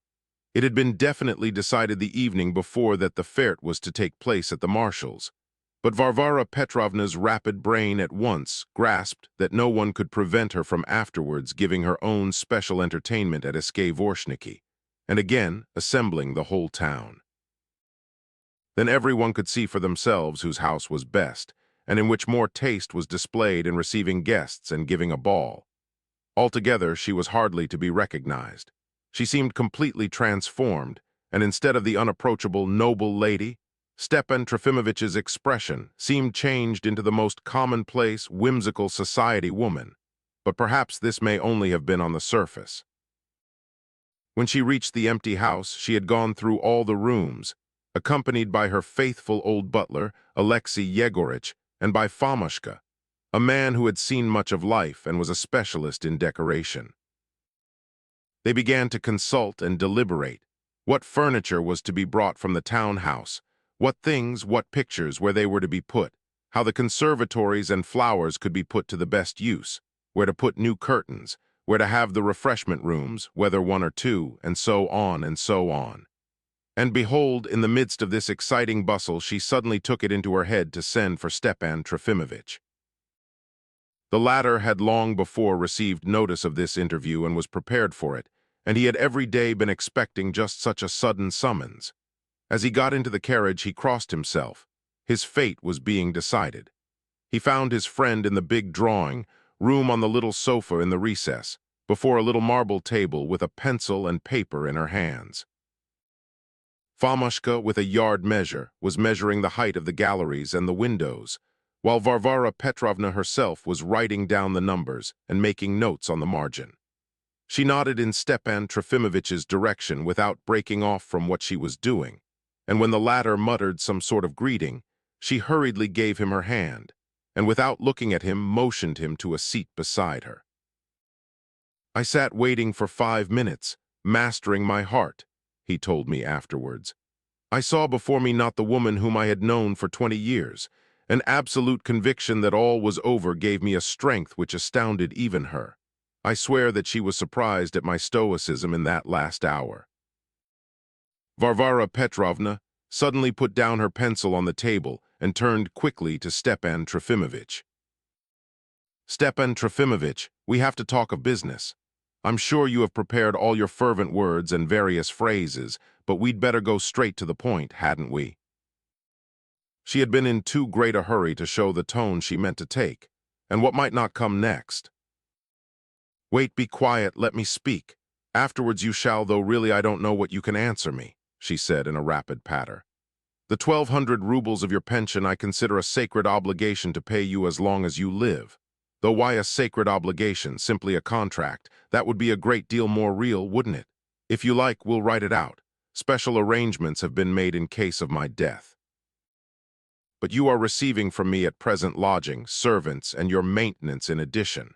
Reckoning that in money it would amount to 1,500 rubles, wouldn't it? I will add another 300 rubles, making 3,000 rubles in all. Will that be enough a year for you? I think that's not too little.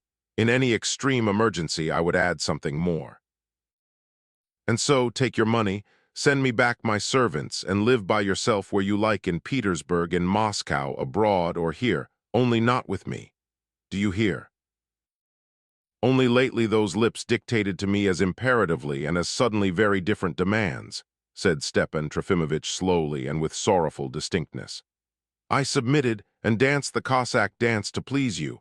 We, la comparison pute erder permise, tate command petty Cossack du don qui sautate sur sa proper tom. Now." "Stop, Stepan Trofimovich, you are horribly long-winded. You didn't dance, but came to see me in a new tie, new linen, gloves, scented and pommadumed. I assure you that you were very anxious to get married yourself. It was written on your face, and I assure you a most unseemly expression it was. If I did not mention it to you at the time, it was simply out of delicacy. But you wished it, you wanted to be married, in spite of the abominable things you wrote about me and your betrothed. Now it's very different. And what has the Cossack du Don to do with it, and what tomb do you mean? I don't understand the comparison. On the contrary, you have only to live. Live as long as you can. I shall be delighted." "In an almshouse?" "In an almshouse? People don't go into almshouses with 3,000 rubles a year." "Ah, I remember," she laughed. "Pyotr Stepanovich did joke about an almshouse once. Bah, there certainly is a special almshouse which is worth considering. It's for persons who are highly respectable. There are colonels there, and there's positively one general who wants to get into it. If you went into it with all your money, you would find peace, comfort, servants to wait on you. There you could occupy yourself with study, and could always make up a party for cards." "Passons." "Passons?" Varvara Petrovna winced. "But if so, that's all. You've been informed that we shall live henceforward entirely apart." "And that's all," he said. "All that's left of 20 years, our last farewell." "You're awfully fond of these exclamations, Stepan Trofimovich. It's not at all the fashion. Nowadays people talk roughly but simply. You keep harping on our 20 years of mutual vanity and nothing more. Every letter you've written me was written not for me but for posterity. You're a stylist and not a friend, and friendship is only a splendid word. In reality, a mutual exchange of sloppiness. Good heavens, how many sayings not your own, lessons learned by heart. They've already put their uniform on you too. You too are rejoicing. You too are basking in the sunshine. Cheer, cheer, for what a mess of pottage you have sold them your freedom." "I'm not a parrot to repeat other people's phrases," cried Varvara Petrovna, boiling over. "You may be sure I have stored up many sayings of my own. What have you been doing for me all these 20 years? You refused me even the books I ordered for you, though except for the binder they would have remained uncut. What did you give me to read when I asked you during those first years to be my guide? Always capfig and nothing but capfig. You were jealous of my culture even and took measures. And all the while everyone's laughing at you. I must confess I always considered you only as a critic. You are a literary critic and nothing more. When on the way to Petersburg I told you that I meant to found a journal and to devote my whole life to it, you looked at me ironically at once and suddenly became horribly supercilious. That was not that. We were afraid then of persecution. It was just that, and you couldn't have been afraid of persecution in Petersburg at that time. Do you remember that in February, too, when the news of the emancipation came, you ran to me in a panic and demanded that I should at once give you a written statement that the proposed magazine had nothing to do with you, that the young people had been coming to see me and not you, that you were only a tutor who lived in the house, only because he had not yet received his salary. Isn't that so? Do remember that. You have distinguished yourself all your life, Stepan Trofimovich. That was only a moment of weakness, a moment when we were alone, he exclaimed mournfully. But is it possible to break off everything for the sake of such petty impressions? Can it be that nothing more has been left between us after those long years? You are horribly calculating. You keep trying to leave me in your debt. When you came back from abroad, you looked down upon me and wouldn't let me utter a word. But when I came back myself and talked to you afterwards of my impressions of the Madonna, you wouldn't hear me. You began smiling condescendingly into your cravat, as though I were incapable of the same feelings as you. It was not so, it was probably not so, j'ai oublié. No, it was so, she answered. And what's more, you've nothing to pride yourself on. That's all nonsense and one of your fancies. Now there's no one, absolutely no one, in ecstasies over the Madonna. No one wastes time over it except old men who are hopelessly out of date. That's established. Established, is it? It's of no use whatever. This jug's of use because one can pour water into it. This pencil's of use because you can write anything with it. But that woman's face is inferior to any face in nature. Try drawing an apple and put a real apple beside it. Which would you take? You wouldn't make a mistake, I'm sure. This is what all our theories amount to now that the first light of free investigation has dawned upon them. Indeed, indeed. You laugh ironically. And what used you to say to me about charity? Yet the enjoyment derived from charity is a haughty and immoral enjoyment. The rich man's enjoyment in his wealth, his power, and in the comparison of his importance with the poor. Charity corrupts giver and taker alike, and what's more, does not attain its object, as it only increases poverty. Fathers who don't want to work crowd round the charitable like gamblers round the gambling table, hoping for gain, while the pitiful farthings that are flung them are 100 times too little. Have you given away much in your life? Less than a ruble if you try and think. Try to remember when last you gave away anything. It'll be 2 years ago, maybe 4. You make an outcry and only hinder things. Charity ought to be forbidden by law, even in the present state of society. In the new regime, there will be no poor at all. Oh, what an eruption of borrowed phrases. So it's come to the new regime already. Unhappy woman, God help you. Yes, it has, Stepan Trofimovich. You carefully concealed all these new ideas from me, though everyone's familiar with them nowadays. And you did it simply out of jealousy so as to have power over me. So that now even that Yulia is 100 miles ahead of me. But now my eyes have been opened. I have defended you, Stepan Trofimovich, all I could, but there is no one who does not blame you. Enough, said he, getting up from his seat. Enough, and what can I wish you now unless it's repentance? Sit still a minute, Stepan Trofimovich. I have another question to ask you. You've been told of the invitation to read at the literary matinee. It was arranged through me. Tell me what you're going to read. Why, about that very Queen of Queens, that ideal of humanity, the Sistine Madonna, who to your thinking is inferior to a glass or a pencil. So you're not taking something historical, said Varvara Petrovna in mournful surprise. But they won't listen to you. You've got that Madonna on your brain. You seem bent on putting everyone to sleep. Let me assure you, Stepan Trofimovich, I am speaking entirely in your own interest. It would be a different matter if you would take some short but interesting story of medieval court life from Spanish history, or, better still, some anecdote, and pad it out with other anecdotes and witty phrases of your own. There were magnificent courts then. Ladies, you know, poisonings. Karmazinov says it would be strange if you couldn't read something interesting from Spanish history. Karmazinov, that fool who has written himself out, looking for a subject for me. Karmazinov, that almost imperial intellect. You are too free in your language, Stepan Trofimovich. Your Karmazinov is a spiteful old woman whose day is over. Cheer, cheer, how long have you been so enslaved by them? Oh God! I can't endure him even now for the airs he gives himself. But I do justice to his intellect. I repeat, I have done my best to defend you as far as I could. And why do you insist on being absurd and tedious? On the contrary, come onto the platform with a dignified smile as the representative of the last generation, and tell them 2 or 3 anecdotes in your witty way, as only you can tell things sometimes.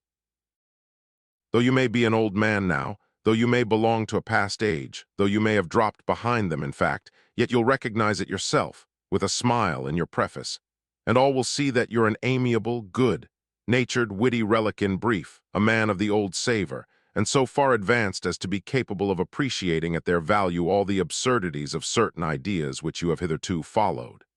Come, as a favor to me, I beg you. Cheer enough, don't ask me. I can't. I shall speak of the Madonna, but I shall raise a storm that will either crush them all or shatter me alone. It will certainly be you alone, Stepan Trofimovich. Such is my fate. I will speak of the contemptible slave, of the stinking, depraved flunky who will first climb a ladder with scissors in his hands, and slash to pieces the divine image of the great ideal in the name of equality, envy, and digestion. Let my curse thunder out upon them, and then, the madhouse. Perhaps, but in any case, whether I shall be left vanquished or victorious, that very evening I shall take my bag, my beggar's bag. I shall leave all my goods and chattels, all your presents, all your pensions and promises of future benefits, and go forth on foot to end my life a tutor in a merchant's family, or to die somewhere of hunger in a ditch. I have said it. Alia jacta est. He got up again. I've been convinced for years, said Varvara Petrovna, getting up with flashing eyes, that your only object in life is to put me and my house to shame by your calumnies. What do you mean by being a tutor in a merchant's family or dying in a ditch? It's spite, calumny, and nothing more. You have always despised me, but I will end like a knight, faithful to my lady. Your good opinion has always been dearer to me than anything. From this moment I will take nothing, but will worship you disinterestedly. How stupid that is! You have never respected me. I may have had a mass of weaknesses. Yes, I have sponged on you. I speak the language of nihilism, but sponging has never been the guiding motive of my action. It has happened so of itself. I don't know how. I always imagined there was something higher than meat and drink between us, and I've never been a scoundrel, and so to take the open road to set things right. I set off late autumn out of doors. The mist lies over the fields. The hoarfrost of old age covers the road before me, and the wind howls about the approaching grave. But so forward on my new way, filled with purest love and fervor, faith which my sweet dream did yield. Oh, my dreams, farewell, 20 years, alia jacta est. His face was wet with a sudden gush of tears. He took his hat. I don't understand Latin, said Varvara Petrovna, doing her best to control herself. Who knows, perhaps she too felt like crying, but caprice and indignation once more got the upper hand. I know only one thing, that all this is childish nonsense. You will never be capable of carrying out your threats, which are a mass of egoism. You will set off nowhere to no merchant. You'll end very peaceably on my hands, taking your pension and receiving your utterly impossible friends on Tuesdays. Good. Bye, Stepan Trofimovich. Alia jacta est. He made her a deep bow and returned home, almost dead with emotion. Chapter 6. Fyodor Stepanovich is busy. Chapter 1. The date of the fete was definitely fixed, and von Lemke became more and more depressed. He was full of strange and sinister forebodings, and this made Yulia Mihailovna seriously uneasy. Indeed, things were not altogether satisfactory. Our mild governor had left the affairs of the province a little out of gear. At the moment we were threatened with cholera. Serious outbreaks of cattle plague had appeared in several places. Fires were prevalent that summer in towns and villages, whilst among the peasantry foolish rumors of incendiarism grew stronger and stronger. Cases of robbery were twice as numerous as usual. But all this, of course, would have been perfectly ordinary had there been no other and more weighty reasons to disturb the equanimity of Andrei Antonovitch, who had till then been in good spirits. What struck Yulia Mihailovna most of all was that he became more silent and, strange to say, more secretive every day. Yet it was hard to imagine what he had to hide. It is true that he rarely opposed her, and as a rule followed her lead without question. At her instigation, for instance, 2 or 3 regulations of a risky and hardly legal character were introduced with the object of strengthening the authority of the governor. There were several ominous instances of transgressions being condoned with the same end in view. Persons who deserved to be sent to prison and Siberia were, solely because she insisted, recommended for promotion. Certain complaints and inquiries were deliberately and systematically ignored. All this came out later on. Not only did Lemke sign everything, but he did not even go into the question of the share taken by his wife in the execution of his duties. On the other hand, he began at times to be restive about the most trifling matters, to the surprise of Yulia Mihailovna. No doubt he felt the need to make up for the days of suppression by brief moments of mutiny. Unluckily, Yulia Mihailovna was unable, for all her insight, to understand this honorable punctiliousness in an honorable character. Alas, she had no thought to spare for that, and that was the source of many misunderstandings. There are some things of which it is not suitable for me to write, and indeed I am not in a position to do so. It is not my business to discuss the blunders of administration either, and I prefer to leave out this administrative aspect of the subject altogether. In the Chronicle, I've set before myself a different task. Moreover, a great deal will be brought to light by the Commission of Inquiry which has just been appointed for our province. It's only a matter of waiting a little. Certain explanations, however, cannot be omitted. But to return to Yulia Mihailovna. The poor lady, I feel very sorry for her, might have attained all that attracted and allured her, renown and so on, without any such violent and eccentric actions as she resolved upon at the very first step. But either from an exaggerated passion for the romantic or from the frequently blighted hopes of her youth, she felt suddenly, at the change of her fortunes, that she had become one of the specially elect, almost God's anointed, over whom there gleamed a burning tongue of fire. And this tongue of flame was the root of the mischief, for after all it is not like a chignon, which will fit any woman's head. But there is nothing of which it is more difficult to convince a woman than of this. On the contrary, anyone who cares to encourage the delusion in her will always be sure to meet with success. And people vied with one another in encouraging the delusion in Yulia Mihailovna. The poor woman became at once the sport of conflicting influences, while fully persuaded of her own originality. Many clever people feathered their nests and took advantage of her simplicity during the brief period of her rule in the province. And what a jumble there was under this assumption of independence. She was fascinated at the same time by the aristocratic element and the system of big landed properties and the increase of the governor's power, and the democratic element, and the new reforms and discipline and free, thinking and stray socialistic notions, and the correct tone of the aristocratic salon and the free, and easy, almost house manners of the young people that surrounded her. She dreamed of giving happiness and reconciling the irreconcilable, or rather, of uniting all and everything in the adoration of her own person. She had favorites too. She was particularly fond of Fyodor Stepanovitch, who had recourse at times to the grossest flattery in dealing with her. But she was attracted by him for another reason, an amazing one and most characteristic of the poor lady. She was always hoping that he would reveal to her a regular conspiracy against the government. Difficult as it is to imagine such a thing, it really was the case. She fancied for some reason that there must be a nihilist plot concealed in the province. By his silence at one time and his hints at another Fyodor Stepanovitch did much to strengthen this strange idea in her. She imagined that he was in communication with every revolutionary element in Russia, but at the same time passionately devoted to her. To discover the plot, to receive the gratitude of the government, to enter on a brilliant career, to influence the young by kindness, and to restrain them from extremes, all these dreams existed side by side in her fantastic brain. She had saved Fyodor Stepanovitch. She had conquered him, of this she was for some reason firmly convinced. She would save others. None of them should perish, she should save them all, she would pick them out. She would send in the right report of them. She would act in the interests of the loftiest justice, and perhaps posterity and Russian liberalism would bless her name. Yet the conspiracy would be discovered. Every advantage at once. Still, it was essential that Andrei Antonovich should be in rather better spirits before the festival. He must be cheered up and reassured.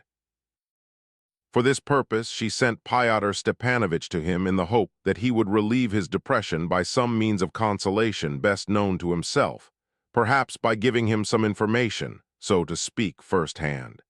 She put implicit faith in his dexterity. It was some time since Fyodor Stepanovich had been in Mr. von Lemke's study. He popped in on him just when the sufferer was in a most stubborn mood. Chapter 2.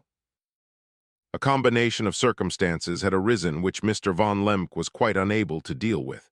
In the very district where Fyodor Stepanovich had been having a festive time, a sub-lieutenant had been called up to be censured by his immediate superior, and the reproof was given in the presence of the whole company.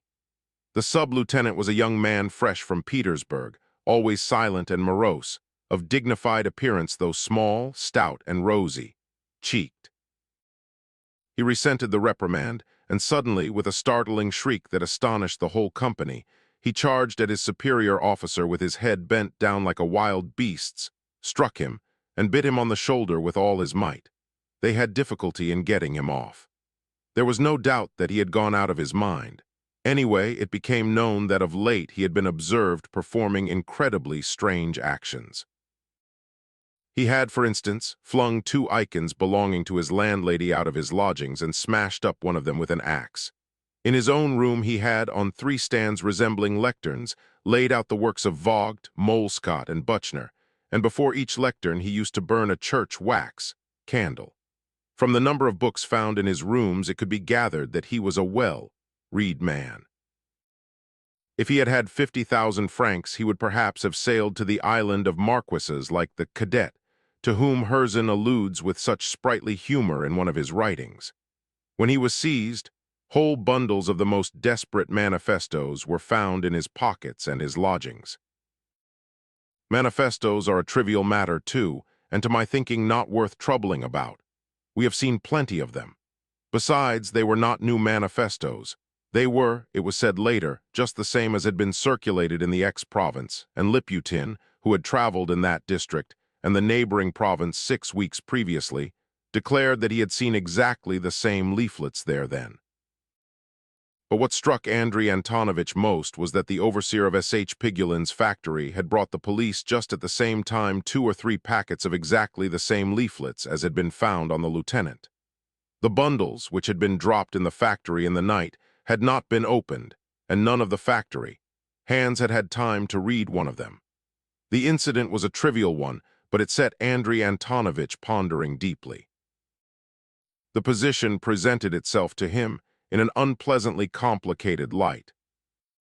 In this factory, the famous S.H. Pigulin scandal was just then brewing, which made so much talk among us and got into the Petersburg and Moscow papers with all sorts of variations. 3 weeks previously, one of the hands had fallen ill and died of Asiatic cholera. Then several others were stricken down. The whole town was in a panic, for the cholera was coming nearer and nearer and had reached the neighboring province. I may observe that satisfactory sanitary measures had been, so far as possible, taken to meet the unexpected guest. But the factory belonging to the S.H. Pigulins, who were millionaires and well-connected people, had somehow been overlooked. And there was a sudden outcry from everyone that this factory was the hot-bed of infection, that the factory itself, and especially the quarters inhabited by the workpeople, were so inveterately filthy that even if cholera had not been in the neighborhood, there might well have been an outbreak there. Steps were immediately taken, of course, and Andrei Antonovich vigorously insisted on their being carried out without delay within 3 weeks. The factory was cleansed, but the S.H. Pigulins, for some unknown reason, closed it. One of the S.H. Pigulin brothers always lived in Petersburg, and the other went away to Moscow when the order was given for cleansing the factory. The overseer proceeded to pay off the workpeople, and as it appeared, cheated them shamelessly. The hands began to complain among themselves, asking to be paid fairly, and foolishly went to the police, though without much disturbance, for they were not so very much excited. It was just at this moment that the manifestos were brought to Andrei Antonovich by the overseer. Fyodor Stepanovich popped into the study unannounced, like an intimate friend and one of the family. Besides, he had a message from Yulia Mihailovna. Seeing him, Lemk frowned grimly and stood still at the table without welcoming him. Till that moment he had been pacing up and down the study and had been discussing something a tert with his clerk Blum, a very clumsy and surly German whom he had brought with him from Petersburg, in spite of the violent opposition of Yulia Mihailovna. On Fyodor Stepanovich's entrance, the clerk had moved to the door, but had not gone out. Fyodor Stepanovich even fancied that he exchanged significant glances with his chief. "Aha, I've caught you at last, you secretive monarch of the town," Fyodor Stepanovich cried out laughing, and laid his hand over the manifesto on the table. "This increases your collection, eh?" Andrei Antonovich flushed crimson. His face seemed to twitch. Leave off at once," he cried, trembling with rage. "And don't you dare, sir." "What's the matter with you? You seem to be angry." "Allow me to inform you, sir, that I've no intention of putting up with your sans façon henceforward, and I beg you to remember." "Why, damn it all, he is in earnest." Hold your tongue, Von Lemk stamped on the carpet, "and don't dare." God knows what it might have come to. Alas, there was one circumstance involved in the matter of which neither Fyodor Stepanovich nor even Yulia Mihailovna herself had any idea. The luckless Andrei Antonovich had been so greatly upset during the last few days that he had begun to be secretly jealous of his wife and Fyodor Stepanovich. In solitude, especially at night, he spent some very disagreeable moments. "Well, I imagine that if a man reads you his novel 2 days running till after midnight and wants to hear your opinion of it, he has of his own act discarded official relations anyway. Yulia Mihailovna treats me as a friend. There's no making you out," Fyodor Stepanovich brought out, with a certain dignity indeed. "Here is your novel, by the way." He laid on the table a large, heavy manuscript rolled up in blue paper. Lemk turned red and looked embarrassed. "Where did you find it?" he asked discreetly, with a rush of joy which he was unable to suppress, though he did his utmost to conceal it. "Only fancy, done up like this, it rolled under the chest of drawers. I must have thrown it down carelessly on the chest when I went out. It was only found the day before yesterday when the floor was scrubbed. You did set me a task, though." Lemk dropped his eyes sternly. "I haven't slept for the last 2 nights, thanks to you. It was found the day before yesterday, but I kept it and have been reading it ever since. I've no time in the day, so I've read it at night. Well, I don't like it, it's not my way of looking at things. But that's no matter, I've never set up for being a critic, but I couldn't tear myself away from it, my dear man, though I didn't like it. The 4th and 5th chapters they really are, damn it all, they are beyond words. And what a lot of humor you've packed into it, it made me laugh. How you can make fun of things sans quaesella parius. As for the 9th and 10th chapters, it's all about love. That's not my line, but it's effective, though. I was nearly blubbering over Egrenev's letter, though you've shown him up so cleverly. You know, it's touching, though at the same time you want to show the false side of him, as it were, don't you? Have I guessed right? But I could simply beat you for the ending. For what are you setting up? Why, the same old idol of domestic happiness, begetting children and making money. They were married and lived happy ever afterwards. Come, it's too much. You will enchant your readers, for even I couldn't put the book down, but that makes it all the worse. The reading public is as stupid as ever, but it's the duty of sensible people to wake them up while you... But that's enough. Goodbye. Don't be cross another time. I came in to you because I had a couple of words to say to you, but you are so unaccountable. What? Andrei Antonovich, meantime, took his novel and locked it up in an oak bookcase, seizing the opportunity to wink to Blum to disappear. The latter withdrew with a long, mournful face. "I am not unaccountable, I am simply nothing but annoyances," he muttered, frowning but without anger and sitting down to the table. "Sit down and say what you have to say. It's a long time since I've seen you, Pyotr Stepanovich. Only don't burst upon me in the future with such manners. Sometimes, when one has business, it's... My manners are always the same. I know and I believe that you mean nothing by it, but sometimes one is worried. Sit down. Pyotr Stepanovich immediately lolled back on the sofa and drew his legs under him. Chapter 3. What sort of worries? Surely not these trifles. He nodded towards the manifesto. I can bring you as many of them as you like. I made their acquaintance in X province. You mean at the time you were staying there? Of course, it was not in my absence. I remember there was a hatchet printed at the top of it. Allow me. He took up the manifesto. Yes, there's the hatchet here too. That's it, the very same. Yes, here's a hatchet. You see a hatchet. Well, is it the hatchet that scares you? No, it's not, and I am not scared, but this business, it is a business. There are circumstances. What sort? That it's come from the factory. He. But do you know, at that factory the workpeople will soon be writing manifestos for themselves. What do you mean? Von Lemke stared at him severely. What I say, you've only to look at them. You are too soft, Andrei Antonovich. You write novels, but this has to be handled in the good old way. What do you mean by the good old way? What do you mean by advising me? The factory has been cleaned. I gave the order and they've cleaned it. And the workmen are in rebellion. They ought to be flogged, every one of them. That would be the end of it. In rebellion? That's nonsense. I gave the order and they've cleaned it. You are soft, Andrei Antonovich. In the first place, I am not so soft as you think, and in the second place, Von Lemke was piqued again. He had exerted himself to keep up the conversation with the young man from curiosity, wondering if he would tell him anything new. Ha, an old acquaintance again, Pyotr Stepanovich interrupted, pouncing on another document that lay under a paper weight, something like a manifesto, obviously printed abroad and in verse. Oh, come, I know this one by heart, a noble personality.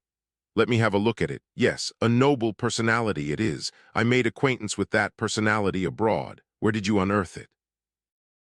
You say you've seen it abroad, Von Lemke said eagerly. I should think so, 4 months ago, or maybe 5. You seem to have seen a great deal abroad. Von Lemke looked at him subtly. Pyotr Stepanovich, not heeding him, unfolded the document and read the poem aloud. A noble personality. He was not of rank exalted. He was not of noble birth. He was bred among the people, in the breast of Mother Earth.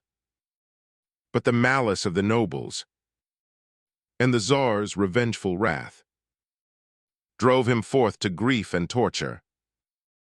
On the martyr's chosen path, he set out to teach the people freedom, love's equality, to exhort them to resistance, but to flee the penalty of the prison, whip, and gallows. To a foreign land he went, while the people waited hoping. From Smolensk to far Tashkent, waited eager for his coming, to rebel against their fate, to arise and crush the Tsardom, and the nobles' vicious hate, to share all the wealth in common, and the antiquated thrall of the church, the home, and marriage, to abolish once for all. You got it from that officer, I suppose, eh? Asked Pyotr Stepanovich. Why, do you know that officer then, too? I should think so. I had a gay time with him there for 2 days. He was bound to go out of his mind. Perhaps he did not go out of his mind. You think he didn't because he began to bite. But excuse me, if you saw those verses abroad and then it appears at that officer's. What puzzling is it? You are putting me through an examination, Andrei Antonovich, I see. You see, he began suddenly with extraordinary dignity. As to what I saw abroad, I have already given explanations, and my explanations were found satisfactory. Otherwise, I should not have been gratifying this town with my presence. I consider that the question as regards me has been settled, and I am not obliged to give any further account of myself, not because I am an informer, but because I could not help acting as I did. The people who wrote to Yulia Mihailovna about me knew what they were talking about, and they said I was an honest man. But that's neither here nor there. I've come to see you about a serious matter, and it's as well you've sent your chimney, sweep away. It's a matter of importance to me, Andrei Antonovich. I shall have a very great favor to ask of you. A favor? By all means, I am waiting, and I confess with curiosity. And I must add, Pyotr Stepanovich, that you surprise me not a little. Von Lemke was in some agitation. Pyotr Stepanovich crossed his legs. In Petersburg, he began, I talked freely of most things, but there were things, this, for instance. He tapped the noble personality with his finger, about which I held my tongue in the first place because it wasn't worth talking about, and secondly because I only answered questions. I don't care to put myself forward in such matters, in that I see the distinction between a rogue and an honest man forced by circumstances. Well, in short, we'll dismiss that. But now that these fools... Now that this has come to the surface and is in your hands, and I see that you'll find out all about it, for you are a man with eyes and one can't tell beforehand what you'll do. And these fools are still going on, Well, the fact is I've come to ask you to save one man, a fool too, most likely mad, for the sake of his youth, his misfortunes, in the name of your humanity. You can't be so humane only in the novels you manufacture, he said, breaking off with coarse sarcasm and impatience. In fact, he was seen to be a straightforward man, awkward and impolitic from excess of humane feeling and perhaps from excessive sensitiveness. Above all, a man of limited intelligence, as von Lemke saw at once with extraordinary subtlety. He had indeed long suspected it, especially when during the previous week he had, sitting alone in his study at night, secretly cursed him with all his heart for the inexplicable way in which he had gained Yulia Mihailovna's good graces. For whom are you interceding, and what does all this mean? He inquired majestically, trying to conceal his curiosity. Damn it. It's not my fault that I trust you. Is it my fault that I look upon you as a most honorable, and above all, a sensible man capable, that is, of understanding? Damn. The poor fellow evidently could not master his emotion. You must understand at last, he went on. You must understand that in pronouncing his name I am betraying him to you. I am betraying him, am I not? Am I not? But how am I to guess if you don't make up your mind to speak out? That's just it, you always cut the ground from under one's feet with your logic, damn it. Well, here goes this noble personality. This student is Shatov, that's all. Shatov? How do you mean it's Shatov? Shatov is the student who is mentioned in this. He lives here, he was once a serf, the man who gave that slap. I know. Lemke screwed up his eyes. But excuse me, what is he accused of, precisely, and above all, what is your petition? I beg you to save him, do you understand? I used to know him 8 years ago, I might almost say I was his friend, cried Pyotr Stepanovich, completely carried away. But I am not bound to give you an account of my past life, he added with a gesture of dismissal. All this is of no consequence, it's the case of 3 men and a half, and with those that are abroad you can't make up a dozen. But what I am building upon is your humanity and your intelligence. You will understand, and you will put the matter in its true light, as the foolish dream of a man driven crazy by misfortunes, by continued misfortunes, and not as some impossible political plot or God knows what. He was almost gasping for breath. I see that he is responsible for the manifestos with the axe, Lemke concluded almost majestically. Excuse me, though, if he were the only person concerned, how could he have distributed it both here and in other districts and in the X-province? And above all, where did he get them? But I tell you that at the utmost there are not more than 5 people in it, a dozen perhaps. How can I tell? You don't know. How should I know, damn it all? Why, you knew that Shatov was one of the conspirators. Pyotr Stepanovich waved his hand as though to keep off the overwhelming penetration of the inquirer. Well, listen. I'll tell you the whole truth. Of the manifestos I know nothing. That is, absolutely nothing. Damn it all, don't you know what nothing means? That sub-lieutenant, to be sure, and somebody else and someone else here, and Shatov perhaps, and someone else too. Well, that's the lot of them. A wretched lot. But I've come to intercede for Shatov. He must be saved, for this poem is his own composition, and it was through him it was published abroad. That I know for a fact, but of the manifestos I really know nothing. If the poem is his work, no doubt the manifestos are too. But what data have you for suspecting Mr. Shatov? Pyotr Stepanovich, with the air of a man driven out of all patience, pulled a book out of his pocket and took a note out of it. Here are the facts, he cried, flinging it on the table. Lemk unfolded it. It turned out to be a note written 6 months before from here to some address abroad. It was a brief note, only 2 lines. I can't print a noble personality here, and in fact I can do nothing, print it abroad. Lemk looked intently at Pyotr Stepanovich. Varvara Petrovna had been right in saying that he had at times the expression of a sheep. You see, it's like this, Pyotr Stepanovich burst out. He wrote this poem here 6 months ago, but he couldn't get it printed here in a secret printing press, and so he asks to have it printed abroad. That seems clear. Yes, that's clear, but to whom did he write? That's not clear yet, Lemk observed with the most subtle irony. Why, Kirillov, of course. The letter was written to Kirillov abroad. Surely you knew that? What's so annoying is that perhaps you are only putting it on before me, and most likely you knew all about this poem and everything long ago. How did it come to be on your table? It found its way there somehow. Why are you torturing me, if so? He feverishly mopped his forehead with his handkerchief. I know something, perhaps, Lemk parried dexterously, but who is this Kirillov? An engineer who has lately come to the town. He was Stavrogin's second, a maniac, a madman. Your sub-lieutenant may really only be suffering from temporary delirium, but Kirillov is a thoroughgoing madman, thoroughgoing, that I guarantee. Ah, Andrei Antonovich, if the government only knew what sort of people these conspirators all are, they wouldn't have the heart to lay a finger on them. Every single one of them ought to be in an asylum. I had a good look at them in Switzerland and at the congresses, from which they direct the movement here.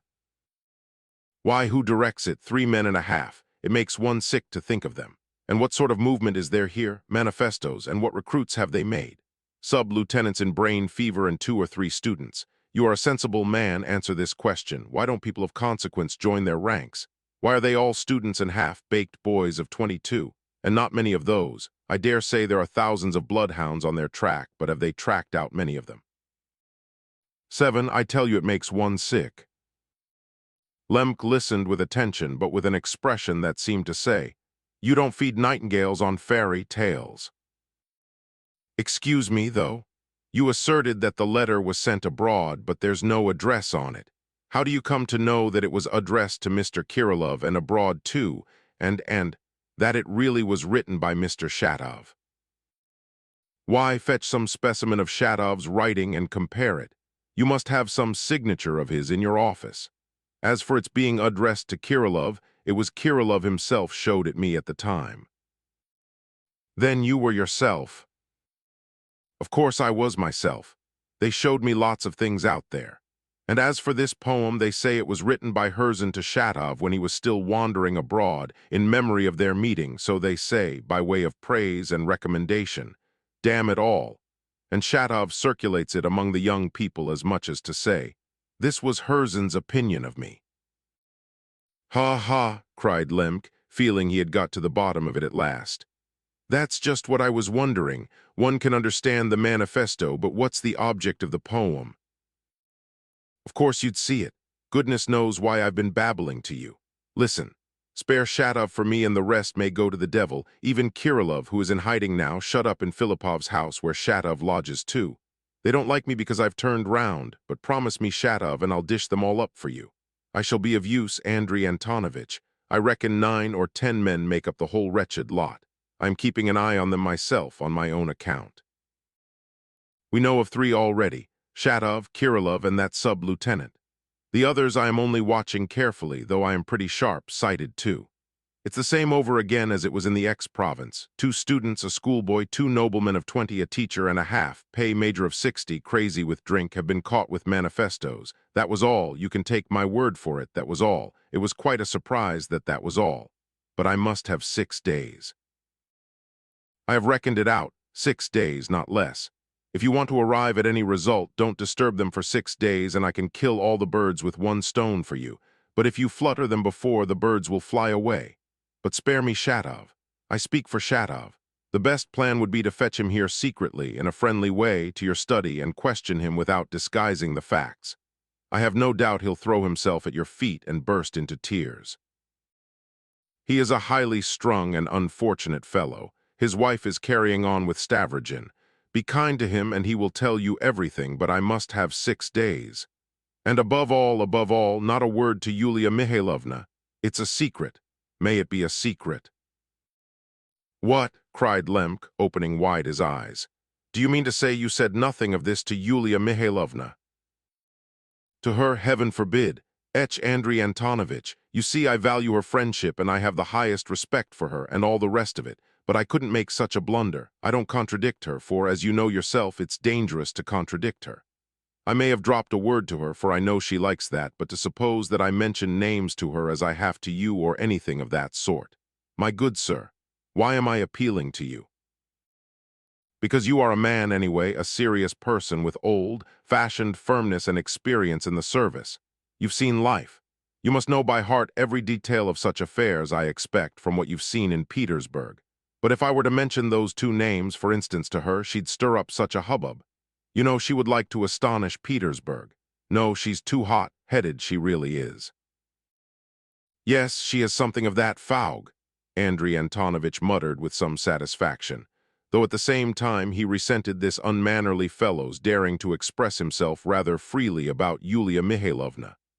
But Pyotr Stepanovich probably imagined that he had not gone far enough, and that he must exert himself further to flatter Lemk and make a complete conquest of him. Faug is just it, he assented. She may be a woman of genius, a literary woman, but she would scare our sparrows. She wouldn't be able to keep quiet for 6 hours, let alone 6 days. Andrei Antonovich, don't attempt to tie a woman down for 6 days. You do admit that I have some experience in this sort of thing, I mean. I know something about it, and you know that I may very well know something about it. I'm not asking for 6 days for fun, but with an object. I have heard, Lemk hesitated to utter his thought, I have heard that on your return from abroad you made some expression, as it were of repentance in the proper quarter. Well, that's as it may be. And of course I don't want to go into it. But it has seemed to me all along that you've talked in quite a different style, about the Christian faith, for instance, about social institutions, about the government even. I've said lots of things, no doubt I am saying them still, but such ideas mustn't be applied as those fools do it, that's the point. What's the good of biting his superior's shoulder? You agreed with me yourself, only you said it was premature. I didn't mean that when I agreed and said it was premature. You weigh every word you utter, though. You are a careful man, Pyotr Stepanovich observed gaily all of a sudden. Listen, old friend, I had to get to know you, that's why I talked in my own style. You are not the only one I get to know like that. Maybe I needed to find out your character. What's my character to you? How can I tell what it may be to me? He laughed again. You see, my dear and highly respected Andrei Antonovich, you are cunning, but it's not come to that yet, and it certainly never will come to it, you understand. Perhaps you do understand. Though I did make an explanation in the proper quarter when I came back from abroad, and I really don't know why a man of certain convictions should not be able to work for the advancement of his sincere convictions. But nobody there has yet instructed me to investigate your character, and I've not undertaken any such job from them. Consider, I need not have given those 2 names to you. I might have gone straight there. That is where I made my first explanations. And if I'd been acting with a view to financial profit or my own interest in any way, it would have been a bad speculation on my part. for now they'll be grateful to you and not to me at headquarters. I've done it solely for Shatov's sake, Pyotr Stepanovich added generously, for Shatov's sake because of our old friendship. But when you take up your pen to write to headquarters, you may put in a word for me if you like. I'll make no objection, hee. Adieu, though, I've stayed too long and there was no need to gossip so much, he added with some amiability, and he got up from the sofa. On the contrary, I am very glad that the position has been defined, so to speak. Von Lemke too got up, and he too looked pleasant, obviously affected by the last words. I accept your services and acknowledge my obligation, and you may be sure that anything I can do by way of reporting your zeal.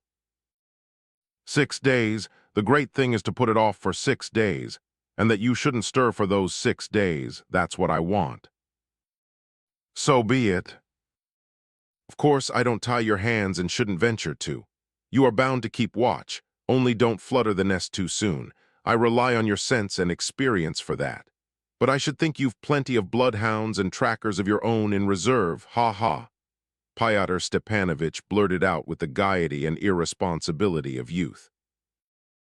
Not quite so, Lemke parried amiably. Young people are apt to suppose that there is a great deal in the background. But by the way, allow me one little word. If this Kirillov was Stavrogin's second, then Mr. Stavrogin too. What about Stavrogin? I mean if they are such friends. Oh, no. There you are quite out of it, though you are cunning. You really surprise me. I thought that you had some information about it. H.M. Stavrogin, it's quite the opposite, quite. Aviso lector. Do you mean it? And can it be so? Lemke articulated mistrustfully. Yulia Mihailovna told me that from what she heard from Petersburg, he is a man acting on some sort of instructions, so to speak. I know nothing about it. I know nothing, absolutely nothing. Adieu. Aviso lector. Abruptly and obviously Pyotr Stepanovich declined to discuss it. He hurried to the door. Stay, Pyotr Stepanovich, stay, cried Lemke. One other tiny matter and I won't detain you. He drew an envelope out of a table drawer. Here is a little specimen of the same kind of thing, and I let you see it to show how completely I trust you. Here, and tell me your opinion. In the envelope was a letter, a strange anonymous letter addressed to Lemke and only received by him the day before. With intense vexation, Pyotr Stepanovich read as follows. Your Excellency, for such you are by rank, herewith I make known that there is an attempt to be made on the life of personages of general's rank and on the fatherland, for it's working up straight for that. I myself have been disseminating unceasingly for a number of years. There's infidelity, too. There's a rebellion being got up and there are some thousands of manifestos, and for every one of them there will be 100 running with their tongues out, unless they've been taken away beforehand by the police. For they've been promised a mighty lot of benefits, and the simple people are foolish, and there's vodka too.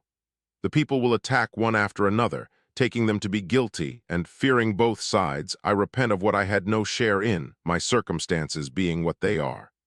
If you want information to save the fatherland, and also the church and the icons, I am the only one that can do it. But only on condition that I get a pardon from the secret police by telegram at once, me alone, but the rest may answer for it. Put a candle every evening at 7 o'clock in the porter's window for a signal. Seeing it, I shall believe and come to kiss the merciful hand from Petersburg. But on condition there's a pension for me, for else how am I to live? You won't regret it, for it will mean a star for you. You must go secretly or they'll wring your neck. Your Excellency's desperate servant falls at your feet. Repentant free, thinker incognito. Von Lemke explained that the letter had made its appearance in the porter's room, when it was left empty the day before. So what do you think? Pyotr Stepanovich asked almost rudely. I think it's an anonymous skit by way of a hoax. Most likely it is. There's no taking you in. What makes me think that is that it's so stupid. Have you received such documents here before? Once or twice, anonymous letters. Oh, of course they wouldn't be signed. In a different style, in different handwritings. Yes. And were they buffoonery like this one? Yes, and you know, very disgusting. Well, if you had them before, it must be the same thing now. Especially because it's so stupid. Because these people are educated and wouldn't write so stupidly. Of course, of course. But what if this is someone who really wants to turn informer? It's not very likely, Pyotr Stepanovich rapped out dryly. What does he mean by a telegram from the secret police and a pension? It's obviously a hoax. Yes, yes, Lemk admitted abashed. I tell you what, you leave this with me. I can certainly find out for you before I track out the others. Take it, Lemk assented, though with some hesitation. Have you shown it to anyone? Is it likely? No. Not to Yulia Mihailovna. Oh, heaven forbid, and for God's sake don't you show it her, Lemk cried in alarm. She'll be so upset and will be dreadfully angry with me. Yes, you'll be the first to catch it. She'd say you brought it on yourself if people write like that to you. I know what women's logic is. Well, goodbye. I dare say I shall bring you the writer in a couple of days or so. Above all, our compact. Chapter 4. Though Pyotr Stepanovich was perhaps far from being a stupid man, Fedka the convict had said of him truly that he would make up a man himself and go on living with him too. He came away from Lemk fully persuaded that for the next 6 days, anyway, he had put his mind at rest, and this interval was absolutely necessary for his own purposes. But it was a false idea, and founded entirely on the fact that he had made up for himself once for all in Andrei Antonovich, who was a perfect simpleton.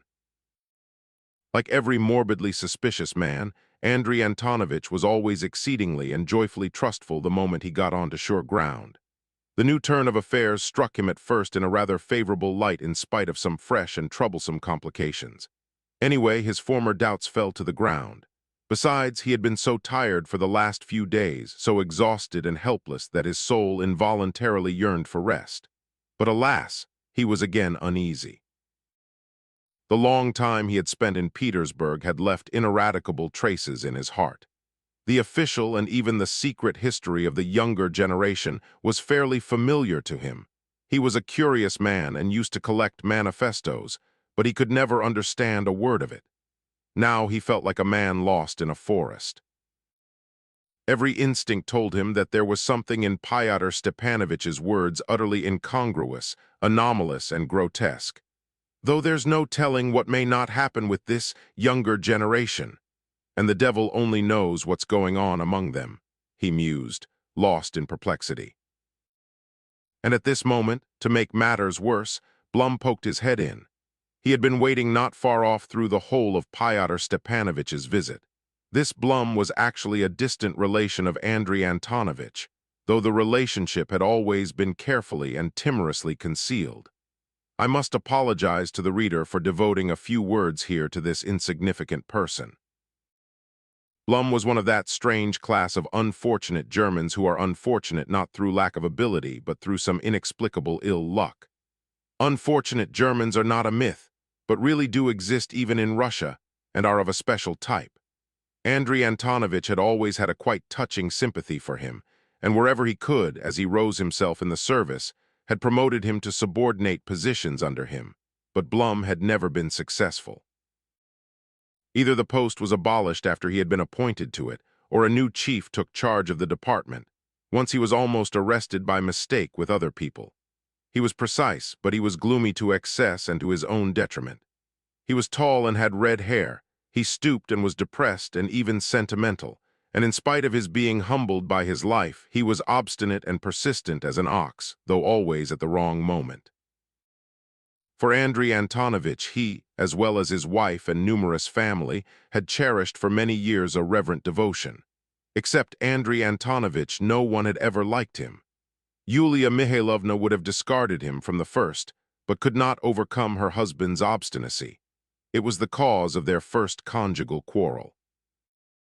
It had happened soon after their marriage, in the early days of their honeymoon, when she was confronted with Blum, who, together with the humiliating secret of his relationship, had been until then carefully concealed from her.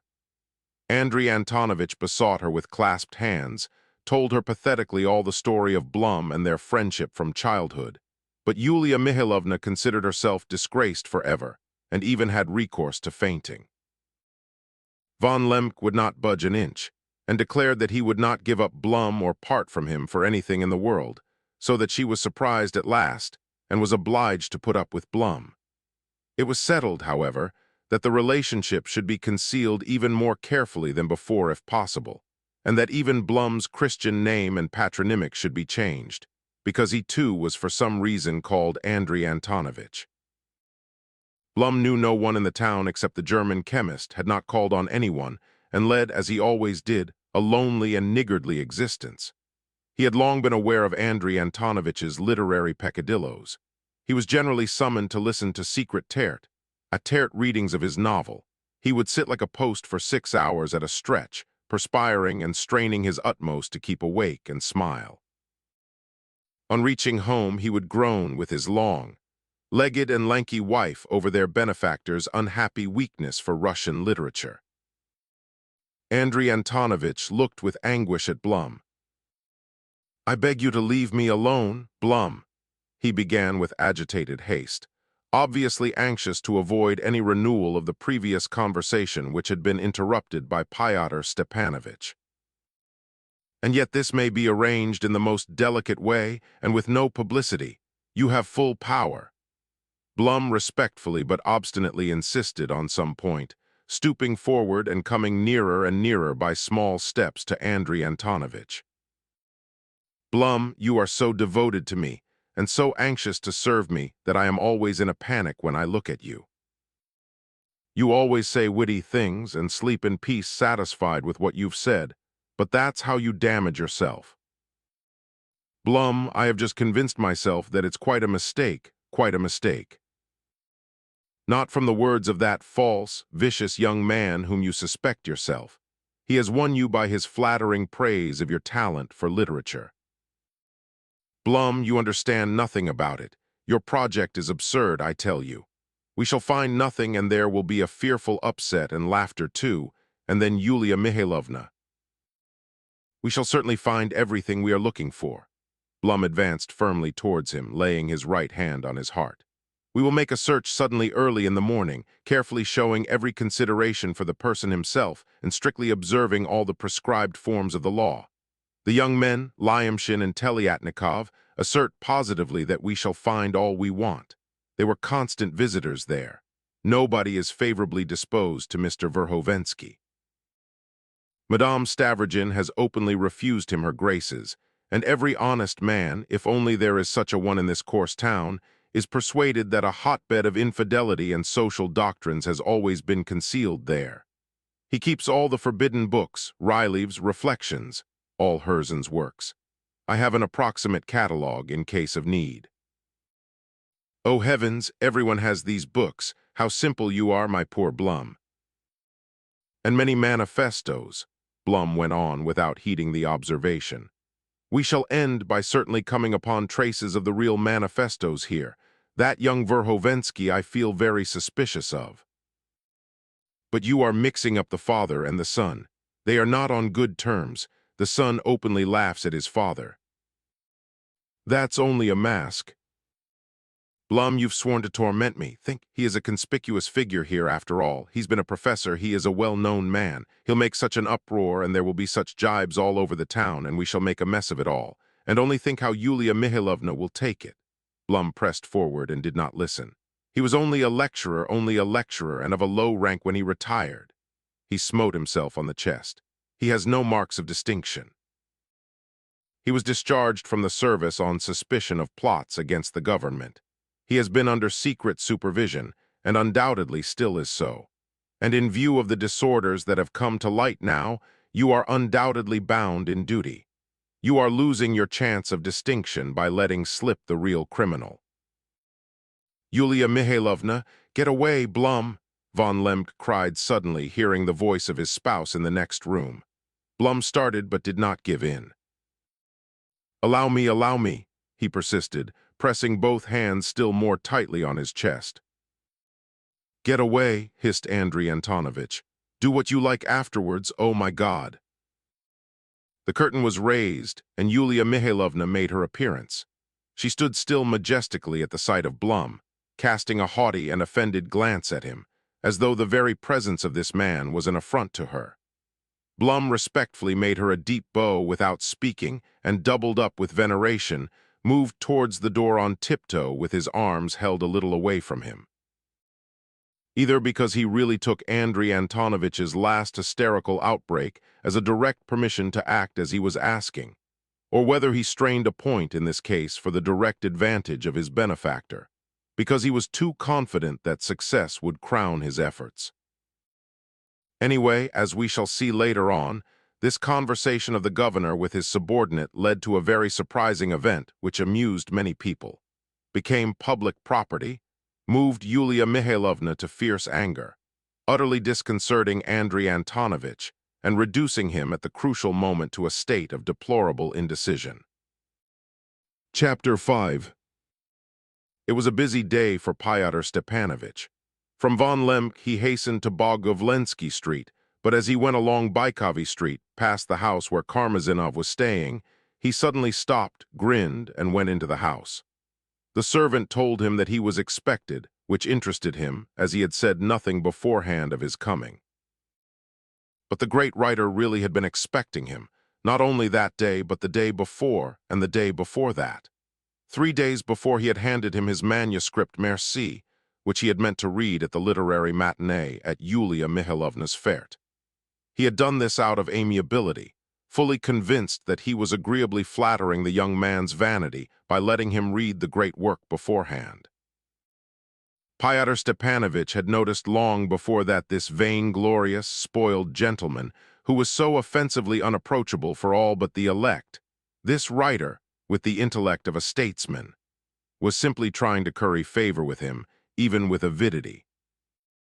I believe the young man guessed at last that Karmazinov considered him, if not the leader of the whole secret revolutionary movement in Russia, at least one of those most deeply initiated into the secrets of the Russian Revolution who had an incontestable influence on the younger generation. The state of mind of the cleverest man in Russia interested Fyodor Stepanovich, but hitherto he had, for certain reasons, avoided explaining himself. The great writer was staying in the house belonging to his sister, who was the wife of a kammerherr and had an estate in the neighborhood. Both she and her husband had the deepest reverence for their illustrious relation, but to their profound regret both of them happened to be in Moscow at the time of his visit, so that the honor of receiving him fell to the lot of an old lady, a poor relation of the kammerherr's, who had for years lived in the family and looked after the housekeeping. All the household had moved about on tiptoe since Karmazinov's arrival. The old lady sent news to Moscow almost every day, how he had slept, what he had deigned to eat, and had once sent a telegram to announce that after a dinner party at the mayor's he was obliged to take a spoonful of a well-known medicine. She rarely plucked up courage to enter his room, though he behaved courteously to her, but dryly, and only talked to her of what was necessary. When Fyodor Stepanovich came in, he was eating his morning cutlet with half a glass of red wine. Fyodor Stepanovich had been to see him before and always found him eating this cutlet, which he finished in his presence without ever offering him anything. After the cutlet, a little cup of coffee was served. The footman who brought in the dishes wore a swallow, tailcoat, noiseless boots, and gloves. "Ha ha!" Karmazinov got up from the sofa, wiping his mouth with a table napkin, and came forward to kiss him with an air of unmixed delight, after the characteristic fashion of Russians if they are very illustrious. But Fyodor Stepanovich knew by experience that, though Karmazinov made a show of kissing him, he really only proffered his cheek, and so this time he did the same. The cheeks met. Karmazinov did not show that he noticed it, sat down on the sofa, and affably offered Fyodor Stepanovich an easy chair facing him, in which the latter stretched himself at once. "You wouldn't like some lunch?" inquired Karmazinov, abandoning his usual habit, but with an air, of course, which would prompt a polite refusal. Fyodor Stepanovich at once expressed a desire for lunch. A shade of offended surprise darkened the face of his host, but only for an instant. He nervously rang for the servant and, in spite of all his breeding, raised his voice scornfully as he gave orders for a second lunch to be served. "What will you have, cutlet or coffee?" he asked once more. "A cutlet and coffee, and tell him to bring some more wine. I am hungry," answered Pyotr Stepanovich, calmly scrutinizing his host's attire. Mr. Karmazinov was wearing a sort of indoor wadded jacket with pearl buttons, but it was too short, which was far from becoming to his rather comfortable stomach and the solid curves of his hips. But tastes differ. Over his knees he had a checkered woolen plaid reaching to the floor, though it was warm in the room. "Are you unwell?" commented Pyotr Stepanovich. "No, not unwell, but I am afraid of being so in this climate," answered the writer in his squeaky voice, though he uttered each word with a soft cadence and agreeable gentlemanly lisp. "I've been expecting you since yesterday." "Why, I didn't say I'd come." "No, but you have my manuscript. Have you read it?" "Manuscript, which one?" Karmazinov was terribly surprised. "But you've brought it with you, haven't you?" He was so disturbed that he even left off eating and looked at Pyotr Stepanovich with a face of dismay. "Ah, that bonjour you mean." "Merci." "Oh, all right, I'd quite forgotten it and hadn't read it. I haven't had time. I really don't know, it's not in my pockets, it must be on my table. Don't be uneasy, it will be found." "No, I'd better send to your rooms at once. It might be lost, besides it might be stolen." "Oh, who'd want it? But why are you so alarmed?" "Why, Yulia Mihailovna told me you always have several copies made. One kept at a notary's abroad, another in Petersburg, a third in Moscow, and then you send some to a bank, I believe." "But Moscow might be burnt again and my manuscript with it. No, I'd better send at once." "Stay, here it is." Pyotr Stepanovich pulled a roll of paper out of a pocket at the back of his coat. "It's a little crumpled, only fancy it's been lying there with my handkerchief ever since I took it from you. I forgot it." Karmazinov greedily snatched the manuscript, carefully examined it, counted the pages, and laid it respectfully beside him on a special table, for the time in such a way that he would not lose sight of it for an instant. "You don't read very much, it seems?" he hissed, unable to restrain himself. "No, not very much." "And nothing in the way of Russian literature?" "In the way of Russian literature, let me see, I have read something. On the Way or Away, or At the Parting of the Ways, something of the sort, I don't remember. It's a long time since I read it, 5 years ago. I've no time." A silence followed. "When I came, I assured everyone that you were a very intelligent man, and now I believe everyone here is wild over you." "Thank you," Pyotr Stepanovich answered calmly. Lunch was brought in. Pyotr Stepanovich pounced on the cutlet with extraordinary appetite, had eaten it in a trice, tossed off the wine and swallowed his coffee. "This boor," thought Karmazinov, looking at him askance as he munched the last morsel and drained the last drops. "This boor probably understood the biting taunt in my words, and no doubt he has read the manuscript with eagerness. He is simply lying with some object. But possibly he is not lying and is only genuinely stupid. I like a genius to be rather stupid. Mayn't he be a sort of genius among them? Devil take the fellow."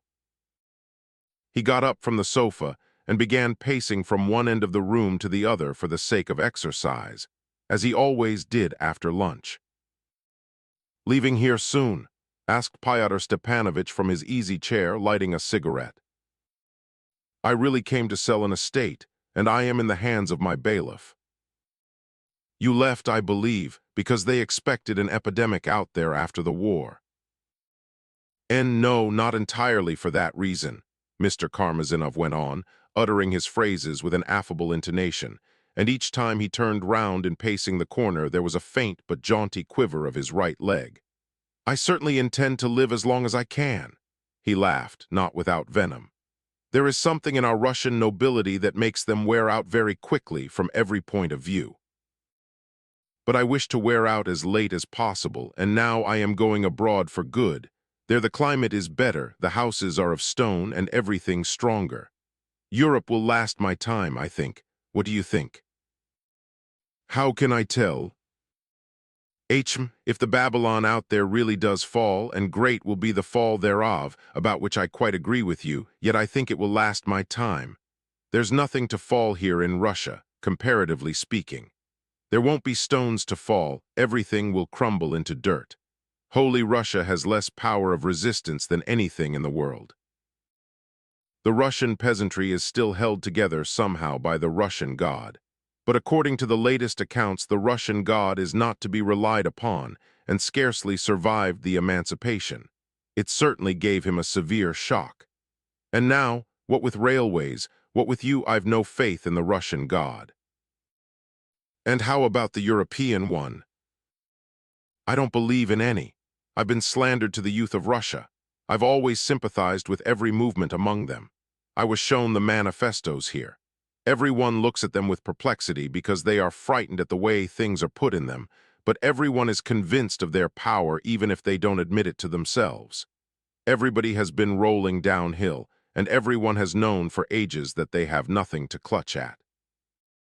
I am persuaded of the success of this mysterious propaganda, if only because Russia is now eminently the place in all the world where anything you like may happen without any opposition. I understand only too well why wealthy Russians all flock abroad and more so every year. It's simply instinct. If the ship is sinking, the rats are the first to leave it. Holy Russia is a country of wood, of poverty, and of danger, the country of ambitious beggars in its upper classes, while the immense majority live in poky little huts. She will be glad of any way of escape. You have only to present it to her. It's only the government that still means to resist, but it brandishes its cudgel in the dark and hits its own men. Everything here is doomed and awaiting the end. Russia as she is has no future. I have become a German and I am proud of it. But you began about the manifestos. Tell me everything. How do you look at them? Everyone is afraid of them, so they must be influential. They openly unmask what is false and prove that there is nothing to lay hold of among us and nothing to lean upon. They speak aloud while all is silent. What is most effective about them, in spite of their style, is the incredible boldness with which they look the truth straight in the face. To look facts straight in the face is only possible to Russians of this generation. No, in Europe they are not yet so bold. It is a realm of stone, there is still something to lean upon. So far as I see and am able to judge, the whole essence of the Russian revolutionary idea lies in the negation of honor. I like its being so boldly and fearlessly expressed. No, in Europe they wouldn't understand it yet, but that's just what we shall clutch at. For a Russian, a sense of honor is only a superfluous burden, and it always has been a burden through all his history. The open right to dishonor will attract him more than anything. I belong to the older generation, and I must confess, still cling to honor, but only from habit. It is only that I prefer the old forms, granted it's from timidity. You see, one must live somehow what's left of one's life. He suddenly stopped. I am talking, he thought, while he holds his tongue and watches me. He has come to make me ask him a direct question, and I shall ask him. Yulia Mihailovna asked me by some stratagem to find out from you what the surprise is that you are preparing for the ball tomorrow, Fyodor Stepanovich asked suddenly. Yes, there really will be a surprise, and I certainly shall astonish, said Karmazinov with increased dignity. But I won't tell you what the secret is. Fyodor Stepanovich did not insist. There is a young man here called Shatov, observed the great writer. Would you believe it, I haven't seen him. A very nice person. What about him?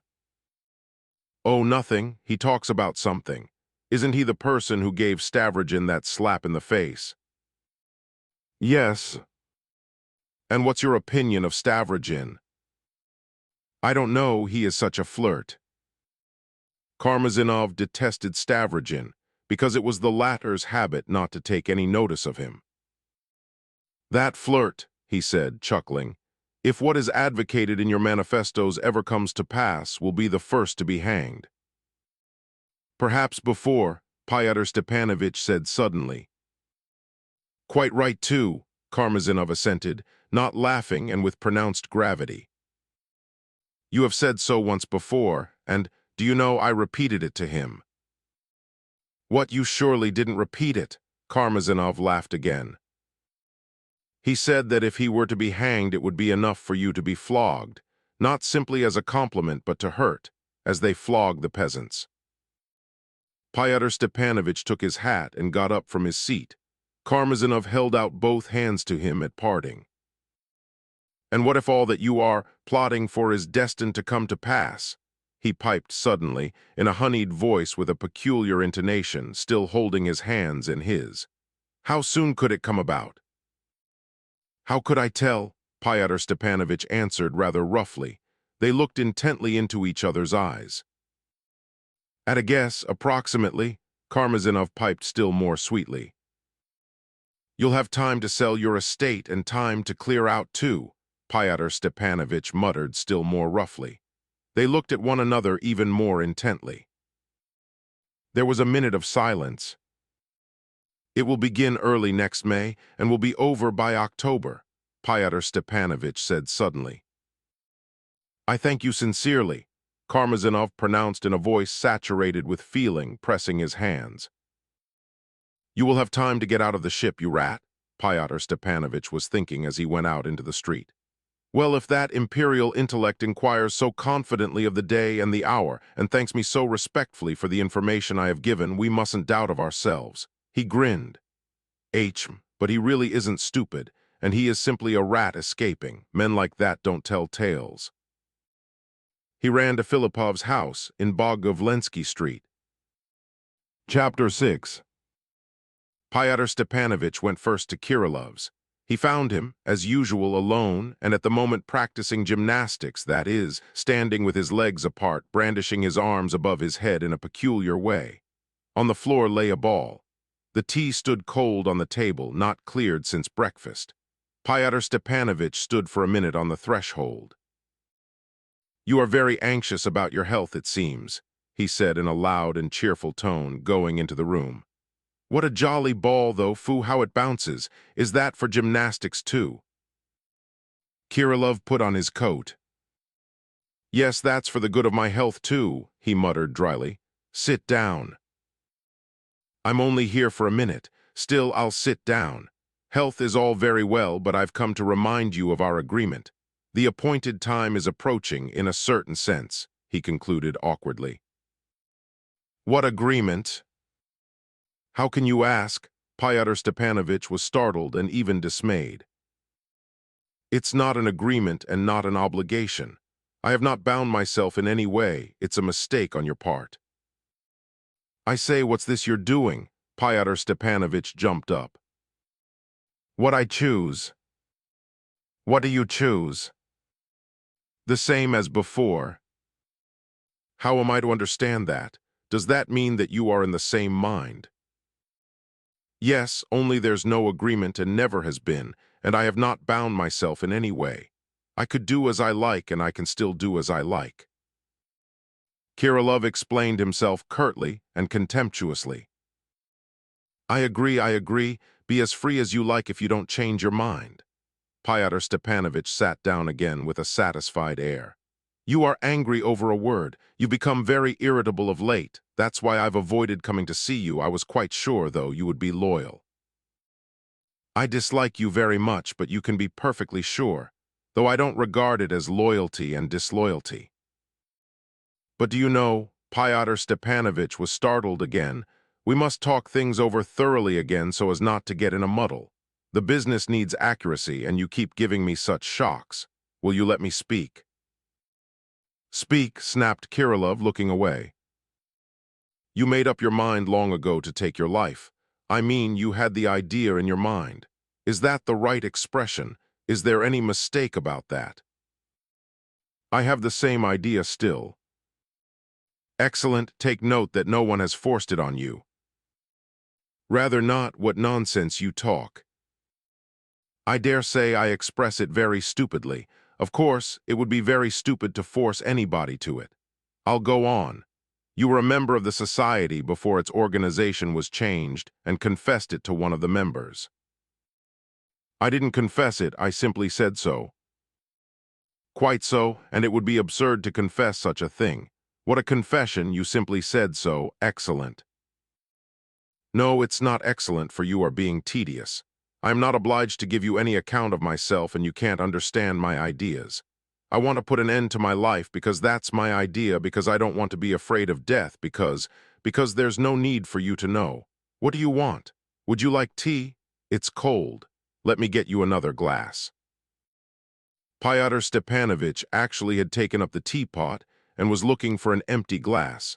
Kirillov went to the cupboard and brought a clean glass. "I've just had lunch at Karmazinov's," observed his visitor.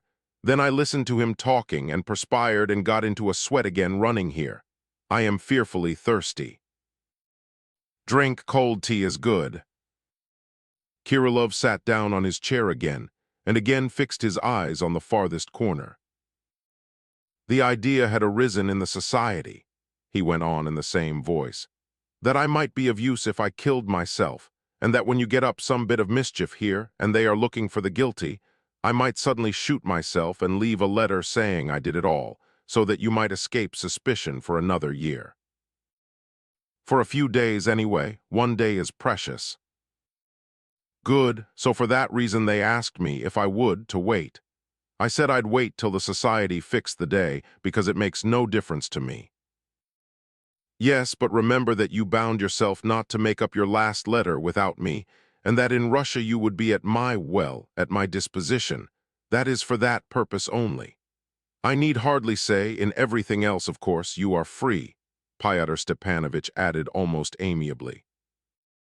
"I didn't bind myself, I agreed, because it makes no difference to me." "Good, good. I have no intention of wounding your vanity, but—" "It's not a question of vanity. But remember that $120 were collected for your journey, so you've taken money." "Not at all," Kirillov fired up. "The money was not on that condition. One doesn't take money for that." "People sometimes do." "That's a lie.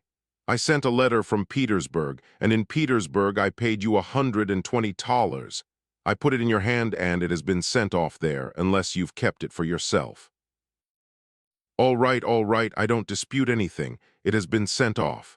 All that matters is that you are still in the same mind." "Exactly the same.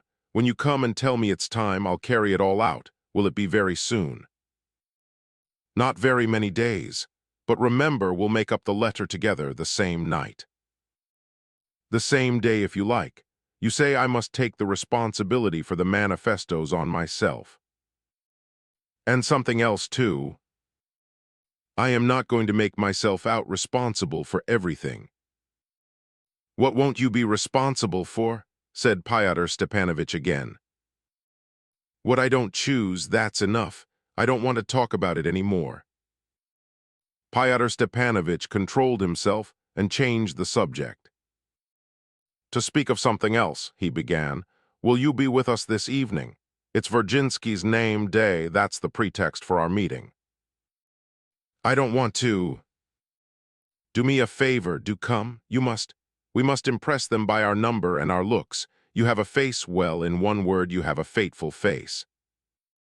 "You think so?" laughed Kirillov. "Very well, I'll come, but not for the sake of my face. What time is it?" "Oh, quite early, 6:30. And you know you can go in, sit down, and not speak to anyone, however many there may be there. Only, I say, don't forget to bring pencil and paper with you." "What's that for?" "Why, it makes no difference to you, and it's my special request. You'll only have to sit still, speaking to no one, listen, and sometimes seem to make a note. You can draw something if you like." "What nonsense, what for?" "Why, since it makes no difference to you. You keep saying that it's just the same to you." "No, what for?" "Why, because that member of the society, the inspector, has stopped at Moscow, and I told some of them here that possibly the inspector may turn up tonight, and they'll think that you are the inspector. And as you've been here 3 weeks already, they'll be still more surprised." "Stage tricks. You haven't got an inspector in Moscow." "Well, suppose I haven't. Damn him. What business is that of yours, and what bother will it be to you? You are a member of the society yourself. Tell them I am the inspector. I'll sit still and hold my tongue, but I won't have the pencil and paper. But why? I don't want to. Pyotr Stepanovich was really angry. He turned positively green, but again he controlled himself. He got up and took his hat.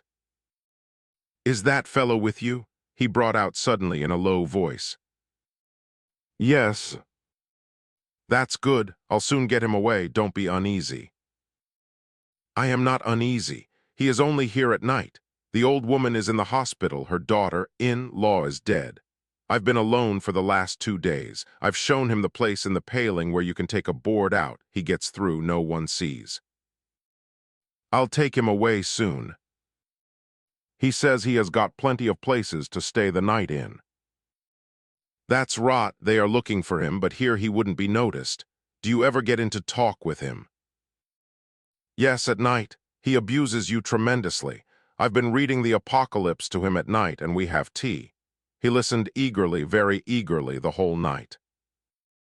Hang it all, you'll convert him to Christianity. He is a Christian as it is. Don't be uneasy, he'll do the murder. Whom do you want to murder? No, I don't want him for that. I want him for something different. And does Shatov know about Fedka? I don't talk to Shatov, and I don't see him. Is he angry? No, we are not angry, only we shun one another. We lay too long side by side in America. I am going to him directly. As you like. Stavrogin and I may come and see you from there, about 10 o'clock. Do. I want to talk to him about something important. I say, make me a present of your ball. What do you want with it now? I want it for gymnastics, too. I'll pay you for it if you like. You can take it without. Pyotr Stepanovich put the ball in the back pocket of his coat. But I'll give you nothing against Stavrogin, Kirillov muttered after his guest as he saw him out. The latter looked at him in amazement but did not answer. Kirillov's last words perplexed Pyotr Stepanovich extremely. He had not time yet to discover their meaning, but even while he was on the stairs of Shatov's lodging, he tried to remove all trace of annoyance and to assume an amiable expression. Shatov was at home and rather unwell. He was lying on his bed, though dressed. What bad luck, Pyotr Stepanovich cried out in the doorway. Are you really ill? The amiable expression of his face suddenly vanished. There was a gleam of spite in his eyes. Not at all, Shatov jumped up nervously. I am not ill at all, a little headache. He was disconcerted. The sudden appearance of such a visitor positively alarmed him. You mustn't be ill for the job I've come about, Pyotr Stepanovich began quickly and, as it were, peremptorily. Allow me to sit down. He sat down. And you sit down again on your bedstead, that's right. There will be a party of our fellows at Virginsky's tonight on the pretext of his birthday. It will have no political character, however. We've seen to that. I am coming with Nikolay Stavrogin. I would not, of course, have dragged you there, knowing your way of thinking at present. Simply to save your being worried, not because we think you would betray us. But as things have turned out, you will have to go. You'll meet there the very people with whom we shall finally settle how you are to leave the society and to whom you are to hand over what is in your keeping. We'll do it without being noticed. I'll take you aside into a corner. There'll be a lot of people and there's no need for everyone to know. I must confess I've had to keep my tongue wagging on your behalf. But now I believe they've agreed, on condition you hand over the printing press and all the papers, of course. Then you can go where you please. Shatov listened, frowning and resentful. The nervous alarm of a moment before had entirely left him. I don't acknowledge any sort of obligation to give an account to the devil knows whom, he declared definitely. No one has the authority to set me free. Not quite so. A great deal has been entrusted to you. You hadn't the right to break off simply. Besides, you made no clear statement about it, so that you put them in an ambiguous position. I stated my position clearly by letter as soon as I arrived here. No, it wasn't clear. Pyotr Stepanovich retorted calmly.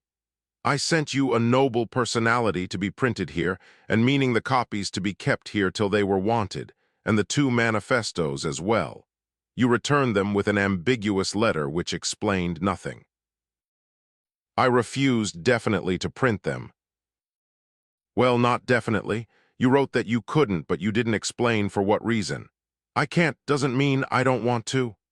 It might be supposed that you were simply unable through circumstances. That was how they took it, and considered that you still meant to keep up your connection with the society, so that they might have entrusted something to you again, and so have compromised themselves. They say here that you simply meant to deceive them, so that you might betray them when you got hold of something important. I have defended you to the best of my powers, and have shown your brief note as evidence in your favor. But I had to admit on rereading those 2 lines that they were misleading and not conclusive. You kept that note so carefully then. My keeping it means nothing. I've got it still. Well, I don't care, damn it, Shatov cried furiously. Your fools may consider that I've betrayed them if they like. What is it to me? I should like to see what you can do to me. Your name would be noted, and at the first success of the revolution you would be hanged. That's when you get the upper hand and dominate Russia. You needn't laugh. I tell you again, I stood up for you. Anyway, I advise you to turn up today. Why waste words through false pride? Isn't it better to part friends? In any case, you'll have to give up the printing press and the old type and papers. That's what we must talk about. I'll come, Shatov muttered, looking down thoughtfully. Pyotr Stepanovich glanced askance at him from his place. Will Stavrogin be there? Shatov asked suddenly, raising his head. He is certain to be. Again they were silent for a minute. Shatov grinned disdainfully and irritably. And that contemptible, noble personality of yours that I wouldn't print here, has it been printed? He asked. Yes. To make the schoolboys believe that Herzen himself had written it in your album. Yes, Herzen himself. Again they were silent for 3 minutes. At last Shatov got up from the bed. Go out of my room, I don't care to sit with you. I'm going, Pyotr Stepanovich brought out with positive alacrity, getting up at once. Only one word, Kirillov is quite alone in the lodge now, isn't he, without a servant? Quite alone. Get along, I can't stand being in the same room with you. Well, you are a pleasant customer now, Pyotr Stepanovich reflected gaily as he went out into the street. And you will be pleasant this evening too, and that just suits me. Nothing better could be wished, nothing better could be wished. The Russian God himself seems helping me. Chapter 7. He had probably been very busy that day on all sorts of errands, and probably with success, which was reflected in the self-satisfied expression of his face when at 6 o'clock that evening he turned up at Stavrogin's. But he was not at once admitted. Stavrogin had just locked himself in the study with Mavriky Nikolaevich. This news instantly made Pyotr Stepanovich anxious. He seated himself close to the study door to wait for the visitor to go away. He could hear conversation but could not catch the words. The visit did not last long. Soon he heard a noise, the sound of an extremely loud and abrupt voice. Then the door opened and Mavriky Nikolaevich came out with a very pale face. He did not notice Pyotr Stepanovich and quickly passed by. Pyotr Stepanovich instantly ran into the study. I cannot omit a detailed account of the very brief interview that had taken place between the 2 rivals. An interview which might well have seemed impossible under the circumstances, but which had yet taken place. This is how it had come about. Nikolai Vsevolodovich had been enjoying an after-dinner nap on the couch in his study when Alexei Yegorich had announced the unexpected visitor. Hearing the name, he had positively leapt up, unwilling to believe it. But soon a smile gleamed on his lips, a smile of haughty triumph and at the same time of a blank, incredulous wonder. The visitor, Mavriky Nikolaevich, seemed struck by the expression of that smile as he came in. Anyway, he stood still in the middle of the room as though uncertain whether to come further in or to turn back. Stavrogin succeeded at once in transforming the expression of his face, and with an air of grave surprise took a step towards him. The visitor did not take his outstretched hand, but awkwardly moved a chair and, not uttering a word, sat down without waiting for his host to do so. Nikolai Vsevolodovich sat down on the sofa facing him obliquely, and looking at Mavriky Nikolaevich, waited in silence. "If you can, marry Lizaveta Nikolaevna," Mavriky Nikolaevich brought out suddenly at last, and what was most curious, it was impossible to tell from his tone whether it was an entreaty, a recommendation, a surrender, or a command. Stavrogin still remained silent, but the visitor had evidently said all he had come to say and gazed at him persistently, waiting for an answer. "If I am not mistaken, but it's quite certain, Lizaveta Nikolaevna is already betrothed to you," Stavrogin said at last. "Promised and betrothed," Mavriky Nikolaevich assented firmly and clearly. "You have quarreled? Excuse me, Mavriky Nikolaevich." "No, she loves and respects me, those are her words. Her words are more precious than anything. Of that there can be no doubt. But let me tell you, if she were standing in the church at her wedding and you were to call her, she'd give up me and everyone and go to you." "From the wedding?" "Yes, and after the wedding." "Aren't you making a mistake?" "No, under her persistent, sincere, and intense hatred for you, love is flashing out at every moment, and madness, the sincerest infinite love and madness. On the contrary, behind the love she feels for me, which is sincere too, every moment there are flashes of hatred, the most intense hatred. I could never have fancied all these transitions before. But I wonder, though, how could you come here and dispose of the hand of Lizaveta Nikolaevna? Have you the right to do so? Has she authorized you?" Mavriky Nikolaevich frowned, and for a minute he looked down. "That's all words on your part," he brought out suddenly, "words of revenge and triumph. I am sure you can read between the lines, and is this the time for petty vanity? Haven't you satisfaction enough? Must I really dot my I's and go into it all? Very well, I will dot my I's if you are so anxious for my humiliation. I have no right, it's impossible for me to be authorized. Lizaveta Nikolaevna knows nothing about it, and her betrothed has finally lost his senses and is only fit for a madhouse, and to crown everything has come to tell you so himself. You are the only man in the world who can make her happy, and I am the one to make her unhappy. You are trying to get her, you are pursuing her, but I don't know why you won't marry her. If it's because of a lover's quarrel abroad and I must be sacrificed to end it, sacrifice me. She is too unhappy and I can't endure it. My words are not a sanction, not a prescription, and so it's no slur on your pride. If you care to take my place at the altar, you can do it without any sanction from me, and there is no ground for me to come to you with a mad proposal, especially as our marriage is utterly impossible after the step I am taking now. I cannot lead her to the altar feeling myself an abject wretch. What I am doing here and my handing her over to you, perhaps her bitterest foe, is to my mind something so abject that I shall never get over it. Will you shoot yourself on our wedding day? No, much later. Why stain her bridal dress with my blood? Perhaps I shall not shoot myself at all, either now or later.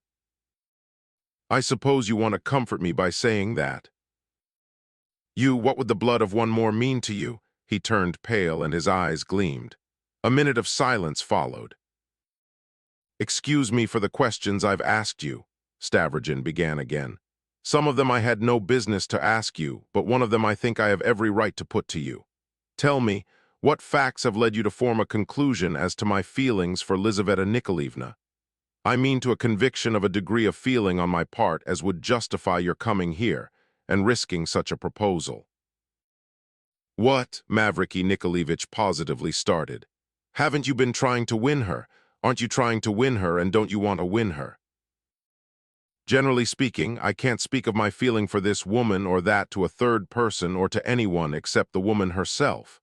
You must excuse it, it's a constitutional peculiarity. But to make up for it, I'll tell you the truth about everything else. I am married, and it's impossible for me either to marry or to try to win anyone." Mavriky Nikolaevich was so astounded that he started back in his chair, and for some time stared fixedly into Stavrogin's face. "Only fancy, I never thought of that," he muttered. "You said then that morning that you were not married, and so I believed you were not married." He turned terribly pale. Suddenly he brought his fist down on the table with all his might. "If after that confession you don't leave Lizaveta Nikolaevna alone, if you make her unhappy, I'll kill you with my stick like a dog in a ditch." He jumped up and walked quickly out of the room. Pyotr Stepanovich, running in, found his host in a most unexpected frame of mind. "Ah, that's you," Stavrogin laughed loudly. His laughter seemed to be provoked simply by the appearance of Pyotr Stepanovich as he ran in with such impulsive curiosity.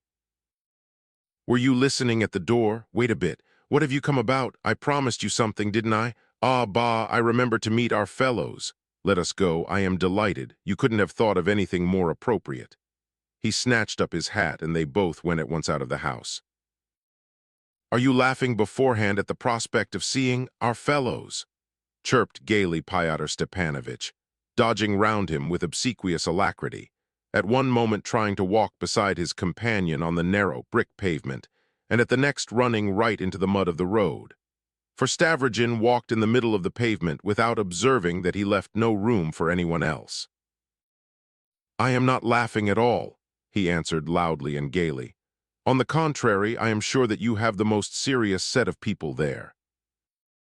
Surly dullards, as you once deigned to express it. Nothing is more amusing sometimes than a surly dullard." "Ah, you mean Mavriky Nikolaevich. I am convinced he came to give up his betrothed to you, eh? I egged him on to do it indirectly, would you believe it? And if he doesn't give her up, we'll take her anyway, won't we, eh?" Pyotr Stepanovich knew no doubt that he was running some risk in venturing on such sallies, but when he was excited, he preferred to risk anything rather than to remain in uncertainty. Stavrogin only laughed. "You still reckon you'll help me?" he asked. "If you call me, but you know there's one way and the best one." "Do I know your way?" "Oh no, that's a secret for the time. Only remember, a secret has its price." "I know what it costs," Stavrogin muttered to himself, but he restrained himself and was silent. "What it costs? What did you say?" Pyotr Stepanovich was startled. "I said, damn you and your secret. You'd better be telling me who will be there. I know that we are going to a name-day party, but who will be there?" "Oh, all sorts, even Kirillov. All members of circles." "Hang it all, you are in a hurry. There's not one circle formed yet." "How did you manage to distribute so many manifestos then?" "Where we are going, only 4 are members of the circle. The others on probation are spying on one another with jealous eagerness and bring reports to me. They are a trustworthy set. It's all material which we must organize and then we must clear out. But you wrote the rules yourself, there's no need to explain." "Are things going badly then? Is there a hitch?" "Going couldn't be better. It will amuse you. The first thing which has a tremendous effect is giving them titles. Nothing has more influence than a title. I invent ranks and duties on purpose. I have secretaries, secret spies, treasurers, presidents, registrars, their assistants. They like it awfully, it's taken capitally. Then the next force is sentimentalism, of course. You know, amongst us socialism spreads principally through sentimentalism. But the trouble is these lieutenants who bite. Sometimes you put your foot in it. Then come the out-and-out rogues. Well, they are a good sort if you like and sometimes very useful, but they waste a lot of one's time. They want incessant looking after. And the most important force of all, the cement that holds everything together, is their being ashamed of having an opinion of their own. That is a force. And whose work is it, whose precious achievement is it, that not one idea of their own is left in their heads? They think originality a disgrace. If so, why do you take so much trouble? Why, if people lie simply gaping at everyone, how can you resist annexing them? Can you seriously refuse to believe in the possibility of success? Yes, you have the faith, but one wants will. It's just with people like this that success is possible. I tell you, I could make them go through fire. One has only to din it into them that they are not advanced enough. The fools reproach me that I have taken in every one here over the Central Committee and the innumerable branches. You once blamed me for it yourself, but where's the deception? You and I are the Central Committee, and there will be as many branches as we like. And always the same sort of rabble. Raw material, even they will be of use. And you are still reckoning on me. You are the chief, you are the head. I shall only be a subordinate, your secretary. We shall take to our bark, you know. The oars are of maple, the sails are of silk, at the helm sits a fair maiden, Lizaveta Nikolaevna. Hang it, how does it go in the ballad? He is stuck, laughed Stavrogin. No, I'd better give you my version. There you reckon on your fingers the forces that make up the circles. All that business of titles and sentimentalism is a very good cement, but there is something better. Persuade 4 members of the circle to do for a 5th on the pretense that he is a traitor, and you'll tie them all together with the blood they've shed as though it were a knot.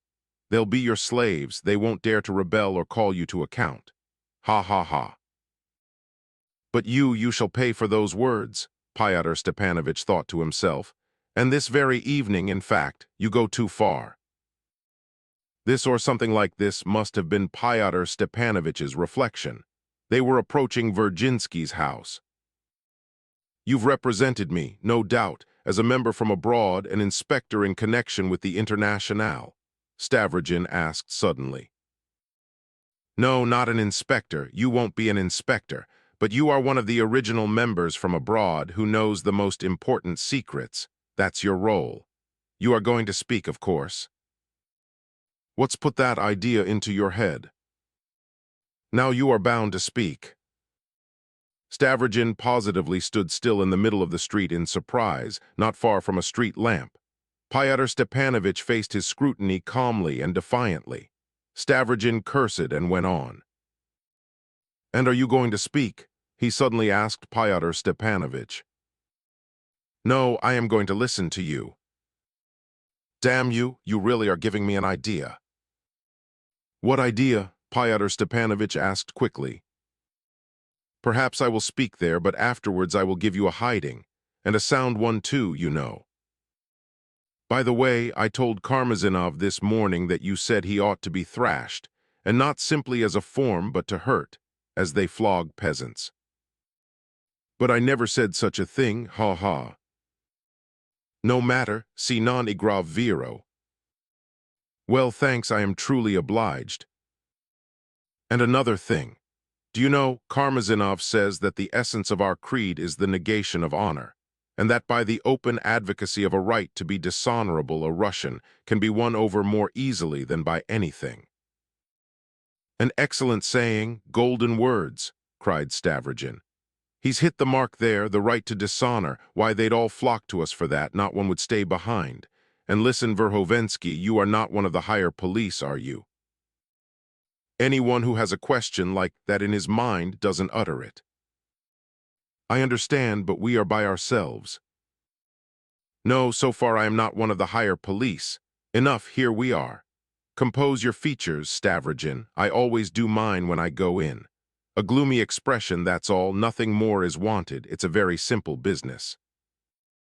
Chapter 7. A Meeting. Chapter 1. Virginsky lived in his own house, or rather his wife's, in Muravian Street. It was a wooden house of 1 story, and there were no lodgers in it. On the pretext of Virginsky's day party, about 15 guests were assembled, but the entertainment was not in the least like an ordinary provincial day party. From the very beginning of their married life, the husband and wife had agreed once for all that it was utterly stupid to invite friends to celebrate days, and that there is nothing to rejoice about, in fact. In a few years they had succeeded in completely cutting themselves off from all society. Though he was a man of some ability, and by no means very poor, he somehow seemed to everyone an eccentric fellow who was fond of solitude, and what's more, stuck up in conversation.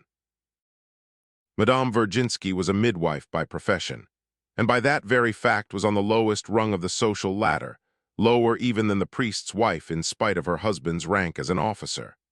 But she was conspicuously lacking in the humility befitting her position. and after her very stupid and unpardonably open liaison on principle with Captain Lebyadkin, a notorious rogue, even the most indulgent of our ladies turned away from her with marked contempt. But Madame Virginsky accepted all this as though it were what she wanted. It is remarkable that those very ladies applied to Arina Prohorovna, that is, Madame Virginsky, when they were in an interesting condition, rather than to any one of the other three accoucheuses of the town. She was sent for even by country families living in the neighborhood, so great was the belief in her knowledge, luck, and skill in critical cases. It ended in her practicing only among the wealthiest ladies. She was greedy of money. Feeling her power to the full, she ended by not putting herself out for anyone. Possibly on purpose, indeed, in her practice in the best houses she used to scare nervous patients by the most incredible and nihilistic disregard of good manners, or by jeering at everything holy, at the very time when everything holy might have come in most useful. Our town doctor, Rozanov, he too was an accoucheur, asserted most positively that on one occasion when a patient in labor was crying out and calling on the name of the Almighty, a free, thinking sally from Arina Prohorovna, fired off like a pistol, shot, had so terrifying an effect on the patient that it greatly accelerated her delivery. But though she was a nihilist, Madame Virginsky did not, when occasion arose, disdain social or even old-fashioned superstitions and customs if they could be of any advantage to herself.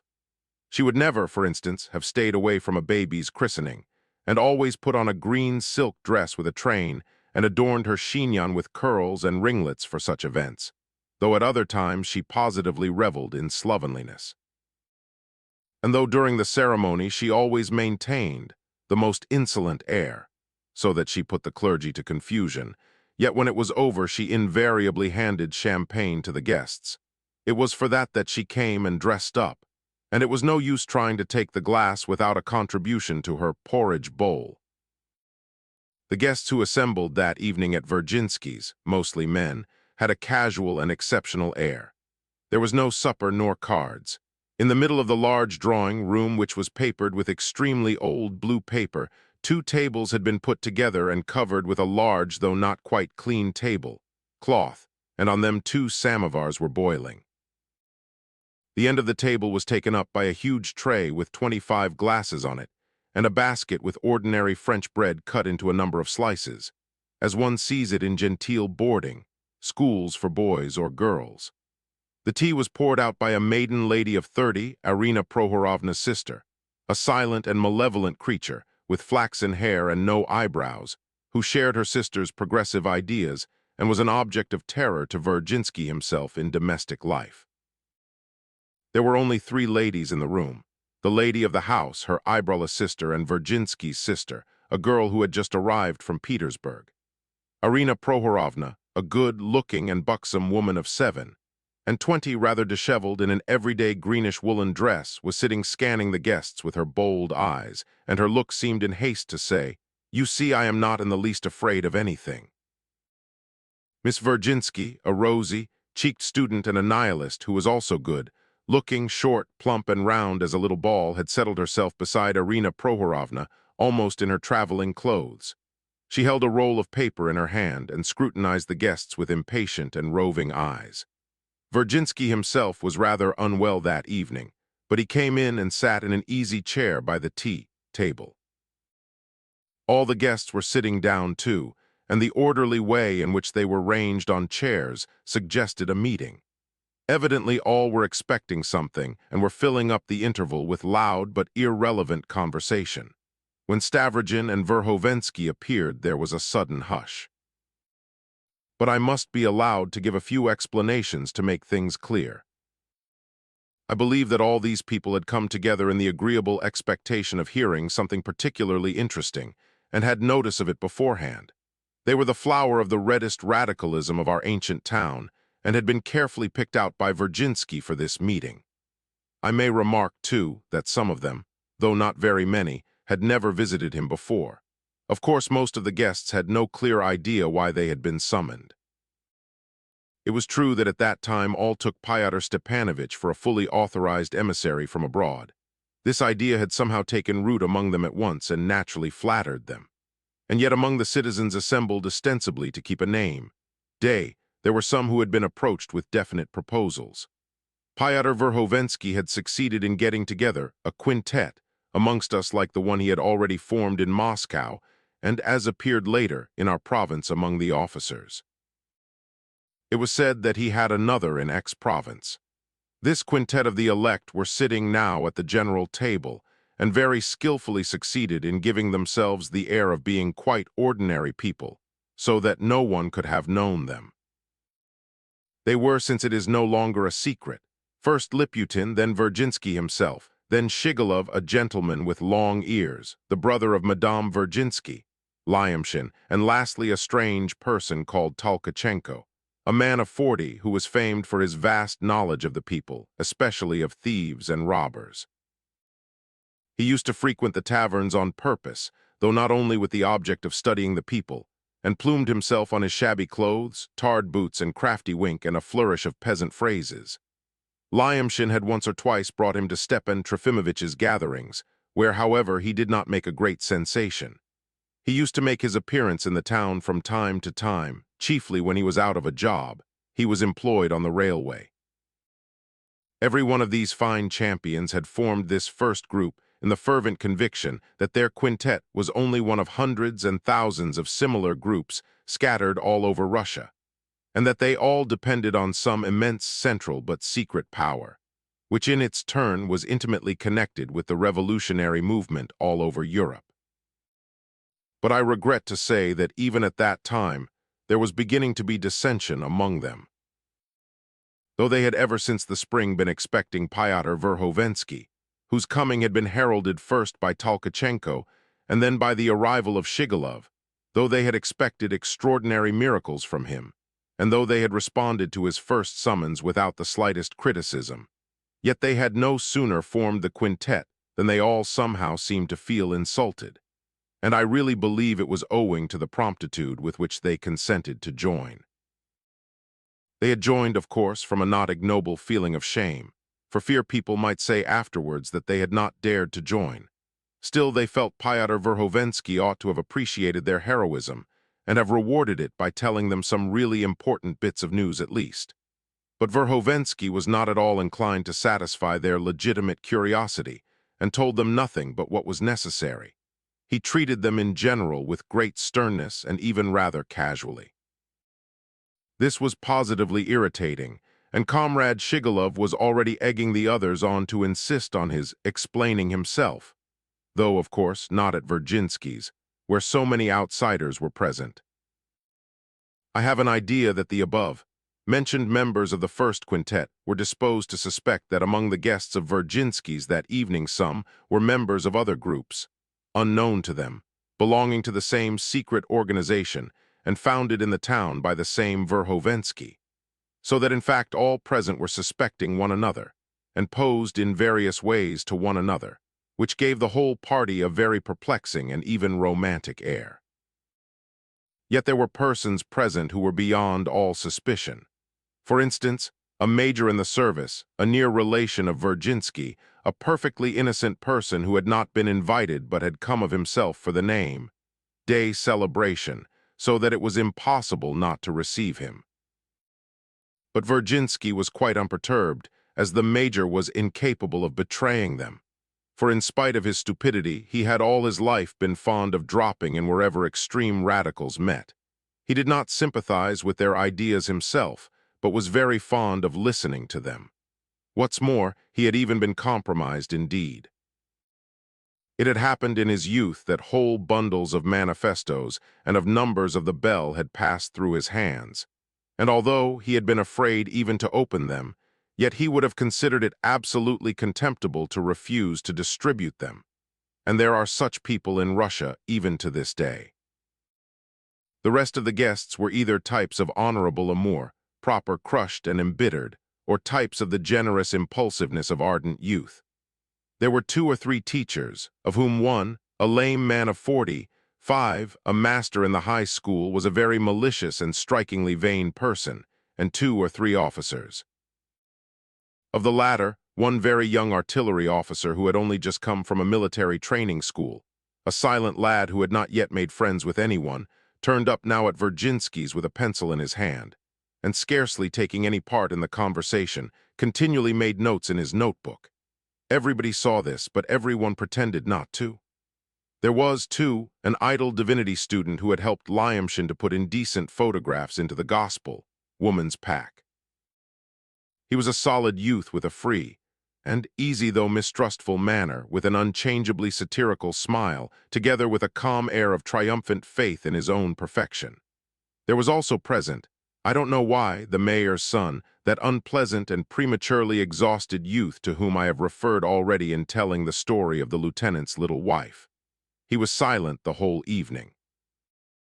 Finally, there was a very enthusiastic and tousle-headed schoolboy of 18, who sat with the gloomy air of a young man whose dignity has been wounded, evidently distressed by his 18 years.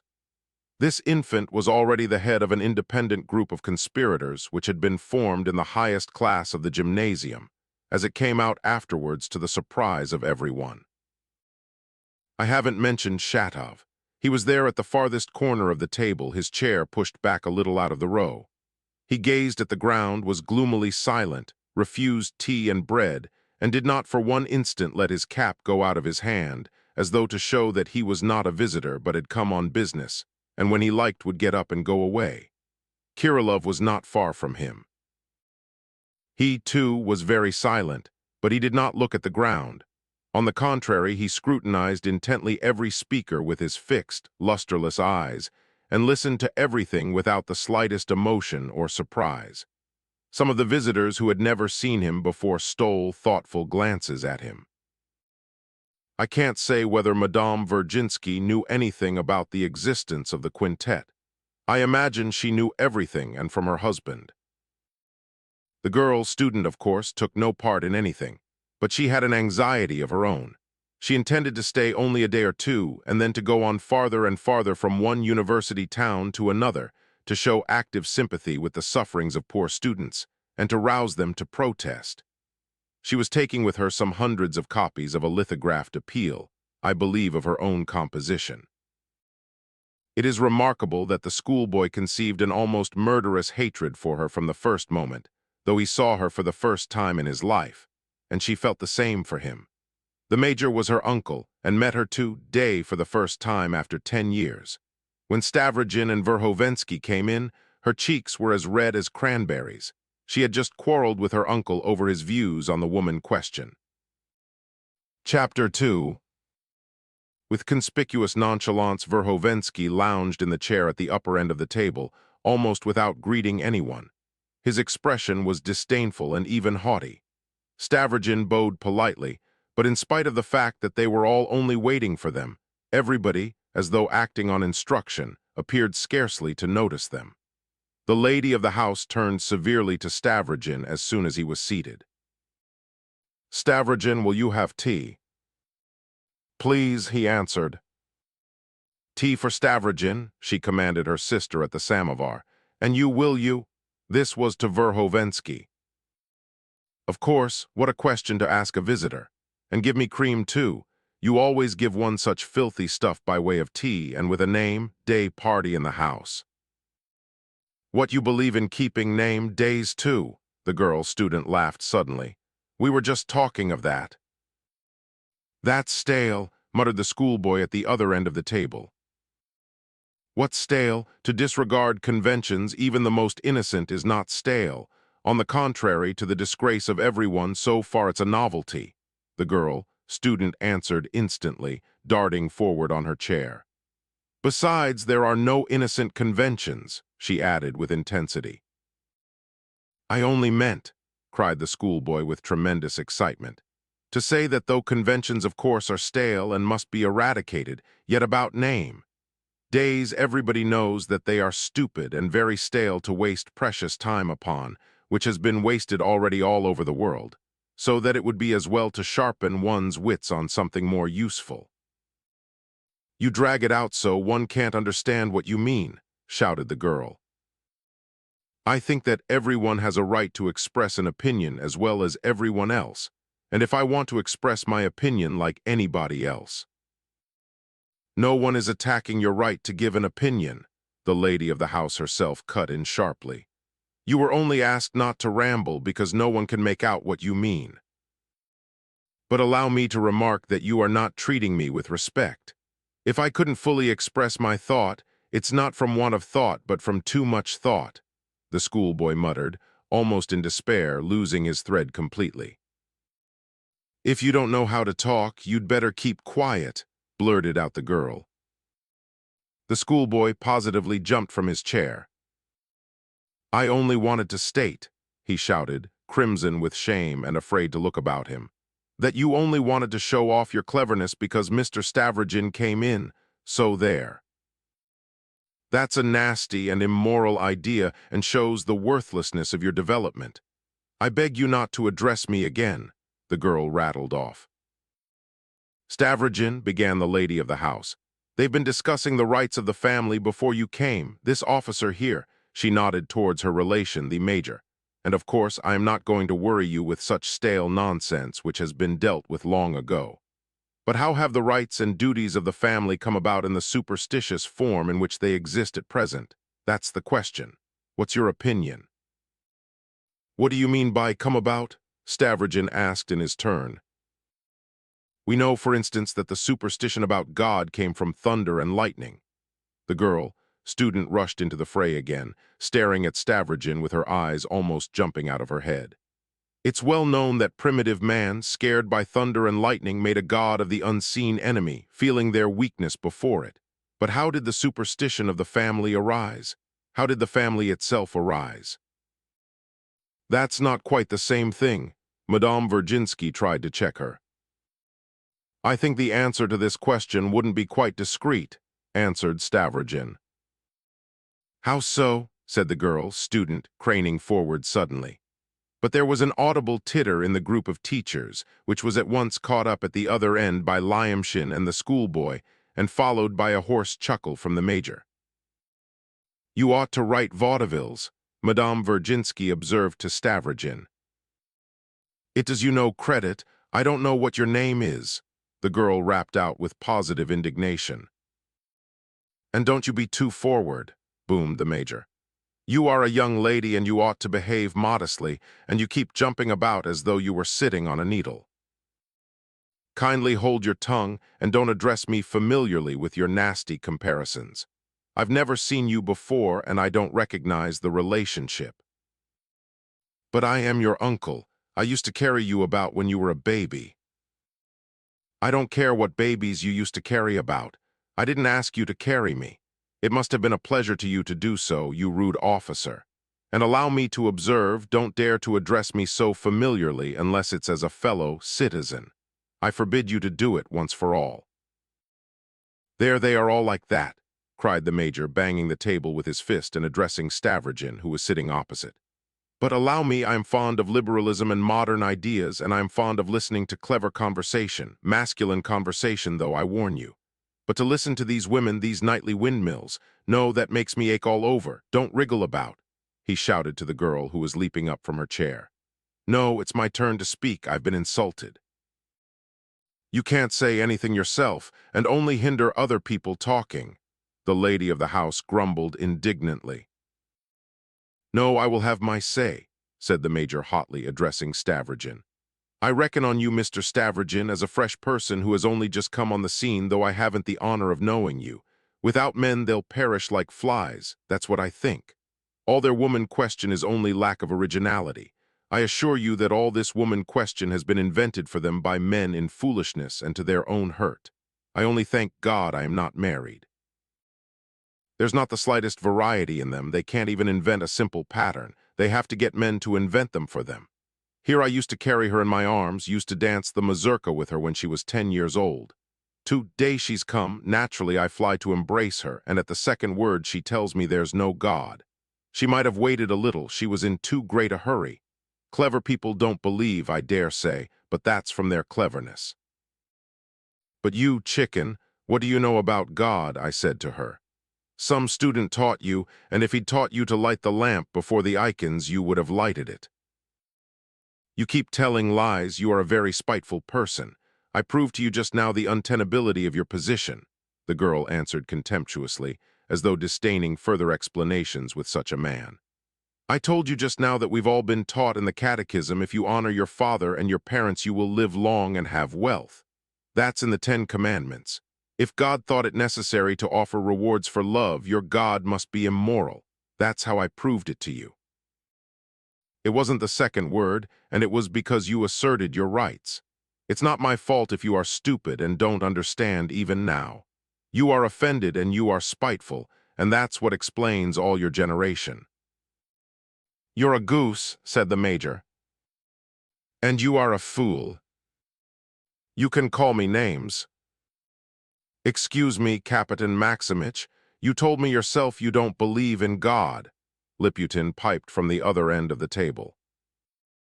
What if I did say so? That's a different matter. I believe perhaps only not altogether. Even if I don't believe altogether, still I don't say God ought to be shot. I used to think about God before I left the Hussars. From all the poems, you would think that Hussars do nothing but carouse and drink. Yes, I did drink, maybe, but would you believe it? I used to jump out of bed at night and stood crossing myself before the images with nothing but my socks on, praying to God to give me faith.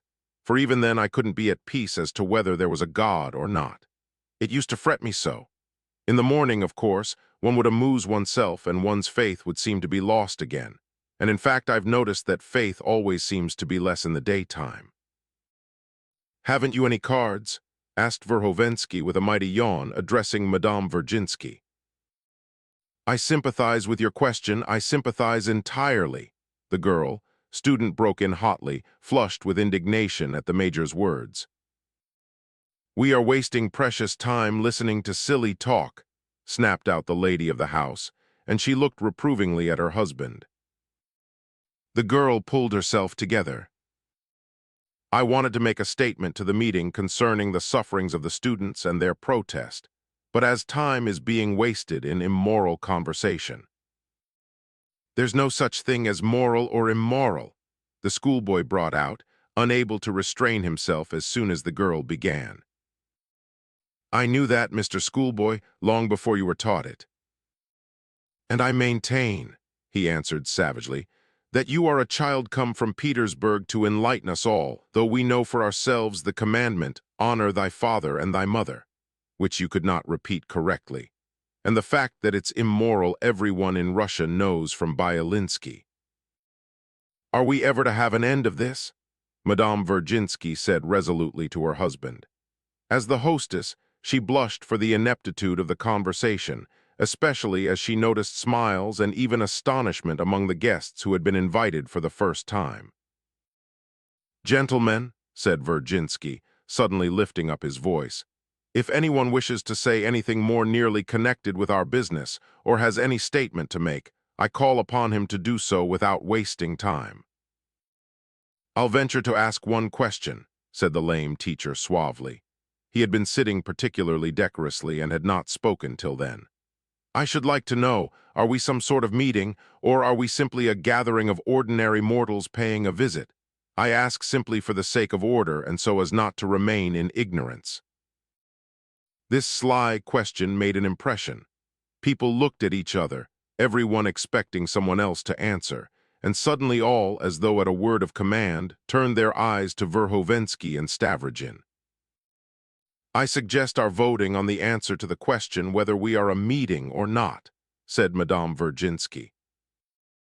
I entirely agree with the suggestion, Liputin chimed in, though the question is rather vague. I agree too. And so do I, cried voices. I too think it would make our proceedings more in order, confirmed Virginsky. To the vote then, said his wife. Lyamshin, please sit down to the piano. You can give your vote from there when the voting begins. Again, cried Lyamshin, I've strummed enough for you. I beg you most particularly, sit down and play. Don't you care to do anything for the cause? But I assure you, Irina Prohorovna, nobody is eavesdropping. It's only your fancy. Besides, the windows are high and people would not understand if they did hear. We don't understand ourselves, someone muttered. But I tell you one must always be on one's guard. I mean in case there should be spies, she explained to Verhovensky. Let them hear from the street that we have music and a name, day party. Hang it all, Lyamshin swore, and sitting down to the piano began strumming a valse, banging on the keys almost with his fists at random. I propose that those who want it to be a meeting should put up their right hands, Madame Virginsky proposed. Some put them up, others did not. Some held them up and then put them down again and then held them up again. Phoo, I don't understand it at all, one officer shouted. I don't either, cried the other. Oh, I understand, cried a third. If it's yes, you hold your hand up. But what does yes mean? Means a meeting. No, it means not a meeting. I voted for a meeting, cried the schoolboy to Madame Virginsky. Then why didn't you hold up your hand? I was looking at you. You didn't hold up yours, so I didn't hold up mine. How stupid, I didn't hold up my hand because I proposed it. Gentlemen, now I propose the contrary. Those who want a meeting, sit still and do nothing. Those who don't, hold up their right hands. Those who don't want it, inquired the schoolboy. Are you doing it on purpose? Cried Madame Virginsky wrathfully. No, excuse me, those who want it or those who don't want it. For one must know that definitely, cried 2 or 3 voices. Those who don't want it, those who don't want it. Yes, but what is one to do, hold up one's hand or not hold it up if one doesn't want it? Cried an officer. We are not accustomed to constitutional methods yet, remarked the major. Mr. Lyamshin, excuse me, but you are thumping so that no one can hear anything, observed the lame teacher. But upon my word, Irina Prohorovna, nobody is listening, really, cried Lyamshin, jumping up. I won't play. I've come to you as a visitor, not as a drummer. Gentlemen, Virginsky went on, answer verbally, are we a meeting or not? We are, was heard on all sides. If so, there's no need to vote, that's enough. Are you satisfied, gentlemen? Is there any need to put it to the vote? No need, we understand. Perhaps someone doesn't want it to be a meeting. No, we all want it. But what does meeting mean? Cried a voice. No one answered. We must choose a chairman, people cried from different parts of the room. Our host, of course, our host. Gentlemen, if so, Virginsky, the chosen chairman, began, I propose my original motion. If anyone wants to say anything more relevant to the subject or has some statement to make, let him bring it forward without loss of time. There was a general silence. The eyes of all were turned again on Verhovensky and Stavrogin. Verhovensky, have you no statement to make? Madame Virginsky asked him directly. Nothing whatever, he answered, yawning and stretching on his chair. But I should like a glass of brandy. Stavrogin, don't you want to? Thank you, I don't drink. I mean, don't you want to speak, not don't you want brandy? To speak, what about? No, I don't want to. They'll bring you some brandy, she answered Verhovensky. The girl student got up. She had darted up several times already. I have come to make a statement about the sufferings of poor students and the means of rousing them to protest. But she broke off. At the other end of the table, a rival had risen, and all eyes turned to him. Shigalov, the man with the long ears, slowly rose from his seat with a gloomy and sullen air and mournfully laid on the table a thick notebook filled with extremely small handwriting. He remained standing in silence. Many people looked at the notebook in consternation, but Liputin, Virginsky, and the lame teacher seemed pleased. I ask leave to address the meeting, Shigalov pronounced sullenly but resolutely. You have leave, Virginsky gave his sanction.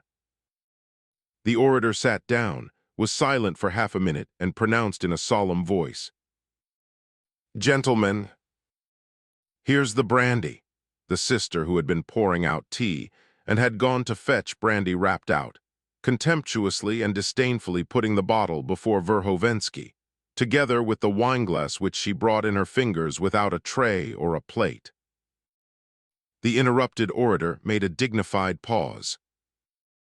"Never mind, go on, I am not listening," cried Verhovensky, pouring himself out a glass. "Gentlemen, asking your attention and, as you will see later, soliciting your aid in a matter of the first importance," Shigalov began again, "I must make some prefatory remarks." "Arina Prohorovna, haven't you some scissors?" Fyodor Stepanovich asked suddenly. "What do you want scissors for?" she asked with wide, open eyes. "I've forgotten to cut my nails. I've been meaning to for the last 3 days," he observed, scrutinizing his long and dirty nails with unruffled composure. Arina Prohorovna crimsoned, but Miss Virginsky seemed pleased. "I believe I saw them just now on the window." She got up from the table, went and found the scissors, and at once brought them. Fyodor Stepanovich did not even look at her, took the scissors and set to work with them. Arina Prohorovna grasped that these were realistic manners and was ashamed of her sensitiveness. People looked at one another in silence. The lame teacher looked vindictively and enviously at Verhovensky. Shigalov went on. "Dedicating my energies to the study of the social organization which is in the future to replace the present condition of things, I've come to the conviction that all makers of social systems from ancient times up to the present year, 187, have been dreamers, tellers of fairy tales, fools who contradicted themselves, who understood nothing of natural science and the strange animal called man. Plato, Rousseau, Fourier, columns of aluminum are only fit for sparrows and not for human society. But now that we are all at last preparing to act, a new form of social organization is essential. In order to avoid further uncertainty, I propose my own system of world organization. Here it is." He tapped the notebook.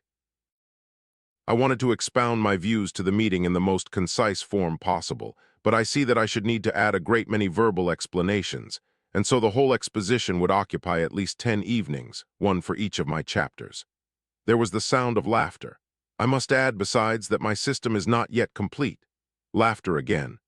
"I am perplexed by my own data, and my conclusion is a direct contradiction of the original idea with which I start.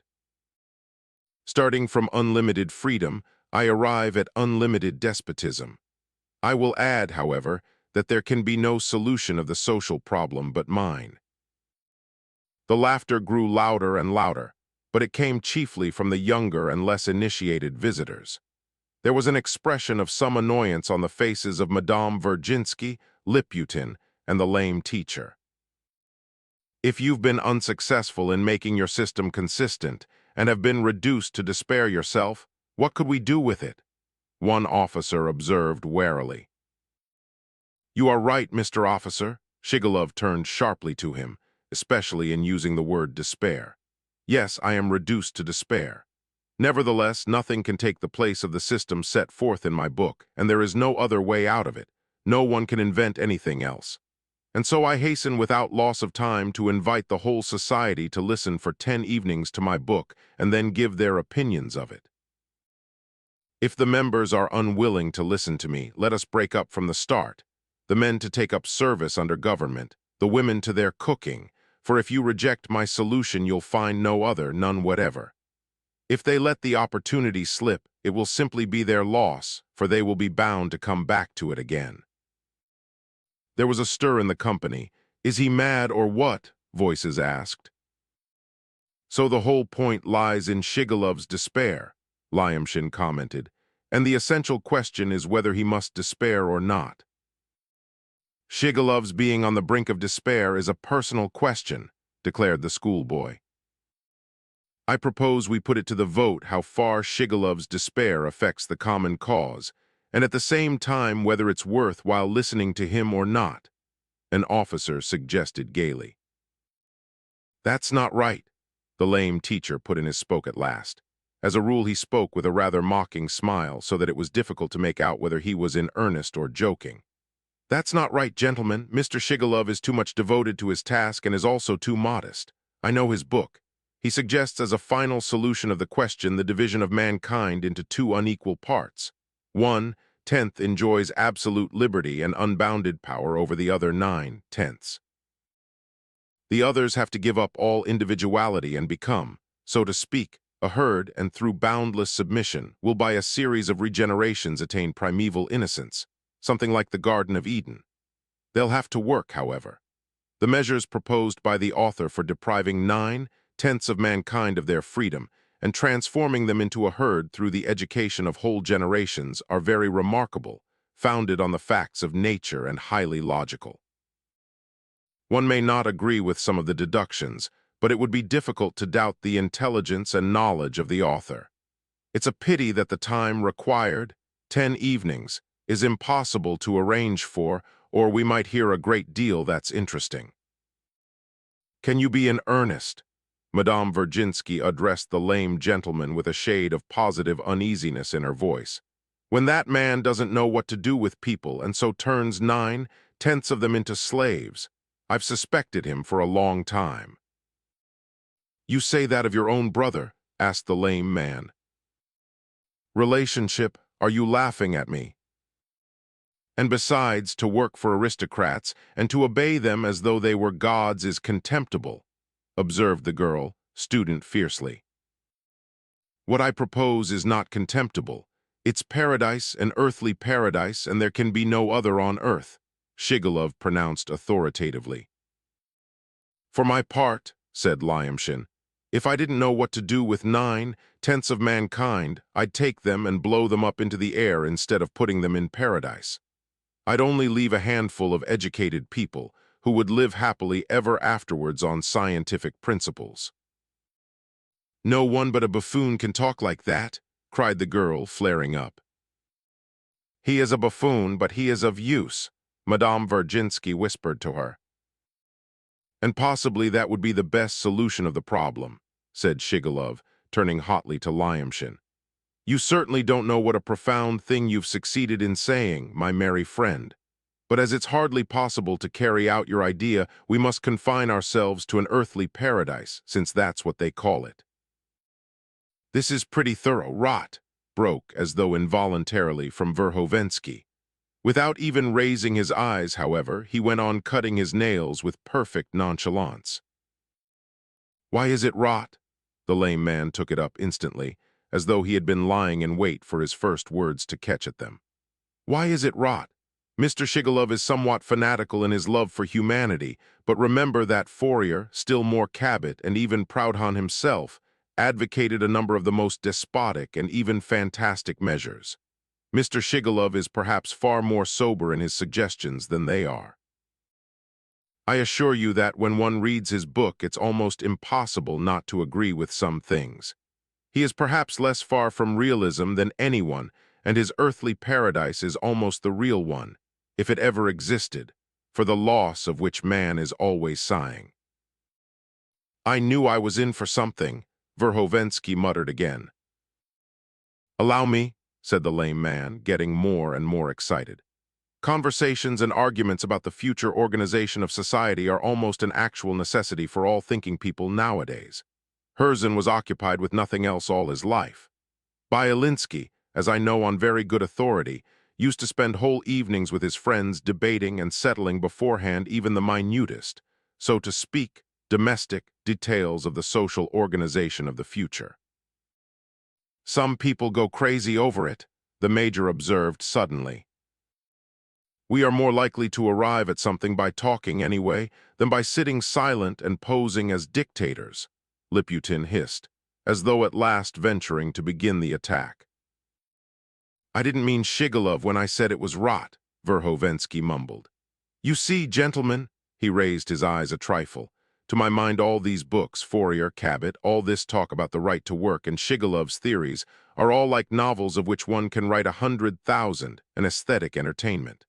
I can understand that in this little town you are bored, so you rush to ink and paper. Excuse me, said the lame man, wriggling on his chair. Though we are provincials and of course objects of commiseration on that ground, yet we know that so far nothing has happened in the world new enough to be worth our weeping at having missed it. It is suggested to us in various pamphlets made abroad and secretly distributed that we should unite and form groups with the sole object of bringing about universal destruction. It's urged that, however much you tinker with the world, you can't make a good job of it, but that by cutting off 100 million heads and so lightening one's burden, one can jump over the ditch more safely. A fine idea, no doubt, but quite as impracticable as Shigalov's theories, which you referred to just now so contemptuously. Well, but I haven't come here for discussion. Verhovensky let drop this significant phrase, and, as though quite unaware of his blunder, drew the candle nearer to him that he might see better. It's a pity, a great pity, that you haven't come for discussion, and it's a great pity that you are so taken up just now with your toilet. What's my toilet to you? To remove 100 million heads is as difficult as to transform the world by propaganda. Possibly more difficult, especially in Russia, Liputin ventured again. It's Russia they rest their hopes on now, said an officer. We've heard they are resting their hopes on it, interposed the lame man. We know that a mysterious finger is pointing to our delightful country as the land most fitted to accomplish the great task.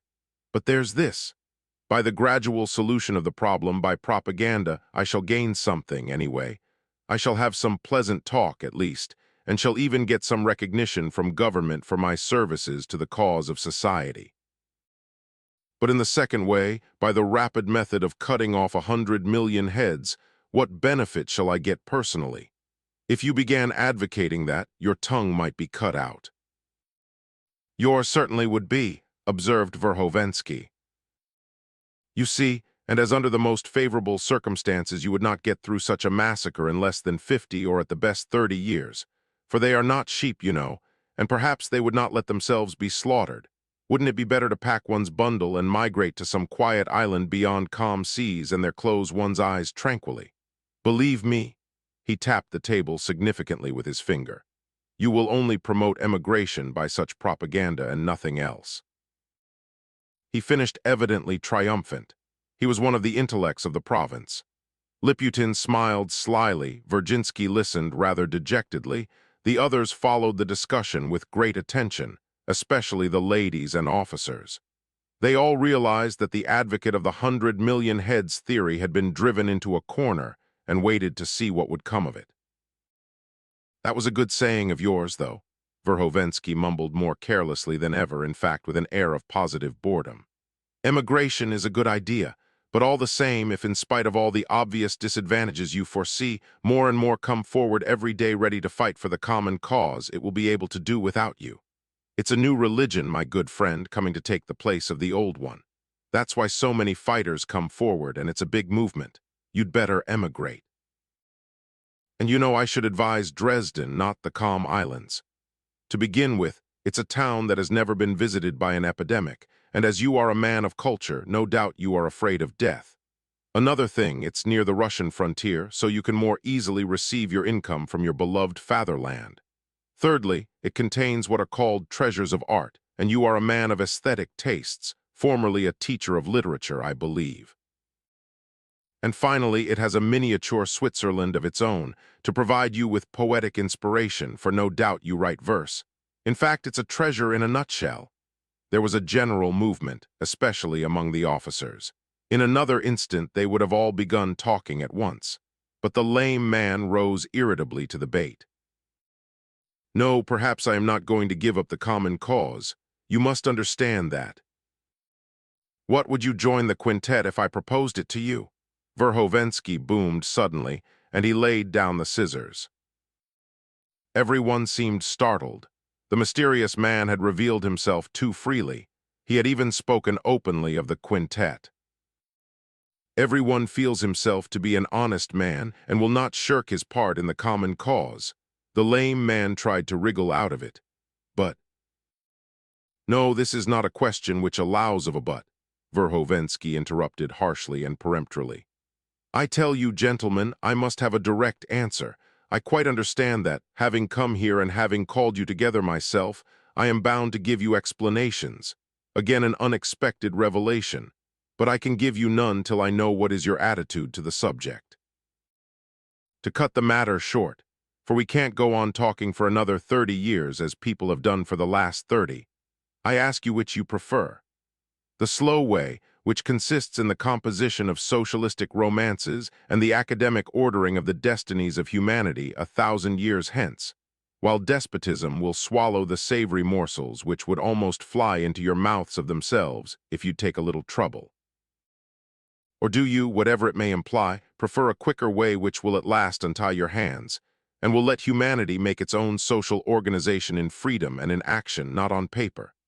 They shout 100 million heads. That may be only a metaphor.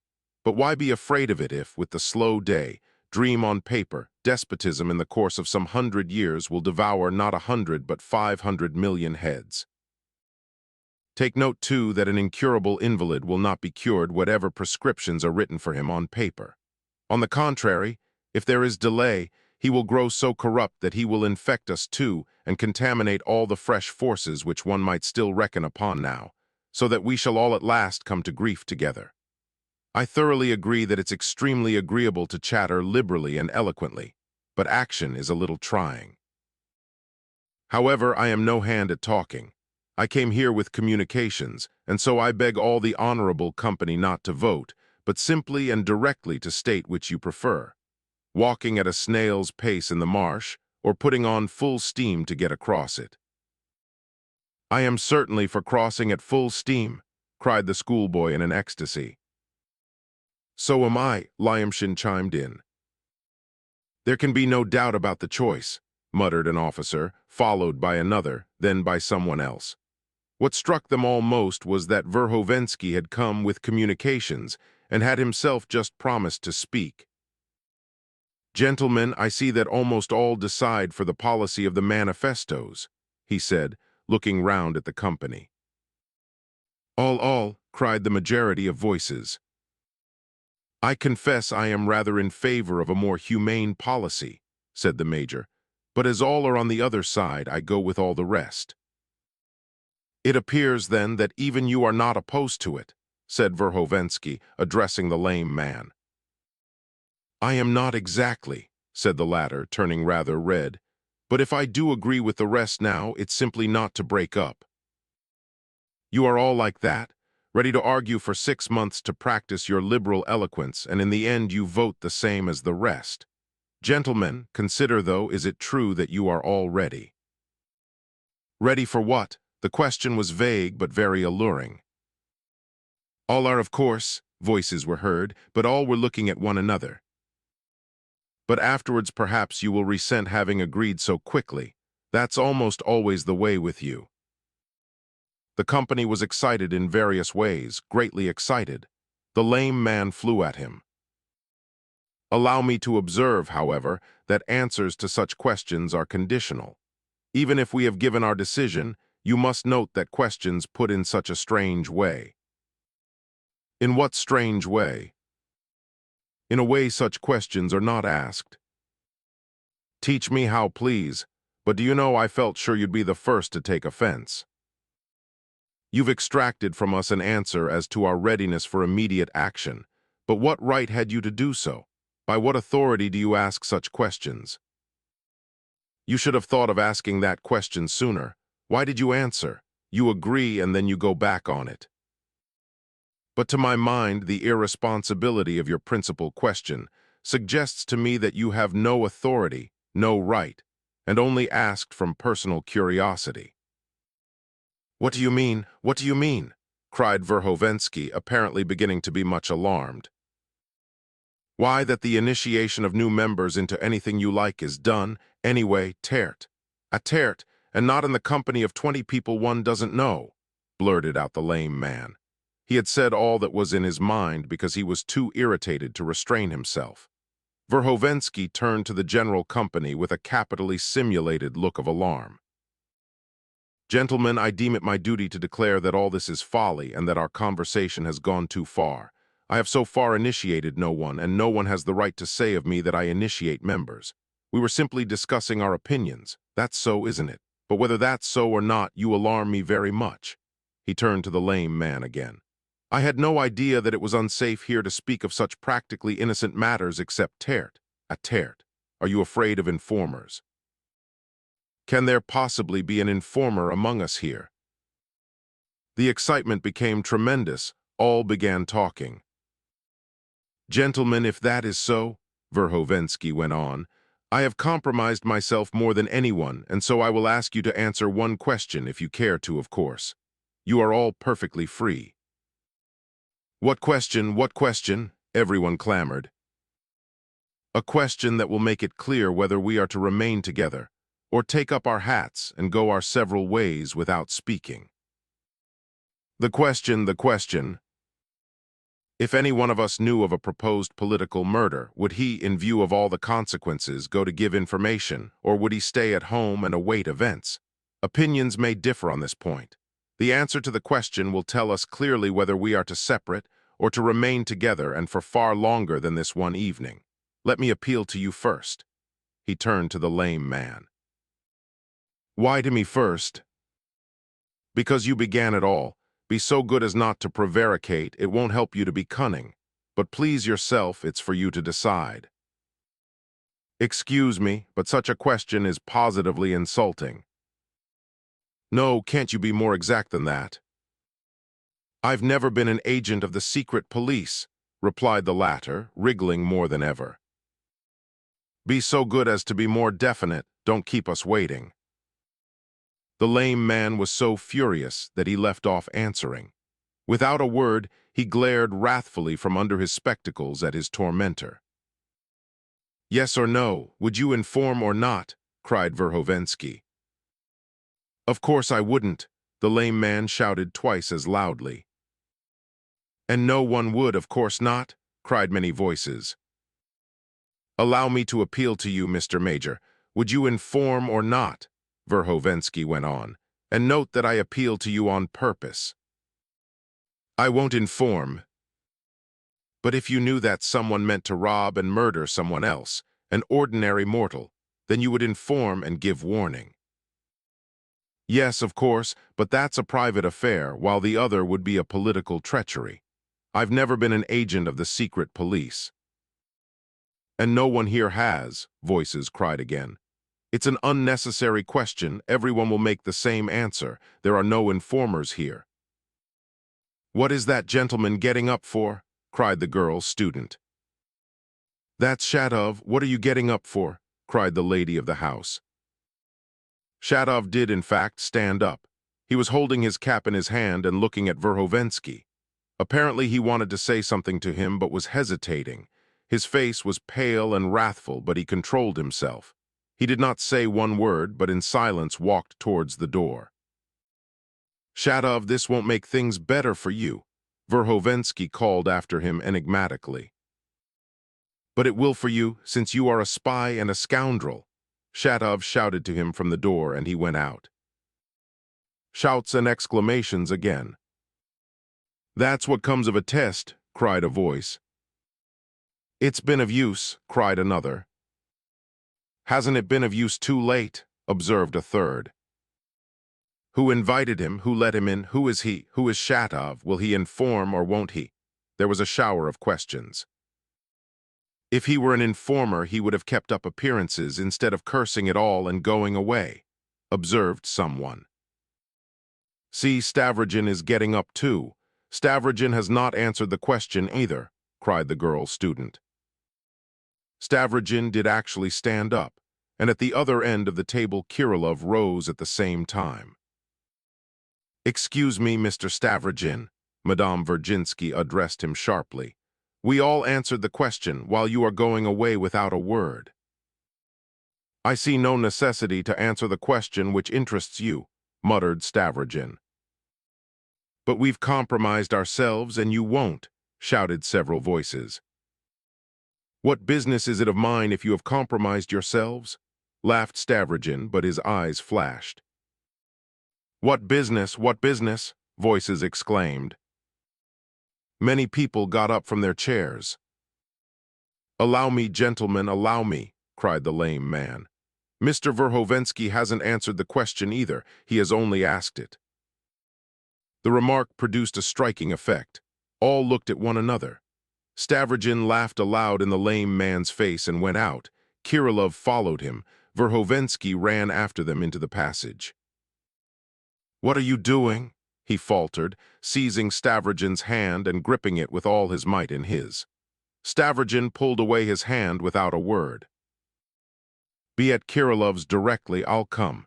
It's absolutely necessary for me to see you." "It isn't necessary for me," Stavrogin cut him short.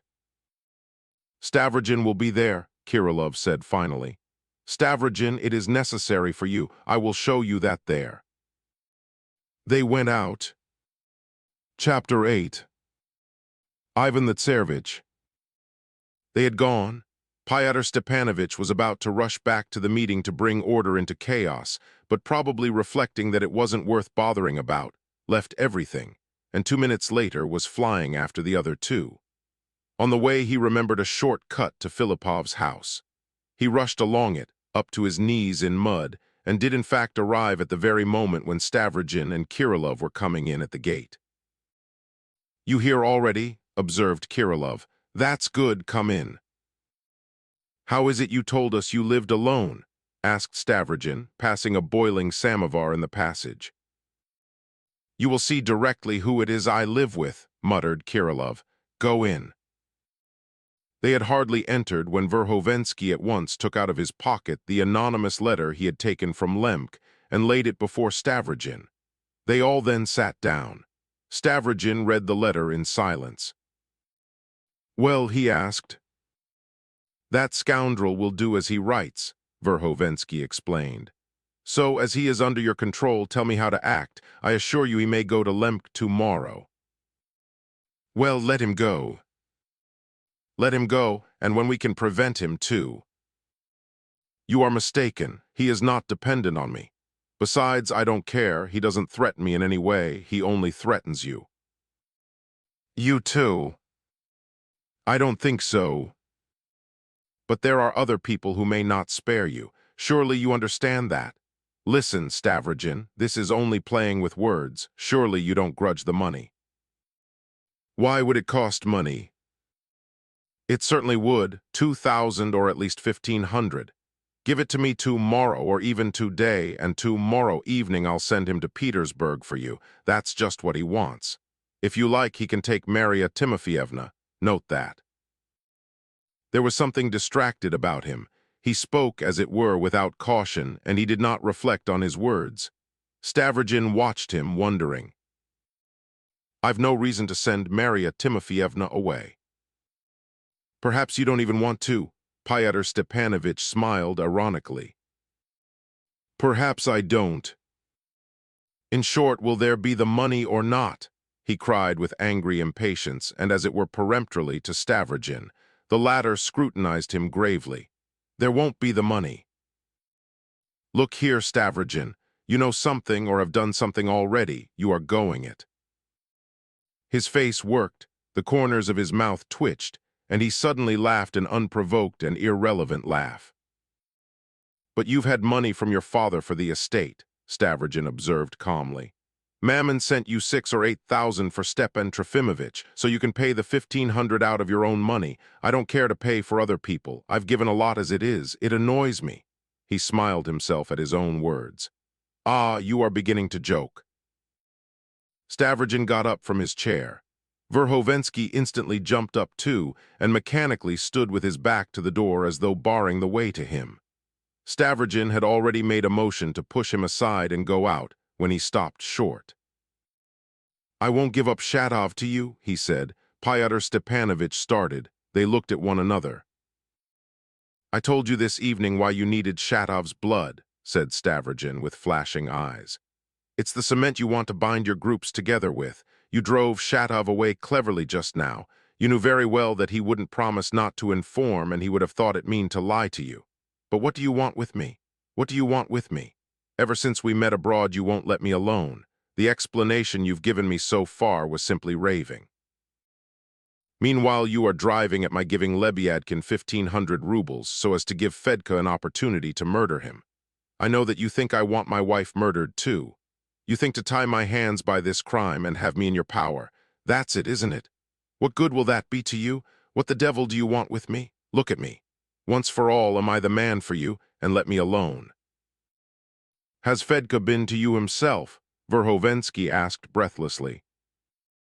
Yes, he came. His price is 1,500 too, but here he'll repeat it himself. There he stands. Stavrogin stretched out his hand. Pyotr Stepanovich turned round quickly.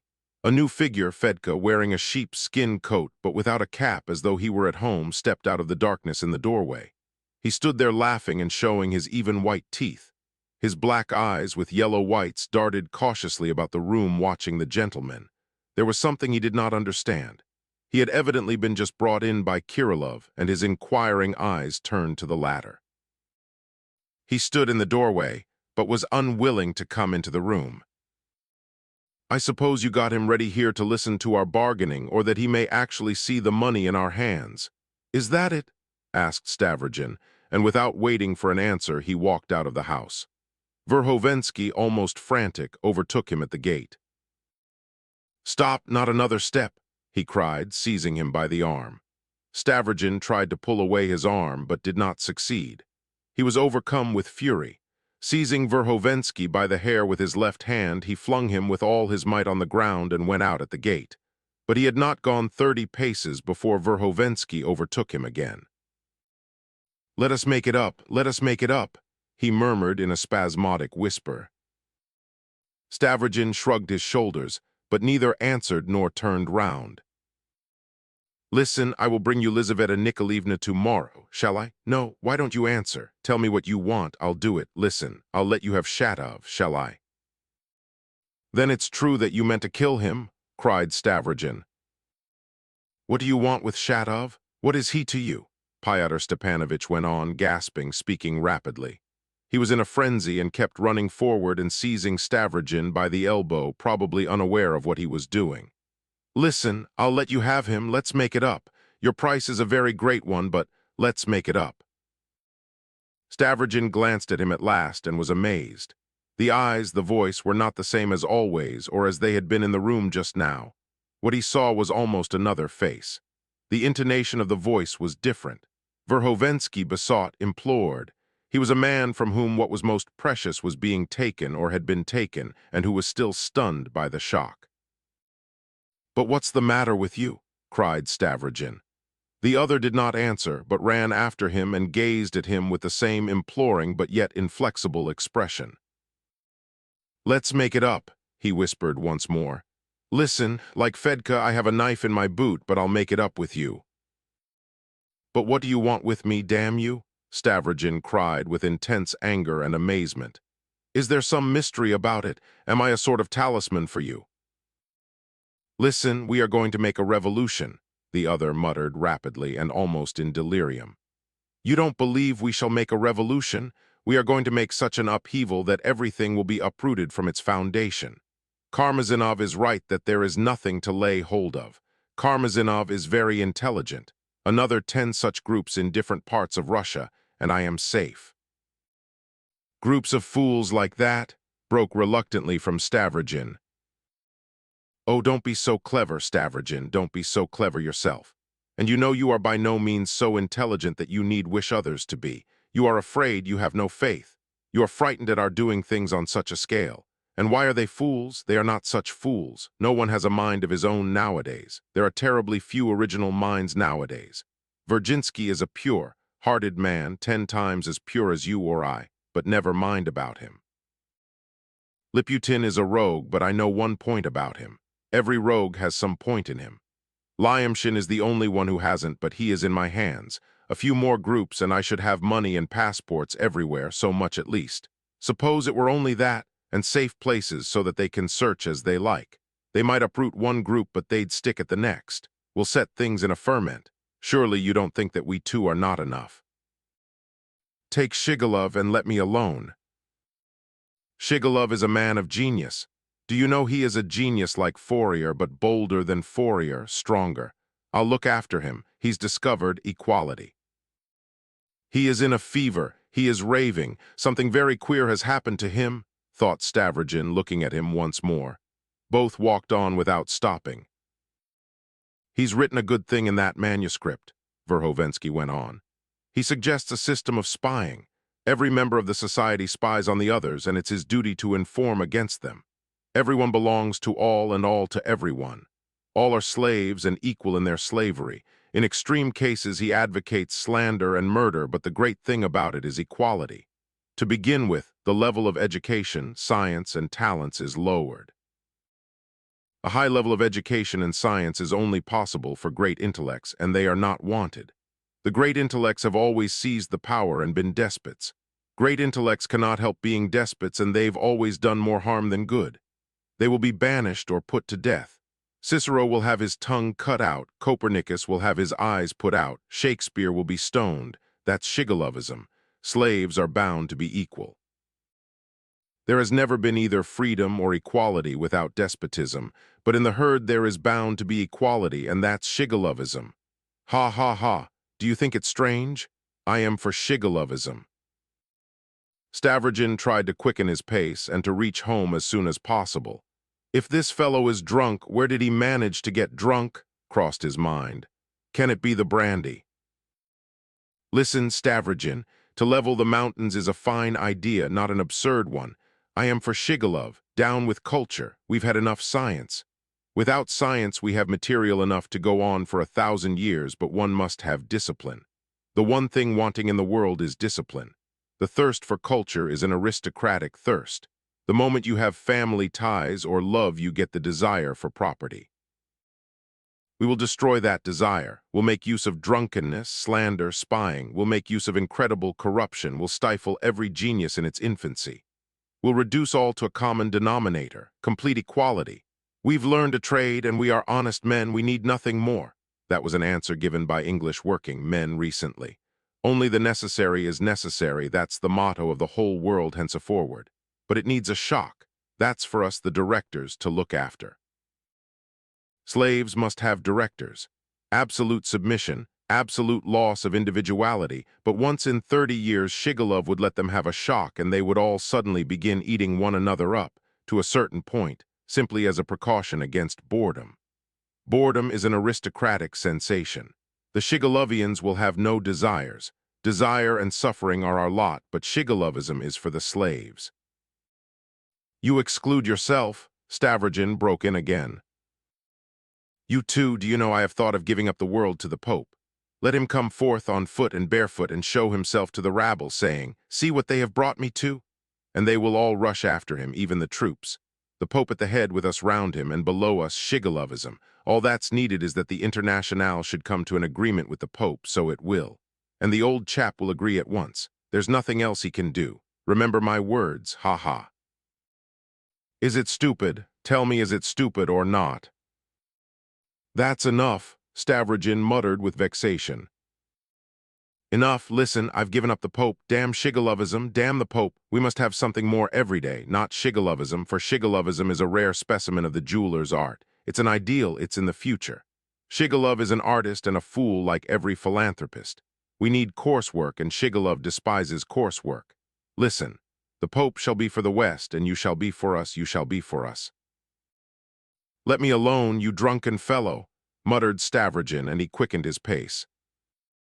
Stavrogin, you are beautiful, cried Pyotr Stepanovich almost ecstatically. Do you know that you are beautiful? What's the most precious thing about you is that you sometimes don't know it. Oh, I've studied you, I often watch you on the sly. There's a lot of simple-heartedness and naivete about you still. Do you know that? There still is, there is. You must be suffering and suffering genuinely from that simple-heartedness. I love beauty. I am a nihilist, but I love beauty. Are nihilists incapable of loving beauty? It's only idols they dislike, but I love an idol. You are my idol. You injure no one and everyone hates you. You treat everyone as an equal and yet everyone is afraid of you. That's good. Nobody would slap you on the shoulder. You are an awful aristocrat. An aristocrat is irresistible when he goes in for democracy. To sacrifice life, your own or another's, is nothing to you. You are just the man that's needed. It's just such a man as you that I need. I know no one but you. You are the leader, you are the sun, and I am your worm. He suddenly kissed his hand. A shiver ran down Stavrogin's spine, and he pulled away his hand in dismay. They stood still. Madman, whispered Stavrogin. Perhaps I am raving, Pyotr Stepanovich assented, speaking rapidly.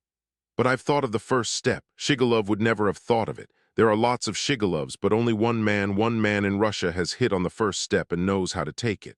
And I am that man. Why do you look at me? I need you. Without you I am nothing. Without you I am a fly, a bottled idea, Columbus without America. Stavrogin stood still and looked intently into his wild eyes. Listen, first of all we'll make an upheaval, Verhovensky went on in desperate haste, continually clutching at Stavrogin's left sleeve. I've already told you, we shall penetrate to the peasantry. Do you know that we are tremendously powerful already? Our party does not consist only of those who commit murder and arson, fire off pistols in the traditional fashion, or bite colonels. They are only a hindrance. I don't accept anything without discipline. I am a scoundrel, of course, and not a socialist. Ha ha, listen. I've reckoned them all up. A teacher who laughs with children at their God and at their cradle is on our side. The lawyer who defends an educated murderer because he is more cultured than his victims and could not help murdering them to get money is one of us. The schoolboys who murder a peasant for the sake of sensation are ours. The juries who acquit every criminal are ours. The prosecutor who trembles at a trial for fear he should not seem advanced enough is ours. Among officials and literary men we have lots, and they don't know it themselves. On the other hand, the docility of schoolboys and fools has reached an extreme pitch. The schoolmasters are bitter and bilious. On all sides we see vanity puffed up out of all proportion, brutal, monstrous appetites. Do you know how many we shall catch by little ready-made ideas? When I left Russia, Litter's dictum that crime is insanity was all the rage. I come back and I find that crime is no longer insanity, but simply common sense, almost a duty, anyway, a gallant protest.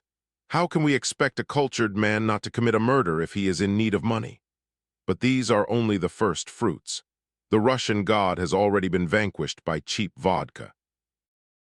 The peasants are drunk, the mothers are drunk, the children are drunk, the churches are empty, and in the peasant courts one hears, 200 lashes or stand us a bucket of vodka. Oh, this generation has only to grow up. It's only a pity we can't afford to wait, or we might have let them get a bit more tipsy. Ah, what a pity there's no proletariat. But there will be, we are going that way. It's a pity, too, that we've grown greater fools, muttered Stavrogin, moving forward as before.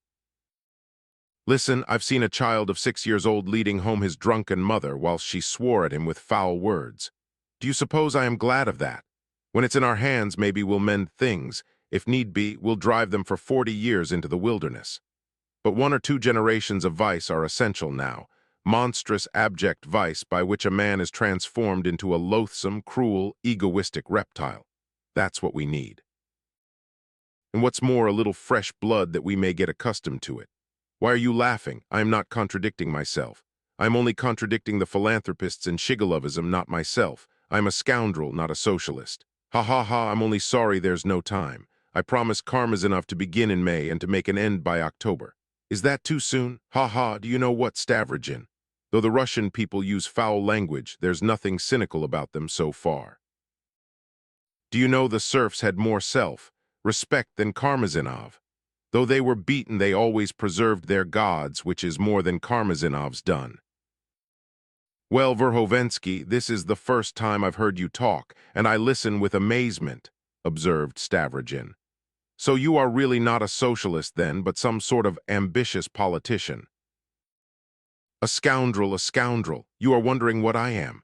I'll tell you what I am directly, that's what I am leading up to. It was not for nothing that I kissed your hand.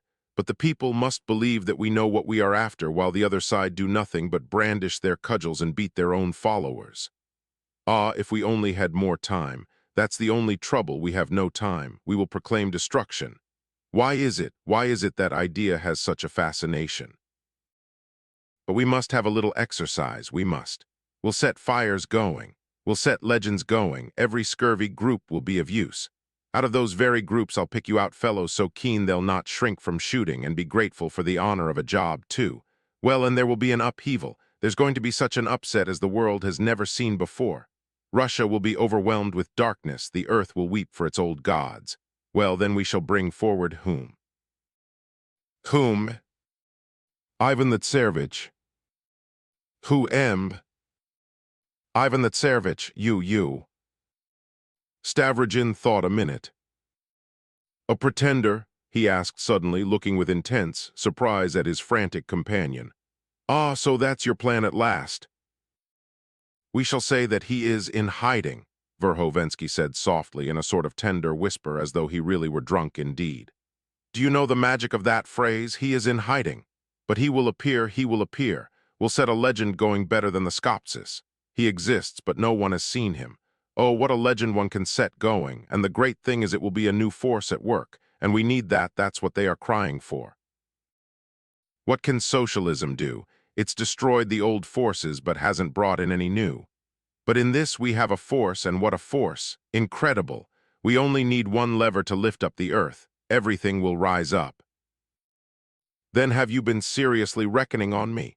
Stavrogin said with a malicious smile. Why do you laugh and so spitefully? Don't frighten me. I am like a little child now. I can be frightened to death by one smile like that. Listen, I'll let no one see you, no one, so it must be. He exists, but no one has seen him. He is in hiding. And do you know, one might show you to 1 out of 100,000, for instance. And the rumor will spread over all the land. We've seen him, we've seen him. Ivan Filipovich, the god of Sabdioth Asterisk, has been seen too when he ascended into heaven in his chariot in the sight of men. They saw him with their own eyes, and you are not an Ivan Filipovich.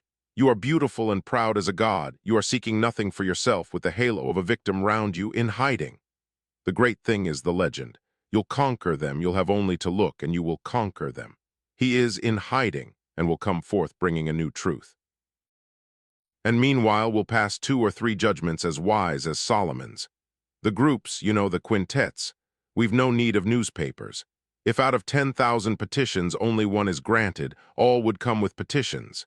In every parish, every peasant will know that there is somewhere a hollow tree where petitions are to be put. And the whole land will resound with the cry, a new just law is to come. And the sea will be troubled, and the whole gimcrack show will fall to the ground, and then we shall consider how to build up an edifice of stone. For the first time, we are going to build it, we and only we. The reference is to the legend current in the sect of flagellants. Translator's note. Madness, said Stavrogin. Why don't you want it? Are you afraid? That's why I caught at you, because you are afraid of nothing. Is it unreasonable? But you see, so far I am Columbus without America. Would Columbus without America seem reasonable? Stavrogin did not speak. Meanwhile, they had reached the house and stopped at the entrance. Listen, Verhovensky bent down to his ear. I'll do it for you without the money. I'll settle Maria Timofeyevna tomorrow without the money, and tomorrow I'll bring you Lisa. Will you have Lisa tomorrow? Is he really mad? Stavrogin wondered, smiling. The front door was opened. Stavrogin, is America ours? Said Verhovensky, seizing his hand for the last time. What for? Said Nikolai Vsevolodovich, gravely and sternly. You don't care, I knew that, cried Verhovensky in an access of furious anger. You are lying, you miserable, profligate, perverted little aristocrat. I don't believe you, you've the appetite of a wolf. Understand that you've cost me such a price, I can't give you up now. There's no one on earth but you. I invented you abroad. I invented it all, looking at you. If I hadn't watched you from my corner, nothing of all this would have entered my head. Stavrogin went up the steps without answering. Stavrogin, Verhovensky called after him. I give you a day, 2, then 3, then more than 3 I can't, and then you're to answer. Chapter 9. A raid at Stefan Trofimovich's. Meanwhile, an incident had occurred which astounded me and shattered Stepan Trofimovich.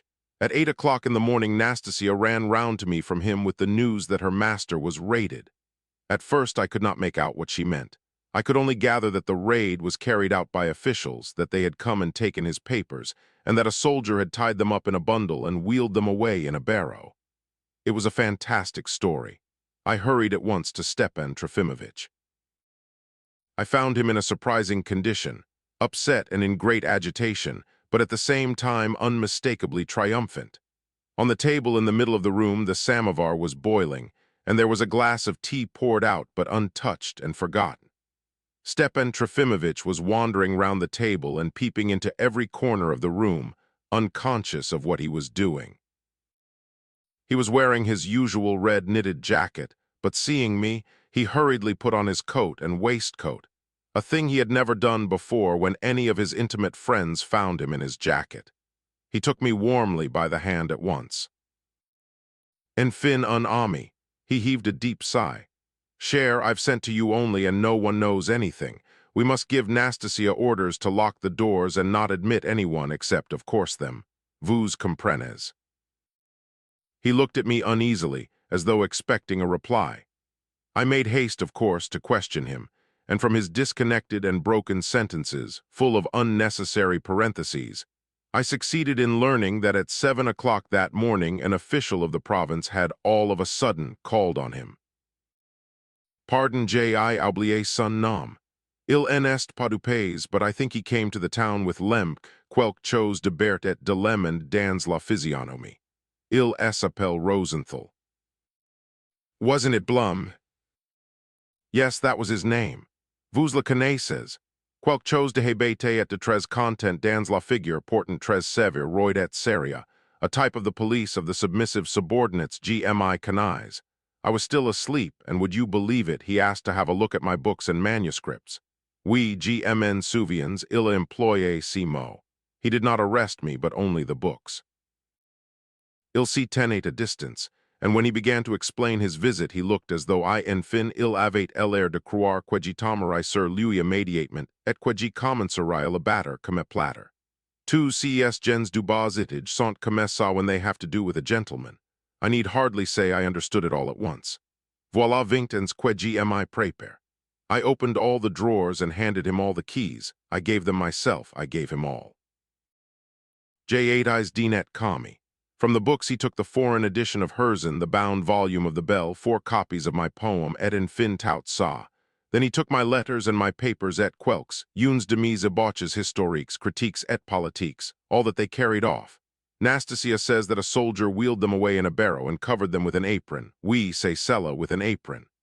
It sounded like delirium. Who could make head or tail of it? I pelted him with questions again. Had Blum come alone or with others? On whose authority? By what right? How had he dared? How did he explain it? Il était seul by en seul, but there was someone else dans l'antechamber, oui, GMN souviens et puis, though I believe there was someone else besides, and there was a guard standing in the entry. You must ask Nastasia. She knows all about it better than I do. J8 c'était voyez vous, il parlait untas de chases. He said very little, though it was I said all that. I told him the story of my life, simply from that point of view, of course. J8 c'était mais din, je vous assure. I'm afraid, though, I may have shed tears. They got the barrow from the shop next door. Oh, heavens, how could all this have happened? But for mercy's sake, speak more exactly, Stepan Trofimovich. What you tell me sounds like a dream. Cher, I feel as though I were in a dream myself. Savez, vous, il a prononcé le nom de Teliatnikov, and I believe that man was concealed in the entry. Yes, I remember he suggested calling the prosecutor and Dmitri Dmitrich. I believe qui me doit encore quins rubles I won at cards, soit dit en passant. En fin, gni pas trop compris. But I got the better of them, and what do I care for Dmitri Dmitrich? I believe I begged him very earnestly to keep it quiet. I begged him particularly, most particularly. I'm afraid I demeaned myself, in fact, comment croyez, vous, en fin il a consenti. Yes, I remember he suggested that himself, that it would be better to keep it quiet, for he had only come to have a look round et rien de plus, and nothing more, and that if they find nothing, nothing will happen. So that we ended it all en amis, G sways tout a fate content. Why, then he suggested the usual course of proceedings in such cases and regular guarantees, and you rejected them yourself, I cried with friendly indignation. Yes, it's better without the guarantees. And why make a scandal? Let's keep it en amis so long as we can. You know, in our town, if they get to know it mes enemis et puis, a quoi bon, le procureur, si cachan de notre procureur. Quid you fois emma manquer de politesse et quan rosé a plaisir el autor and a chez cette charmante et belle Natalia Pavlovna quand il si catcha dans son boudoir. Et puis mon ami, don't make objections and don't depress me, I beg you, for nothing is more unbearable when a man is in trouble than for 100 friends to point out to him what a fool he has made of himself. Sit down, though, and have some tea. I must admit I am awfully tired. Hadn't I better lie down and put vinegar on my head? What do you think? Certainly, I cried, ice even. You are very much upset. You are pale and your hands are trembling. Lie down, rest, and put off telling me. I'll sit by you and wait. He hesitated, but I insisted on his lying down. Nastasia brought a cup of vinegar. I wetted a towel and laid it on his head. Then Nastasia stood on a chair and began lighting a lamp before the icon in the corner. I noticed this with surprise. There had never been a lamp there before, and now suddenly it had made its appearance. I arranged for that as soon as they had gone away, muttered Stepan Trofimovich, looking at me slyly. Quand on a de ces choses, la dans sa chambre et quand vint vous arreter, it makes an impression, and they are sure to report that they have seen it. When she had done the lamp, Nastasia stood in the doorway, leaned her cheek in her right hand, and began gazing at him with a lachrymose air. Eloignes law on some excuse, he nodded to me from the sofa. I can't endure this Russian sympathy et puis ça m'embête. But she went away of herself. I noticed that he kept looking towards the door and listening for sounds in the passage. Il faut erder prêt voyez vous, he said, looking at me significantly. Chaque moment they may come and take one and few. A man disappears.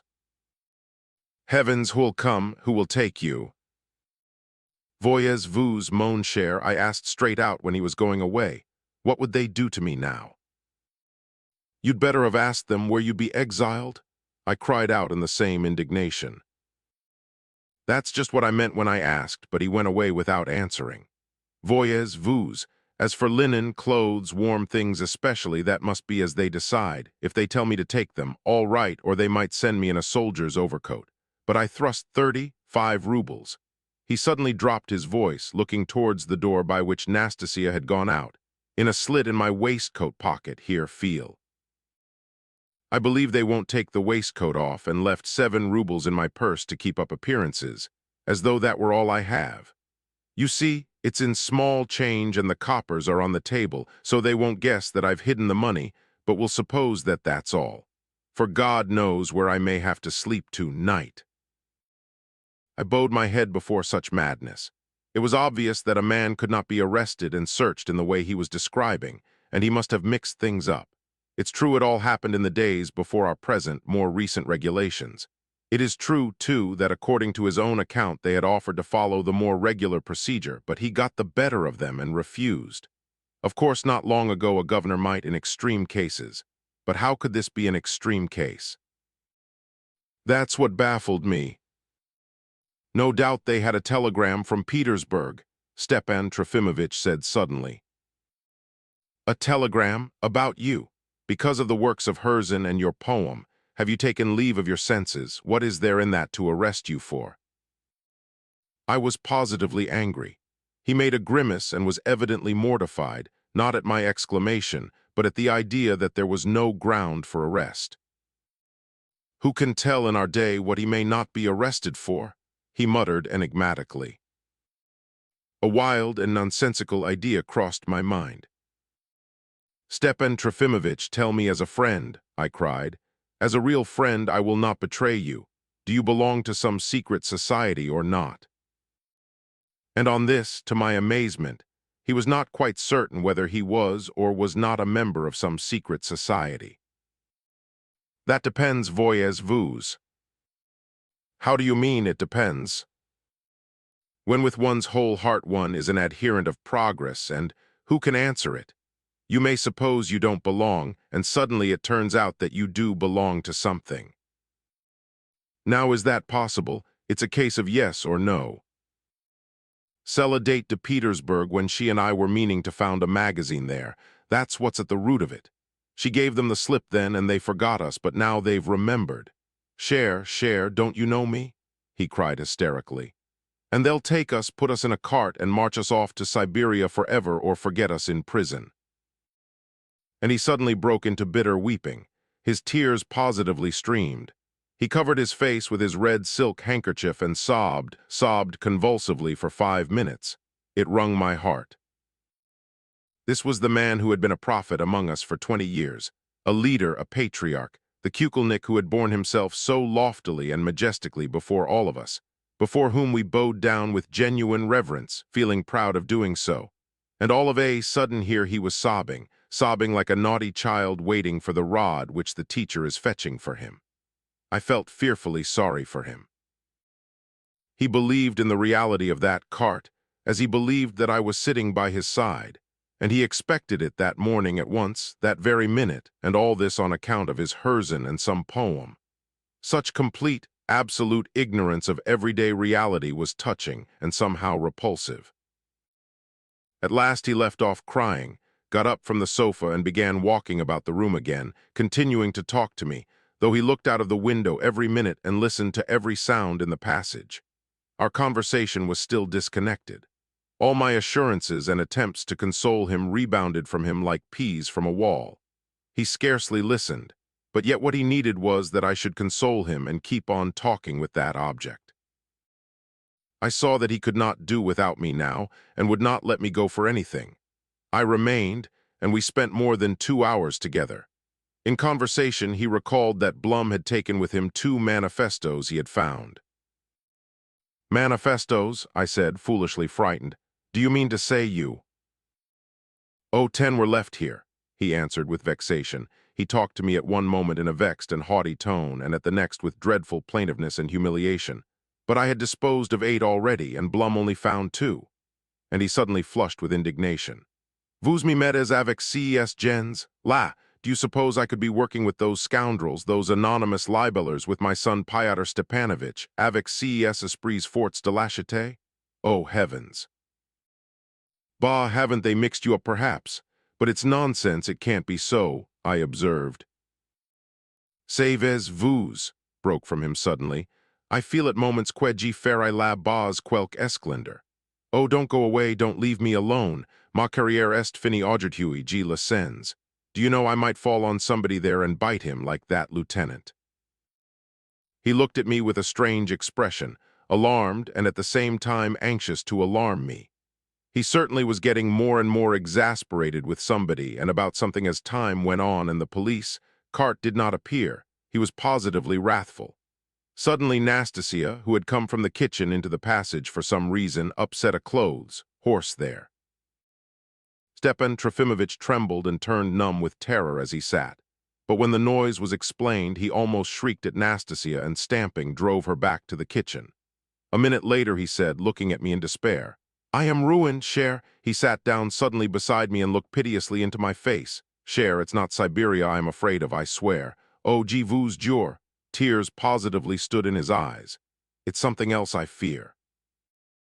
I saw from his expression that he wanted at last to tell me something of great importance, which he had, till now, refrained from telling. "I am afraid of disgrace," he whispered mysteriously. "What disgrace? On the contrary. Believe me, Stepan Trofimovich, that all this will be explained today and will end to your advantage." "Are you so sure that they will pardon me?" "Pardon you? What a word! What have you done? I assure you you've done nothing." "Quen savez-vous, all my life has been cher, they'll remember everything, and if they find nothing it will be worse still," he added all of a sudden, unexpectedly. "How do you mean it will be worse?" "It will be worse." "I don't understand." "My friend, let it be Siberia, Archangel, loss of rights. If I must perish, let me perish, but I am afraid of something else." Again whispering, a scared face, mystery. "But of what, of what?" "They'll flog me," he pronounced, looking at me with a face of despair. "Who'll flog you? What for? Where?" I cried, feeling alarmed that he was going out of his mind. "Where? Why there, where that's done." "But where is it done?" Cher," he whispered almost in my ear. "The floor suddenly gives way under you, you drop half through. Everyone knows that." "Legends," I cried, guessing what he meant. "Old tales, can you have believed them till now?" I laughed. Tales, but there must be foundation for them. Flogged men tell no tales. I've imagined it 10,000 times. But you, why you? You've done nothing, you know. That makes it worse. They'll find out I've done nothing and flog me for it. And you are sure that you'll be taken to Petersburg for that. My friend, I've told you already that I regret nothing, ma carrière est finie. From that hour when she said good-bye to me at Vorshniki, my life has had no value for me, but disgrace, que dire, elle if she finds out. He looked at me in despair, and the poor fellow flushed all over. I dropped my eyes too. She'll find out nothing, for nothing will happen to you. I feel as if I were speaking to you for the first time in my life, Stepan Trofimovich. You've astonished me so this morning. But my friend, this isn't fear. For even if I am pardoned, even if I am brought here and nothing is done to me, then I am undone. Elmi soupçonnera tout ça vai, me, the poet, the thinker, the man whom she has worshipped for 22 years. It will never enter her head. It will, he whispered with profound conviction. We've talked of it several times in Petersburg in Lent before we came away when we were both afraid. Elmi soupçonnera tout ça vai, and how can I disabuse her? It won't sound likely. And in this wretched town who'd believe it, say invraisemblable. Et puis les femmes, she will be pleased. She will be genuinely grieved like a true friend, but secretly she will be pleased. I shall give her a weapon against me for the rest of my life. Oh, it's all over with me. 20 years of such perfect happiness with her, and now. He hid his face in his hands. Stepan Trofimovich, oughtn't you to let Varvara Petrovna know at once of what has happened? I suggested. God preserve me, he cried, shuddering and leaping up from his place. On no account, never, after what was said at parting at Vorshniki, never. His eyes flashed. We went on sitting together another hour or more, I believe, expecting something all the time. The idea had taken such hold of us. He lay down again, even closed his eyes, and lay for 20 minutes without uttering a word, so that I thought he was asleep or unconscious. Suddenly he got up impulsively, pulled the towel off his head, jumped up from the sofa, rushed to the looking-glass, with trembling hands tied his cravat, and in a voice of thunder called to Nastasia, telling her to give him his overcoat, his new hat, and his stick. I can bear no more, he said in a breaking voice. I can't, I am going myself. Where? I cried, jumping up too. To Lemk, cher I am obliged, it's my duty. I'm a citizen and a man, not a worthless chip. I have rights, I want my rights. For 20 years I've not insisted on my rights. All my life I've neglected them criminally, but now I'll demand them. He must tell me everything, everything. He received a telegram. He dare not torture me. If so, let him arrest me, let him arrest me. He stamped and vociferated almost with shrieks. I approve of what you say, I said, speaking as calmly as possible on purpose, though I was very much afraid for him. Certainly it is better than sitting here in such misery, but I can't approve of your state of mind. Just see what you look like and in what a state you are going there. Il faut erder dîner kami avec Lemk. You really might rush at someone there and bite him. I am giving myself up. I am walking straight into the jaws of the lion. I'll go with you. I expected no less of you. I accept your sacrifice, the sacrifice of a true friend. But only as far as the house, only as far as the house. You ought not, you have no right to compromise yourself further by being my confederate. Oh, croyez, moi j'y serai kami. I feel that I am at this moment à la hauteur de tout ce que il y a de plus sacré. I may perhaps go into the house with you, I interrupted him. I had a message from their stupid committee yesterday through Vysotsky that they reckon on me and invite me to the fête tomorrow as one of the stewards or whatever it is. One of the 6 young men whose duty it is to look after the trays, wait on the ladies, take the guests to their places, and wear a rosette of crimson and white ribbon on the left shoulder. I meant to refuse, but now why shouldn't I go into the house on the excuse of seeing Yulia Mihailovna herself about it? So we will go in together. He listened, nodding, but I think he understood nothing. We stood on the threshold. Cher, he stretched out his arm to the lamp before the icon. Cher, I have never believed in this, but so be it, so be it. He crossed himself. Allen's. Well, that's better so, I thought as I went out onto the steps with him.